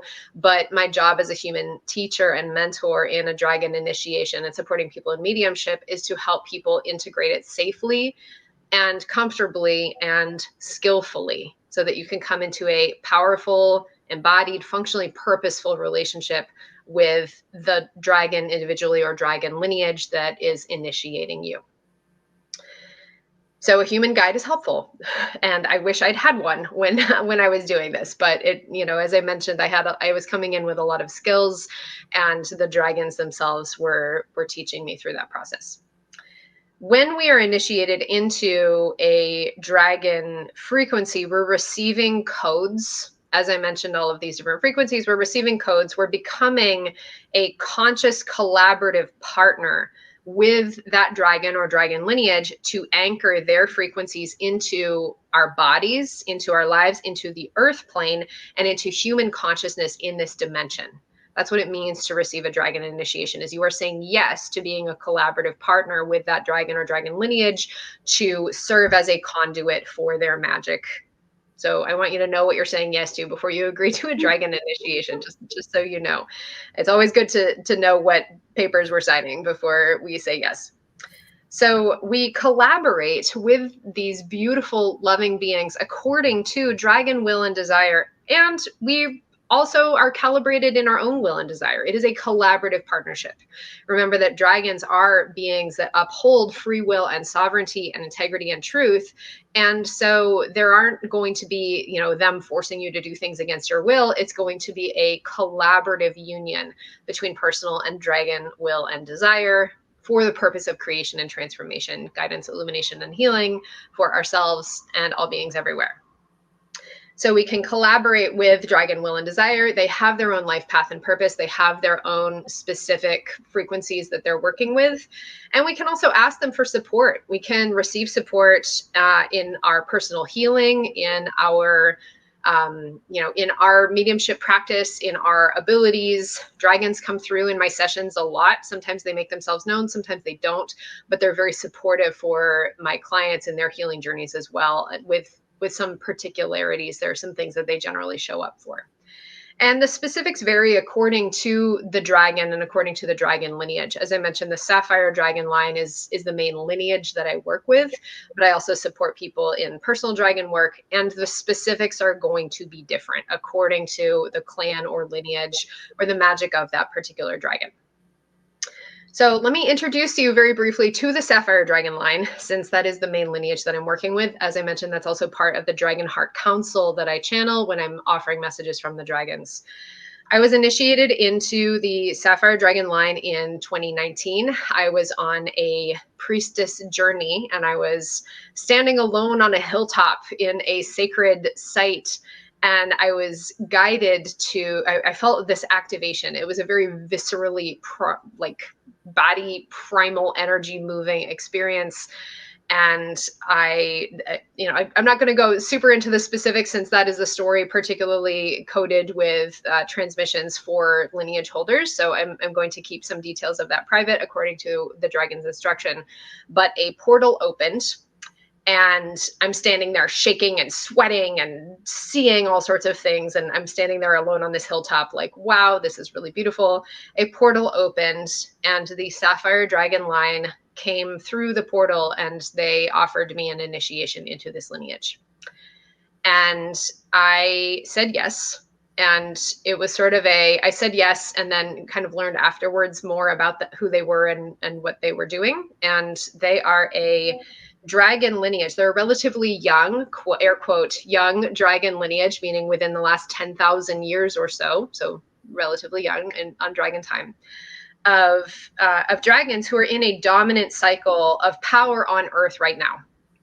And they are here specifically to work with humanity. Now, this is particularly unique in a lot of dragon lineages. There are many, many different dragon lineages and dragon clans. There are elemental dragons, earth dragons, corresponding to different sacred sites in Earth. They all have different frequencies and different, different jobs, so to speak, different paths and purposes. But the Sapphire Dragon line is one of the clans who is here specifically for the purpose of working with humanity and initiating humanity into these frequencies. And they are dragons, as all dragons are, they're dragons of primordial creation, but their particular codes that they're working with are associated with the blue ray and the sapphire flame, and the whole suite of energies that they work with as a result. They're working with sovereignty, integrity, they're working with the royal codes, and they're working with matrixing the truth field here on Earth. So there are specific initiation energies that they're offering to people to seed these frequencies on Earth, on Gaia right now, for all of our collective healing, working with humanity.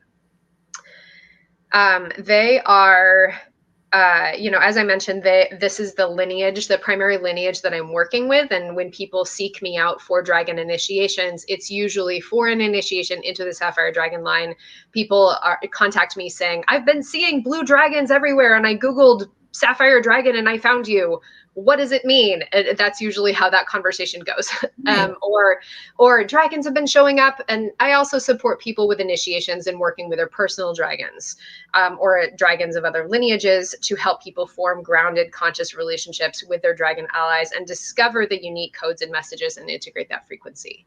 So people also have contacted me saying, I have this red dragon appearing to me all the time, and it's told me its name, and I know that I'm supposed to work with it, but I don't know how. So then people come to me to cultivate their mediumship practice, to have me support them through an initiation with that dragon and get to know that dragon and ground in that relationship so that they can be in their fully empowered, collaborative partnership with that dragon. So when you say mediumship, dragon mediumship, let's talk about that for just a second. That means that it's about communicating. Mediumship. Yes. So there are different forms of mediumship. Mediumship is at its core communication with a spirit or with a being, an entity. And there are different ways that expresses. It can be through, I'm seeing images and then human voice, I'm speaking about what I'm seeing. It can be like trance channeling, where the being is speaking through us, which is, as I mentioned, how the Dragon Heart Council usually speaks through me, is a combination of those two. There's also incorporation mediumship, which is the spirit, or in this case, the dragon, coming into the body to move the body to express and dance as a dragon through the body. And there's also shape-shifting mediumship, which is it's kind of incorporation mediumship, but not quite. It's shifting the human form to hold the energy and to move into the form of a dragon. So when people are practicing mediumship, and this is something I support people with dragons specifically, but also just in general, because we can have mediumship with really any kind of spirit. Dragon mediumship, it can be particularly intense, and I'm going to get here into a moment into all the places where I see people get stuck or challenged. And this is one of the places where I see people get stuck or challenged is many, let me just get into that. And we're going to talk more about mediumship, certainly. So dragons start showing up everywhere, usually is where it starts for people. And I'm going to go through all the places where I see people get challenged. Maybe this resonates for you. If you're wanting to chat into the questions, maybe we'll have a minute for that afterwards. Usually dragons start showing up everywhere. They start getting your attention. And the first place that people get stuck or challenged is this real? Am I crazy? And afraid. So something along those lines. There's conflicting information about dragons online. Like if you go look, there's, half the things you see are about these evil reptilian, like alien beings coming to farm us for our consciousness, which, of course that would terrify anybody, or about these evil draconic creatures, and they're dangerous. And then we end up feeling afraid. So that's the first place I see people get stuck. Am I crazy? Is this real? Are they evil?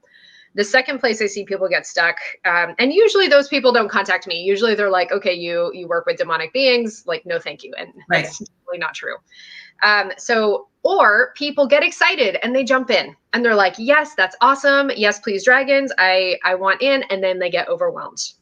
They don't have any container or preparation to hold that energy, and it disrupts their life and their body, and their psychic center gets blown out. Things start falling apart in their life because they have no capacity to hold the very intense energy that comes from a dragon initiation and practicing dragon mediumship. That's usually where people find me. Maybe their life started falling apart yet, maybe not. But after these things are really powerful and they're coming in, and I need help to work with them so that I can do this well.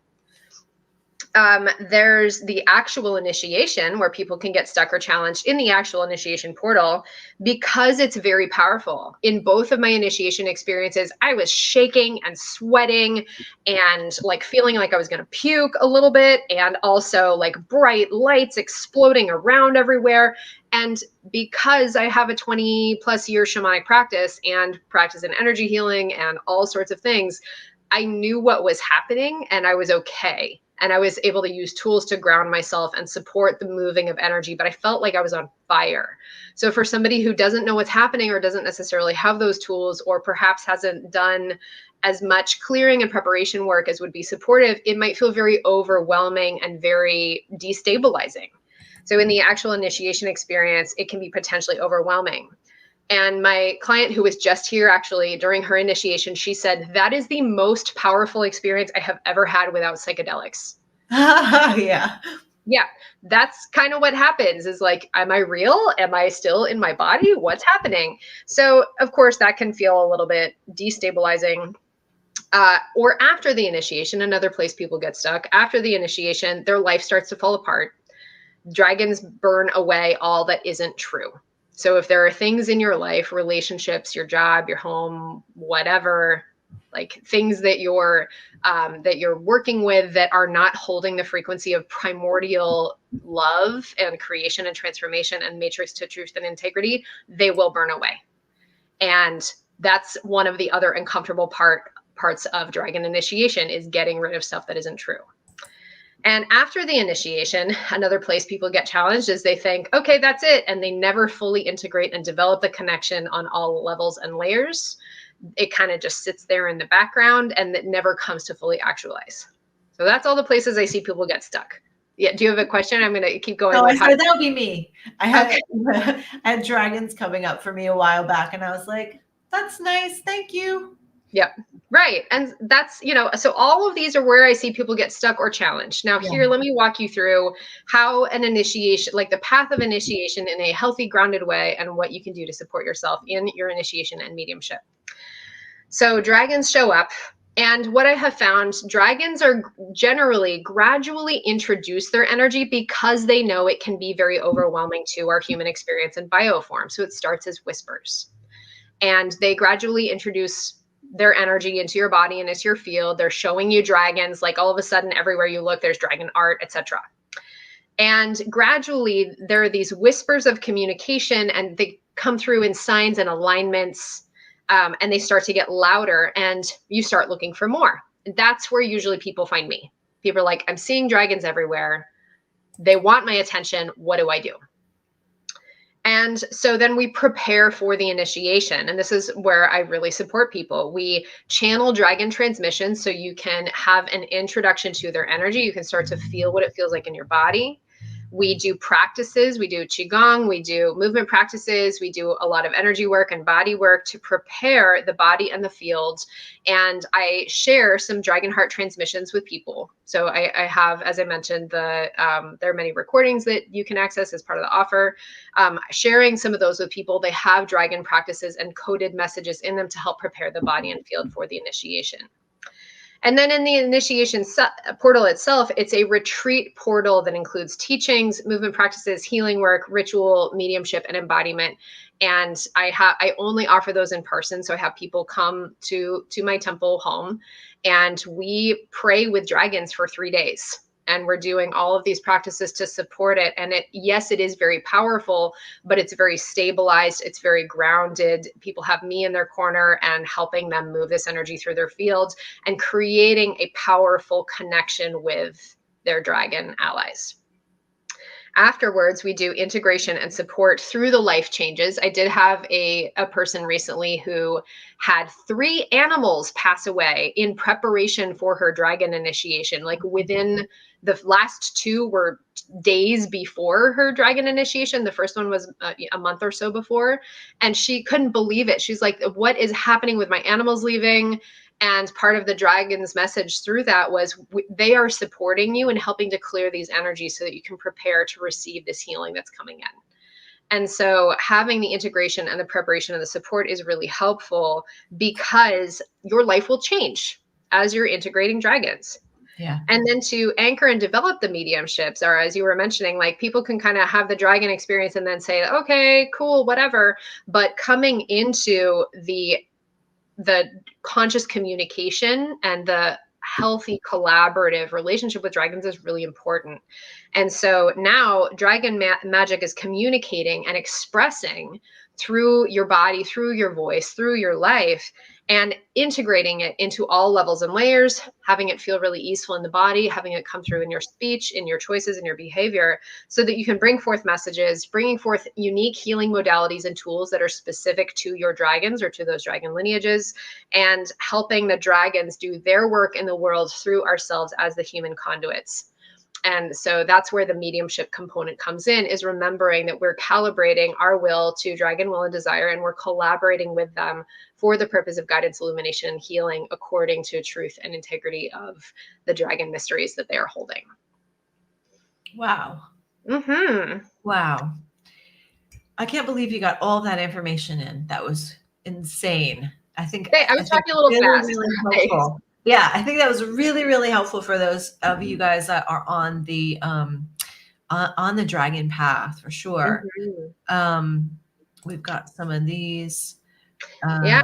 Definitely. So let me just close by offering, if you, I mean, you're here because you're a dragon person. All of you who are here right now, maybe dragons are appearing to you. Maybe you're identifying yourself at one of those points that I mentioned.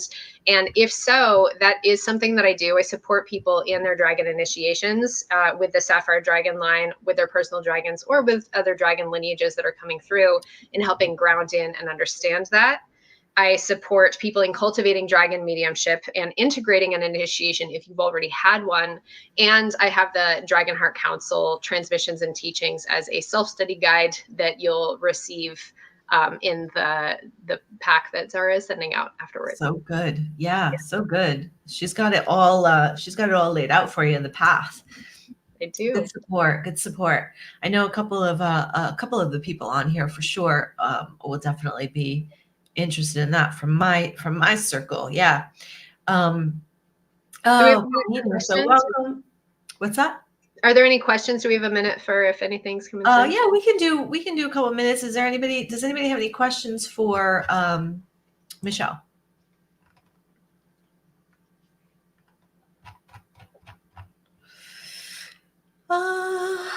We're not getting any questions yet. Just some people that were sharing about their experience. Mm-hmm. Pauline mentioned that she had worked with a dragon egg and helped to hatch some dragons. Mm-hmm. Had some past fifth planes, had some past life dragon realm memories come back after his dragon initiation. Mm-hmm. Beautiful. Let's see, some black dragons in a summit 3 years ago. Mm-hmm. Rhiannon said that she was really happy that you said that, because she had a dragon experience that was pretty terrifying. And she wanted she told them that she needed to be partners with them because they were scaring her. It is, yeah, it can be very intimidating. And I will be very honest, when I received my first dragon initiation in 2017, I generally had a sense that they were positive and they were there to help me. But there was a moment where I had to really question, okay, there are these very powerful beings that are asking to come into my body and my field. Is this safe for me to do that? And I checked with my team, all my guides, and they said yes. And I asked the dragons to please go very slowly and be very gentle with my human body, my bioform, and support me in doing it in a very safe way. And they did. They were very respectful about that. And one of my dragons, my personal dragons in particular, works in very, very subtle levels and layers. And so she was doing attunements on me to support that going in a very smooth way. So I totally get it. It can be very intimidating. It can feel very shocking, which is why the preparation and the integration is so important, because I have seen people kind of burn out their systems with dragon work. It's one of the things that can, if there's a lot of crap in the way, when, stuff, including our own personal beliefs, traumas, chemical imbalances, nutritional imbalances, old injuries, patterns, there's so many things, cultural conditioning, that can get in the way of a dragon integration or initiation feeling smooth and healthy, and instead feeling like there's a lot of stuff to clear out. So the more uncomfortable it is, usually the more stuff they're helping to clear out of the body and the field. I have a question for you, Michelle. How long of a period of time do you think it was to move through that initiation process? Was it 3 months, 6 months, a year, 16 years? There were, that's a great question. There are different layers of the initiation process that I have observed. My first you know, and it's kind of difficult to say because I look at, well, my first dragon initiation was in 2017, but dragons had been appearing to me my entire life leading up to that with increasing volume.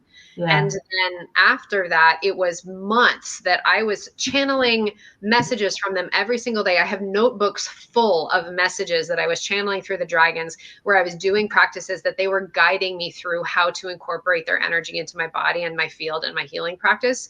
So that continued for a couple of years until I received the Sapphire Dragon initiation, and that has continued.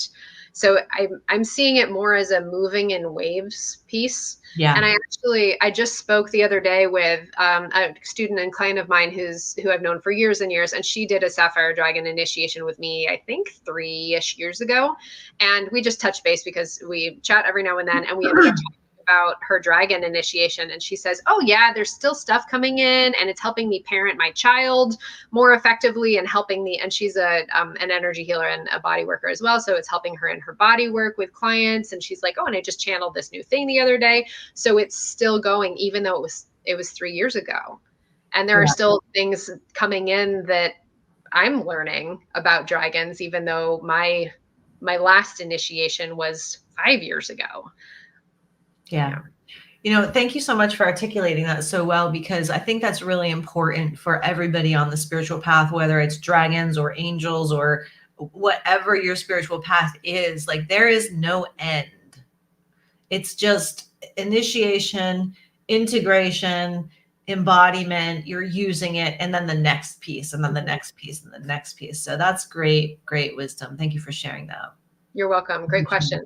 Thank you.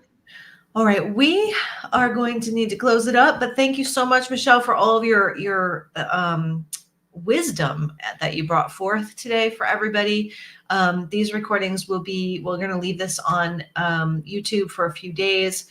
Those of you who bought the bonus package will get the link for the unlisted. We'll take it off the public, but you'll get the unlisted link in your bonus package. And so you'll always have that to come back to.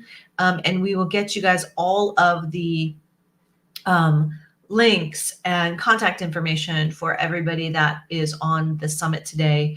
That'll come out to you in an email real soon. So thanks again, Michelle. Thank you, Zara. Pleasure. Good weekend, and we will see you soon. And up next, she's sipping her water, so I'm going to give her a second to swallow. And she's ready. There she is. Miss Galactic Ashley, you are mute. There she is. We had a great conversation last night, everybody. I'm so psyched to have her back. Welcome, welcome. We did. Is my mic okay? Like, does it sound all right? Your mic sounds okay. It's soft, though. Okay. All right. I think it'll be okay. Everybody can turn up their speakers, I think, though, too. I can't hear. We'll just do that. Let me see. Okay, so we have, you know what, love? I think what's happening is your mic is picking up my voice and throwing it back. Okay, I have to turn. Is anybody else experiencing a feedback on my voice? Yep, I know what it is. Okay. I'll do that. I'm going to play bowls in a little bit, and sometimes it cuts out my voice, but we'll just leave it there and we'll just see it. Hey, you can turn it. You can switch it too if you want. Okay. With the bowl playing, but yeah, that sounds great. That sounds a lot better. Blessings from Oregon.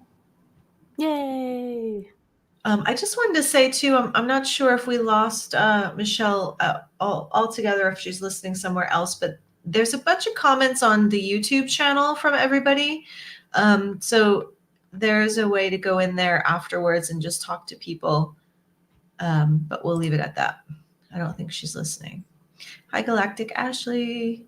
And Molly says it's much better. And Brooke says, welcome. Thank you. Hearts to you.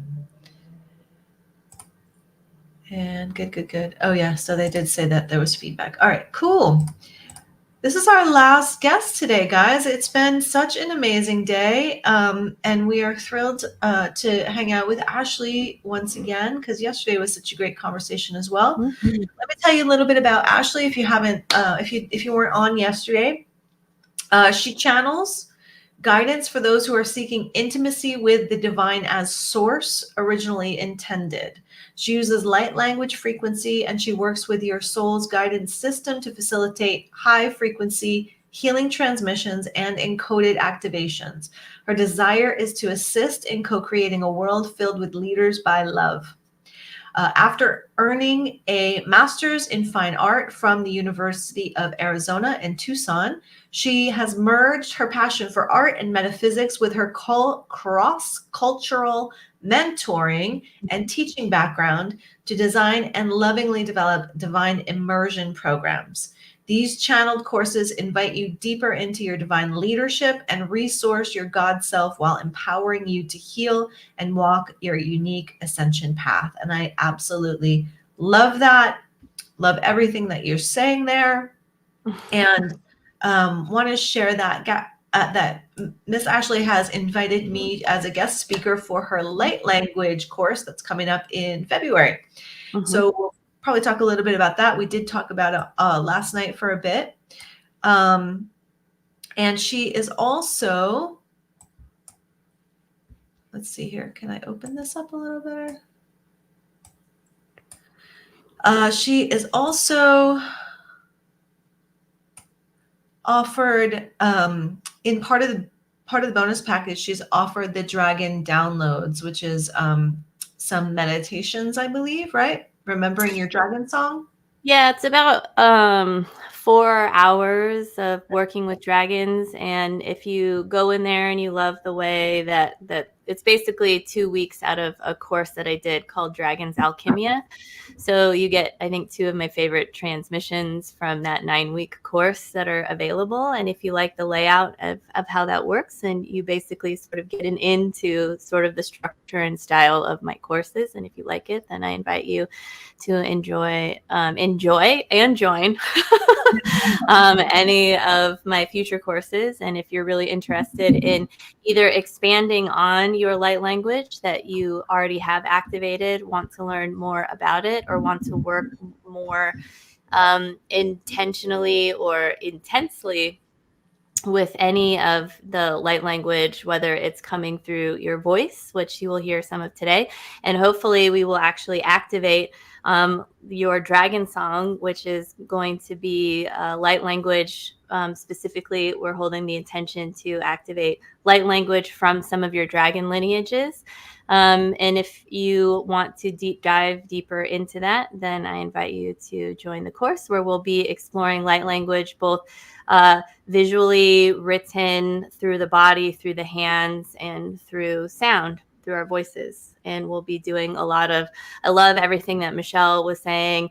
Integration is so, so important. And invitations and initiations, usually my experience is an invitation comes and then initiations start, and then another invitation comes and more initiations come. And integration is a huge part of that. So if you're looking for an invitation and you're okay with having initiations, then we can ask. I believe that we are both the clarion call and the response. So sometimes we get these messages or these things that come in, and it's really us calling ourselves forward more into our own divinity. And if you want to specifically work with the dragons, I just love everything that she was saying. So I'm really glad to be following that up and to be doing this to like close out the day. Yeah. Yeah, it's been awesome. So just to be clear, Galactic Ashley, in the bonuses, she's offered 4 hours of coursework on dragons. And was it dragons? Yeah, dragons. Yeah, it's dragons. Yeah, all dragons, with a lot of things to actually read as well, and then transmissions to listen to. Sorry, I started going off into the stick. I love the bonus package. It's included in the bonus package. And if you haven't gotten it yet, we just dropped the link in there. So let's check out. I'm getting a little brain weird at the end of the day here. Divine Dragons, remembering your dragon song and building your dragon body. What do you want to talk about first? Yeah, so I think I'm probably not going to talk that much because I would like to spend the majority of my time in a transmission space so that we can actually get the activation going, and then maybe talk a little bit after, if there is an after time. So we're not going to talk so much about the embodiment portion of embodying these dragon energies. So I think, Michelle, I didn't catch all of it. I actually thought that I was listening live, but I was actually somehow 30 or 45 minutes behind. And so I got here and I turned my computer on and I'm like, oh, Michelle's already here. So I caught most of what she was saying.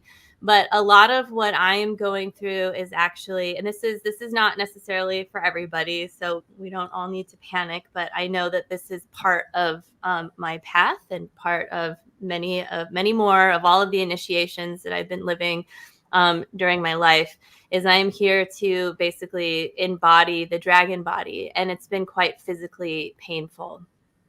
I have, when I was a child, I basically had a dragon taking up space in my body to help me not become possessed, because I had a lot of trauma patterns that were sort of keeping me a lot outside of my body, but I was still really feeling my body. And so I've been working with basically a dragon since birth. And then that dragon switched out to a different dragon a couple of years ago. And then everything has been just always dragons. So there's always been dragons, and I've always been working with them.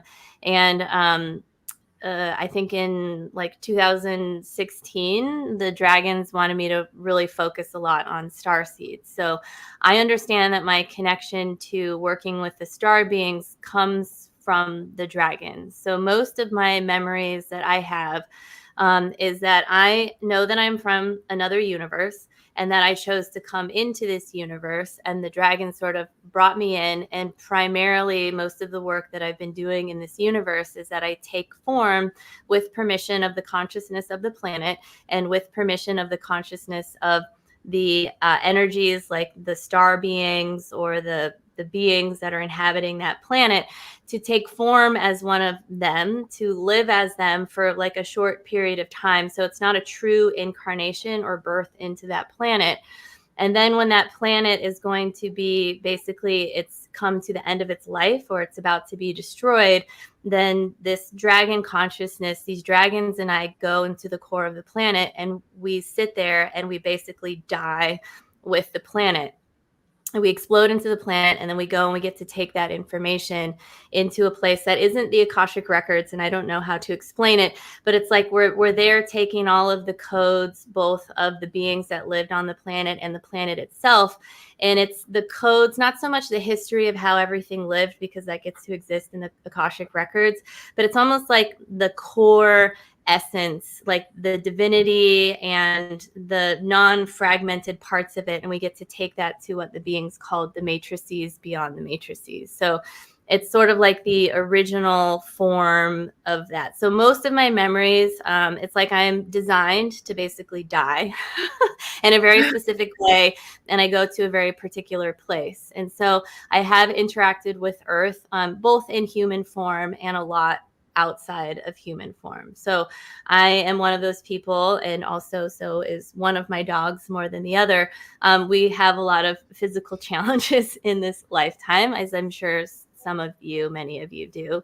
There is definitely not a disgust or a hate, and I'm not mad that I'm in a physical body. I know that I'm here for a very particular reason. And I know that everything that I heal within myself gets to be part of the instruction sets that go into the field of energy that makes it easier for other people. I would consider myself somebody that's here to really support the Ascension process. And I would consider myself just somebody that has a soul that is here to facilitate planets when they go through various ascension processes. So this is pretty much how I work with the dragons, and how the dragons are very much a part of me. So if anything, I would say like I am a dragon.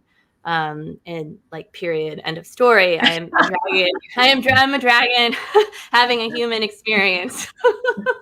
And a lot of times when I have like saint energies and those types of frequencies that come in. I feel like, because I went through a really, really intense dark night of the soul that lasted for a while. And I felt like I was like sitting at a table eating food with all of these saints that were trying to help me, like, you know, St. John of the Cross, Teresa of Avalon, and sitting there with all these beings that were really coming in to help me. And I just felt like this giant dragon sitting at the end of the table trying to get this sort of saint thing down. So there's a lot of really beautiful beings that have shown up, and ancestors, and a lot of the plants. And I also work with a lot of plant medicine that's been super helpful in grounding a lot of these energies into the body. And I do a lot of dietas with trees and the trees have been extremely, really beneficial in trauma healing and grounding. So it's been a beautiful process. Yeah. So do you work when you're doing your work with others, are you very sort of like aware and conscious of trauma that others have experienced and assisting them into releasing that? yeah, so I think of your work, or like a little side part of your work? No, it's actually a huge part of my work, and it's becoming like more prominent, and I've been getting more training. And actually, so I am not a psychiatrist or psychologist. I did consider, and I'm still floating it around there, going back to school again, although I've already had a lot of school, but I also really love school. Getting a degree in counseling, so that, like, it's just, I don't know it, but I don't know that I'll necessarily do that. I think it might be easier if I attract counselors and people that I've worked with, so that I can funnel people to them when they need to go. But I know where kind of my boundary is. And so I know that there's a difference between trauma release and trauma resolution. And resolution, I think, happens in a different space, but we can identify it, we can release to create some space, and then we can maybe create a container and find help for the resolution process to happen. But the reason why, not only because of my own life experiences, but dragons and how I work with them are really adamant, and they have always been adamant about getting into your subconscious, becoming aware of it, and working with it. Like just digging. So I'm one of those people, I'm like constantly digging in the shadow work, in the shadows, and really pulling up stuff out of my body. Because what is this? Because anytime we're trying to co-create something, what is in our subconscious is influencing our conscious all of the time. So if we don't do the work to get in there, it makes it really hard to shift or to change or to get through these patterns that we don't know why we're there. So if, like, you're trying to make $1 million, there's a ton of things, or create $1 million, or abundance. There's like a million things that are in your subconscious that are in the quantum field as you're trying to manifest, that are actually creating frequencies that are incoherent to what you're trying to do. So everything I do is about heart coherency. The heart is a stargate. Working with dragons to help you, because of course they look scary and are scary, because if you're trying to be the they that is taking over a planet, what are you going to do? You're going to take some of the most benevolent, powerful creatures, you're going to shapeshift like a reptilian, right? And look like them, because you want to confuse the population that is there, that now they're not that the dragons were gods, but these really benevolent beings now have other beings that look like them, and I can't tell the difference because they look exactly the same. So everything is about discernment. So there is no shared DNA between a reptilian and a dragon frequency.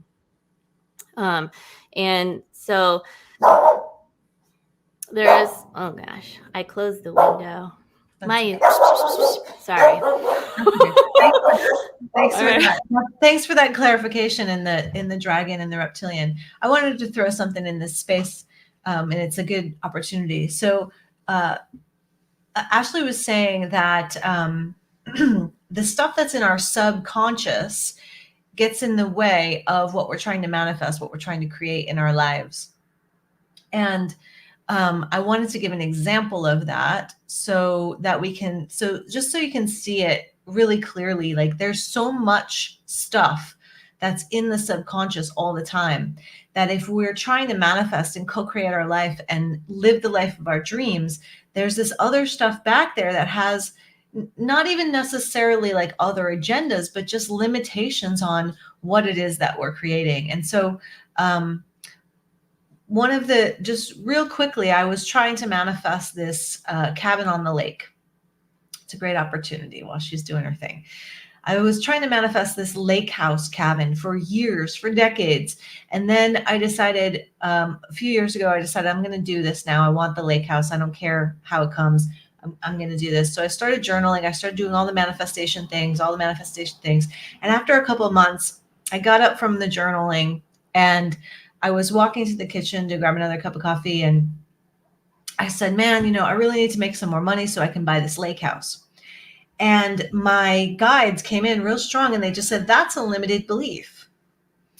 And I went, oh yeah, it is. And so in that moment, I realized that this limiting belief was in my subconscious, that I needed to make more money in order to have this lake house cabin. And so as soon as it went from my unconsciousness to my consciousness, I brought it forward. I looked at it, said it is a limiting belief. If I'm an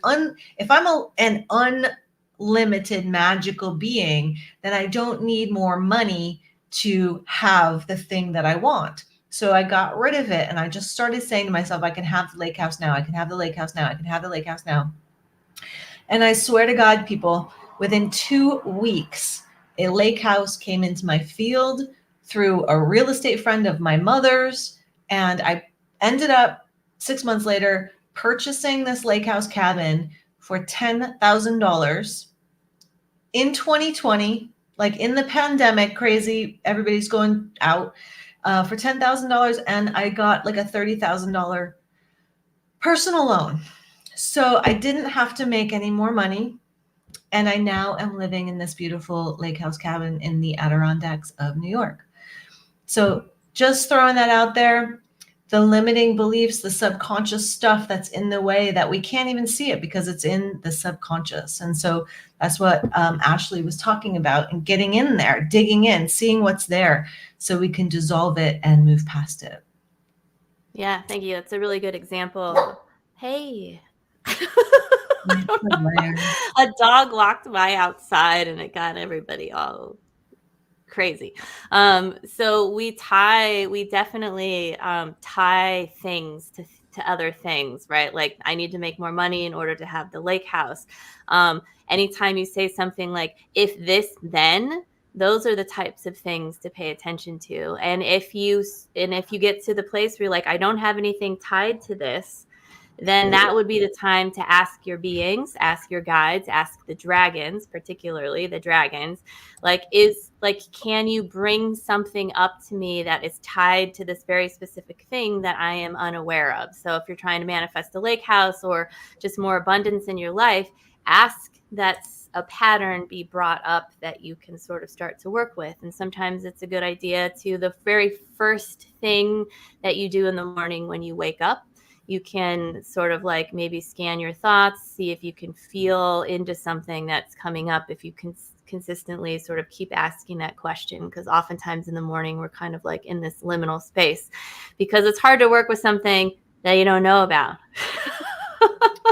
But you have to ask to know about it. And it doesn't have to be the biggest thing. It could be a manageable thing, because there's usually multiple things that are related to whatever, it's abundance or something, right? And one of the surprising things, and I've mentioned this before, is that trauma that I experienced having to do with like my womb space is actually directly attached or connected to the money in my bank account, right? Like those two are directly connected. But there was a lot of other beliefs that I kind of like needed to work through, but that's one of those ones that you don't think about, right? So it's good to go into the body and to ask for something to come up, and then to trust that the body will deliver to you, right? Because your body and the dragons can work together, right? So your body will deliver you something that it feels safe enough right now in your current state of being for you to deal, like for you to work through, right? So it doesn't need to be something that's just like so terrifying that's going to create a horrific healing crisis in your life and you're going to lose all of your friends. So oftentimes I find that the intensity of what is brought up, like the more intense it is, take a deep breath and be like, this is being brought up right now because I have a support group. I have people around me right now because I actually feel safe in this moment to be able to look and address this. So remind yourself that your body wouldn't have brought it up if you weren't capable of working with the dragons to transmute it. Yeah. Amazing. Wonderful. You know, that's really, what Ashley just said is really important. I have a lot of clients who come to me for the very, very first time, and I'm not working with dragons that I know of, but they come to me for the very, very first time, and they sit down across from me, and they just start crying, and then they get very upset because it's their first time. They're not expecting it. But I just share with them, it's perfectly okay. There's the tissues right next to you because it happens all the time. And it's literally because your body is in a safe space to release what you've been holding for so long. Yeah. It's kind of, go ahead. I was just gonna say it's like a side joke. That's not really a joke, but I feel like if I don't make somebody cry, I haven't done my job. Like if you're not crying, not something's wrong with you, but I didn't do it right. And like it's a joke because that's not true. But yes, I agree. There's lots of we're gonna do the experience. We're gonna do it now. We can keep talking forever, but we're gonna do the experience now. Yeah. Do you want to show us something? Is that what you keep I don't know. It felt like you were like pointing to the painting. Oh no, I'm just like, this is just my hot flash. My hot flash okay. thing is going on over here. So okay. Yeah. So we're gonna go into a meditative space. It's all channeled, so I don't know what's gonna happen, but we're gonna call the dragons in. But there is one phrase. Okay, so the intention is that everybody will connect and find their dragon song, right?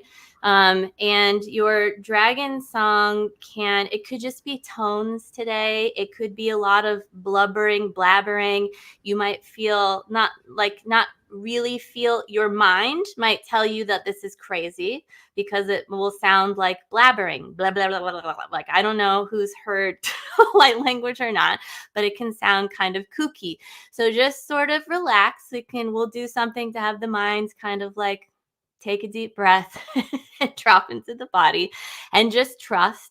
And also, to be clear, I think this is important, I am not a classically trained or anything trained, any kind of vocalist. This is something that I want to go and do, and it is on my list.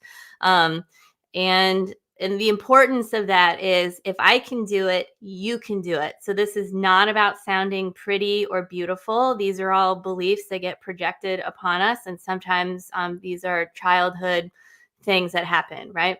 I had a parent that was like, you sound like a dog. Why do you sing? Right? Like, so these are things that come up that we can move through. So there is one phrase. If you're driving or moving around, don't worry about it. But if you can sort of sit down and settle, the phrase that we're going to use is, you can write it down. It's Maru, M-A-R-U, Maru Maruatua. So M-A-R-U, M-A-R-U-A-T-U-A. Maru Maruatua. This is important. Hold on. I'm writing it. Yeah. Mo-O, M-O, apostrophe O. Wait, I got M-A-R-U, M-A-R-U, and then what?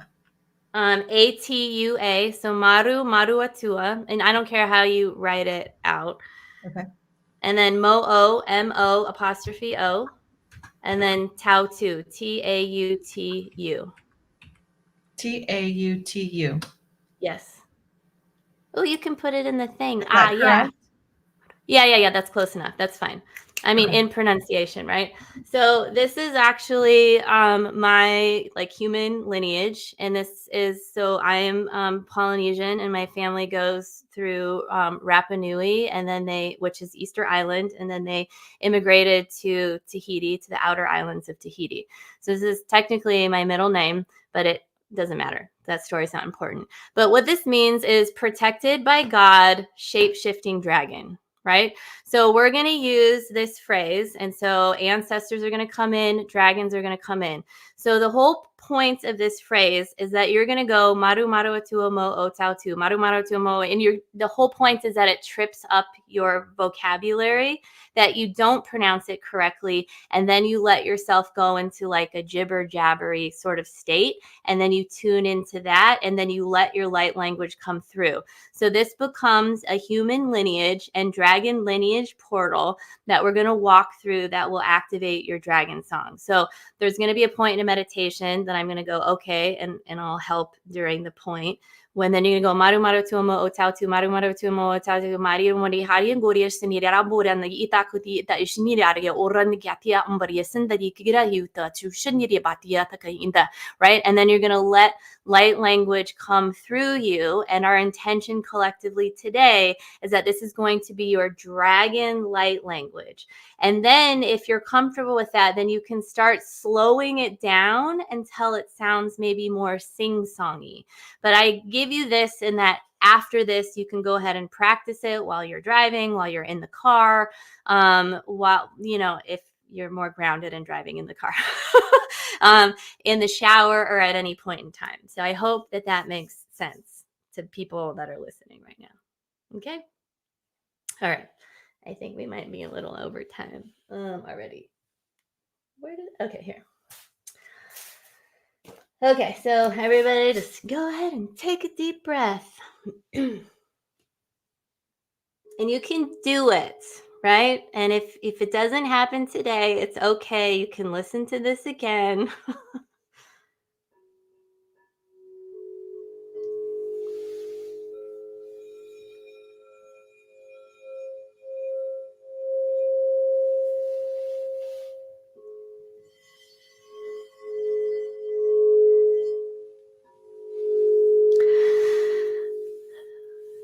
So we'll take a deep breath in, and with every breath that we take, we find ourselves expanding and merging into the center of the new earth, the earth that always was, is, and will be, the earth that we know her to be.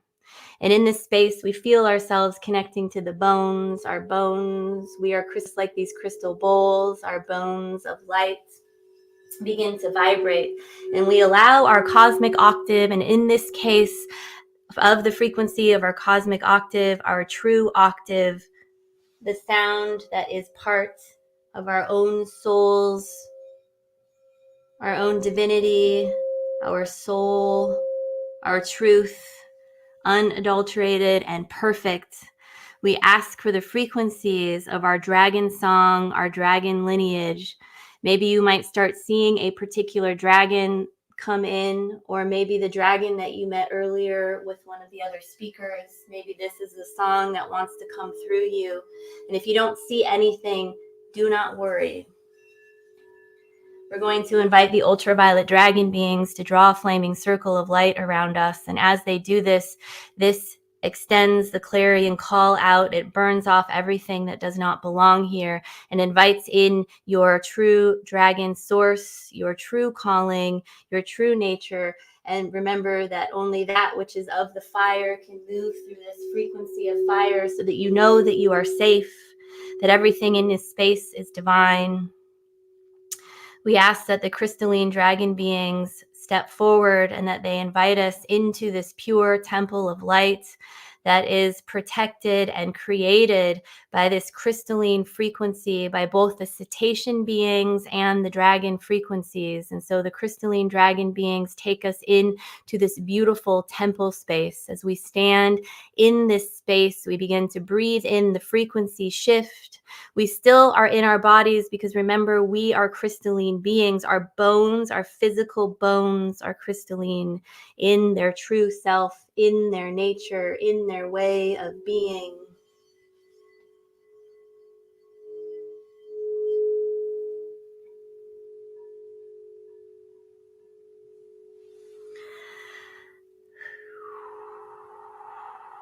We are the divine dragons coming here, working with the core of Earth, the new Earth, and we are helping to facilitate each one of your lineages so that each one of these lineages aligns with you and your truth.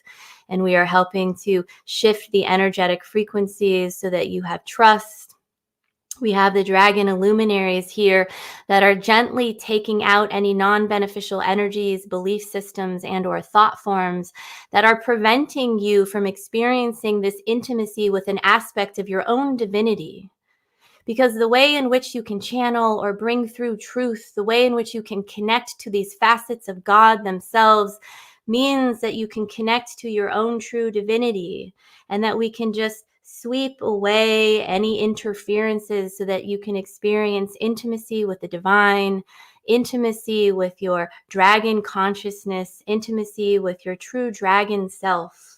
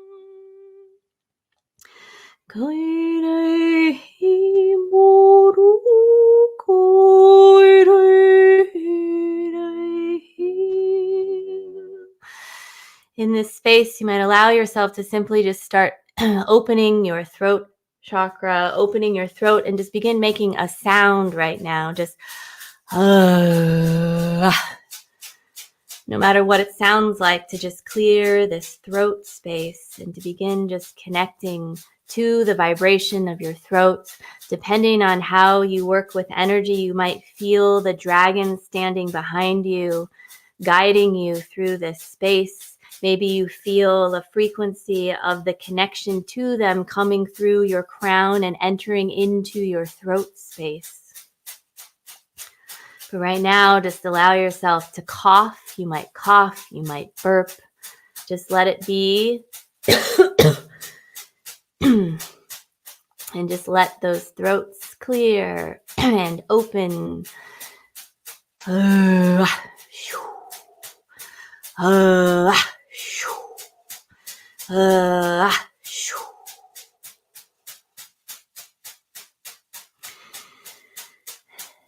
And we are asking below our feet and above our heads and all around us that we begin to become surrounded by the Maru Maru Atua Mo'o Tautu, this portal, this energetic frequency, this vortex of energy, to help us begin to shift, to invite in these frequencies of light language so that we can remember our dragon song.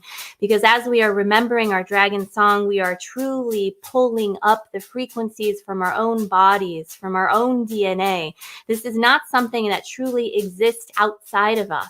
It is something that we are perceiving to be outside of us, coming to us to remind us that this is already within us.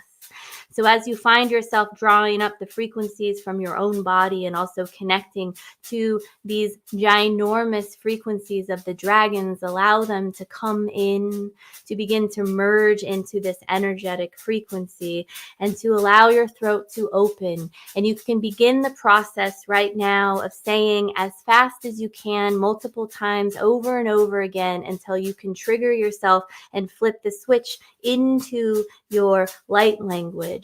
So maru maru atua mo o tau tu, maru maru atua mo o tau tu, maru maru maru atua mo o dia ba almidi shindira kundaria paparia shindira hita kundia sandira humbaria shindia chati kundarahan.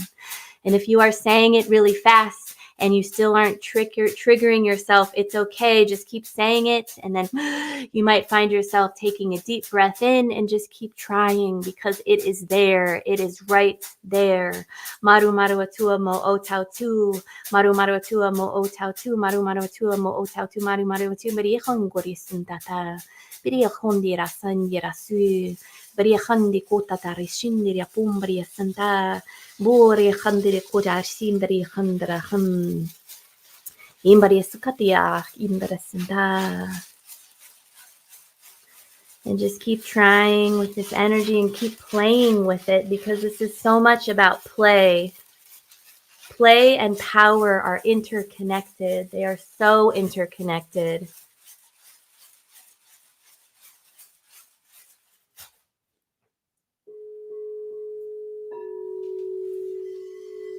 And keep doing it, and just keep feeling that energy as it flows through you.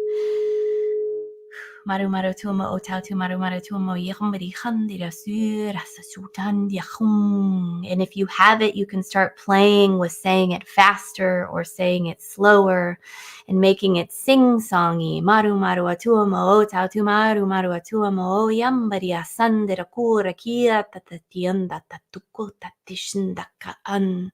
Kuriari sanda pura sanda pu.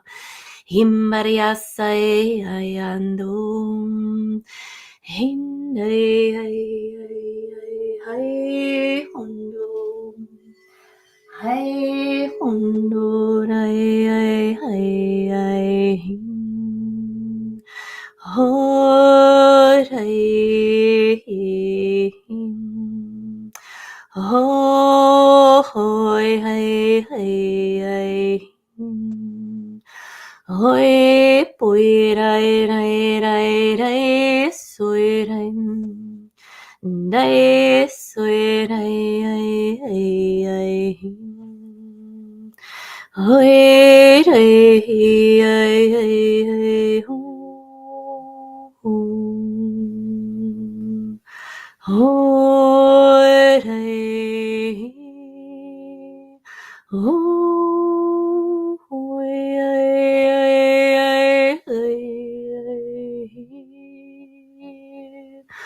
Hai hindu sorai nu sorai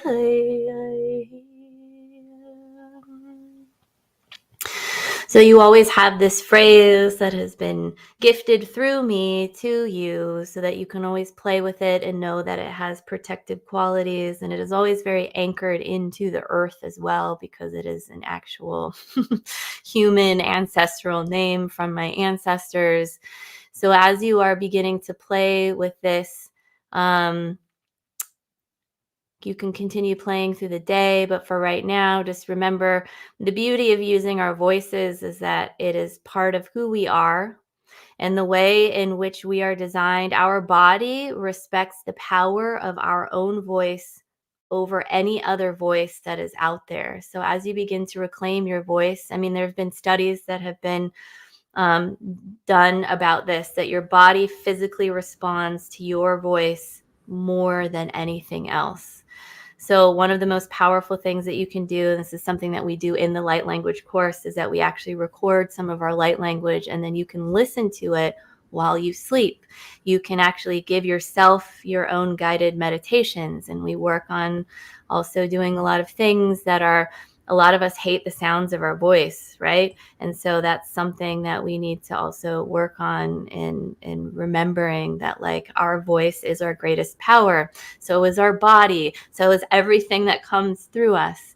So if you still feel ungrounded, just kind of like start feeling your body. And Zara gave a really great thing to do earlier. You can feel the pressure of like the clothes on your body, the necklace around your neck, and sort of feel your body, wiggle your fingers, wiggle your toes. And you can always access this at any point in time. And I hope that some of you felt and got the activation and had some sort of sounds that were coming through you. If you didn't get like a full language, that's okay. Just keep trying. Any of the sounds that come through you, I feel that dragons are so powerful with integration. One of the first songs that they gave me that I always tone into everything is the frequency of integration. So it just helps people. Yeah, so I'm really, really happy to be here today and to share all of this with everyone. And I have felt like so many people actually have their light language activated. They just don't realize it because they think that they're just jibber jabbering, speaking crazy things that are coming through. So yeah, light language can be very earthy, very grounded, and all these things. But today we just really, I'm so excited for everybody to work with their dragon songs because it's so amazing. Yes, I do. I have a light language activation and healing program that is coming up, and it starts February 28th. So if you want to reach out to me, or if you just go to my website, you can sign up for a free 30-minute, like we can chat and get you signed up. There's payment plans. It's extremely affordable. We get to hang out for 9 weeks together. It's a live online course where everything is recorded. There's a lot of information that's in it. But we're going to be focusing a lot of there's a lot of dragon people that are actually in this course. So I'm very excited. And also like other frequencies of beings that are in there, but we're going to be doing light language, dragon song, a lot of things. So I'm really excited. This is one of my I always say this about every course. This is my favorite course, but it is. I love channeling and I love light language. And it's, to me, it's one of our most, it's like there's so much stuff out there about what is self-care. But I feel that like channeling, connecting with God, source, the divine, whatever language that you want to use, the dragons, like that is self-care, right? Being in the body and connecting to those and channeling. It's like one of the most beautiful acts of self-care that we can give ourselves. And this light language, this dragon song is really, it's medicine that you're creating for yourself. And your body is responding to your voice, no matter how angelic or not angelic that you think it is. Your body loves it. So, yeah. So thank you very much. Oh, that's amazing. Yeah, really a furry good. dragon. I love that. Wow, you guys. So I'm fried. I bet you are. I'm dragon fried. Yeah. I actually had the experience of the dragon fire coming around me and doing the dragon breath back, like Kieran was sharing with us in that meditation. So really awesome. So let's just close this circle, this amazing event. Thank you. I just want to, from the bottom of my heart, humbly and gratefully, thank you all for showing up. I also want to thank you all for the support, for those of you who have purchased the bonuses that has really allowed for the production of this, supporting the production of this event to be free for everybody. Thank you so much for all of that. Some of you have purchased the extra bonus, which is the private session with me. I'm really looking forward to meeting you and working with you. And thank you so much. And I believe Jasmine reached out to you guys all yesterday. The bonuses and the recording is going to be up on YouTube for the next few days. So you can come back to it whenever you like. The bonuses will be in your inbox by Monday. I am probably going to try to get them to you today, but I cannot promise. So I'm saying Monday. And yeah, so thank you all. Look at all the beautiful thanks. You guys are so welcome. We're so glad that you're here. And let's close this by thanking the watchtowers of the east, the watchtowers of the north, the watchtowers of the west, and the watchtowers of the south, and the dragon spirits that are holding the space around us, the guardians. We bless you. We thank you. We ask that the circle be open but never broken. And may each and every one of your lights continue to shine brightly in the world as you walk your path of freedom, liberation, and unity. Amen. Thank you, beloveds. Thank you, beloveds. We'll get that email out to you also by Monday with everybody's links, if not sooner. I need to take a break, and then I'll try to come back to it. Bye, guys. Thank you. Mwah, mwah, mwah. Thank you. Loving you.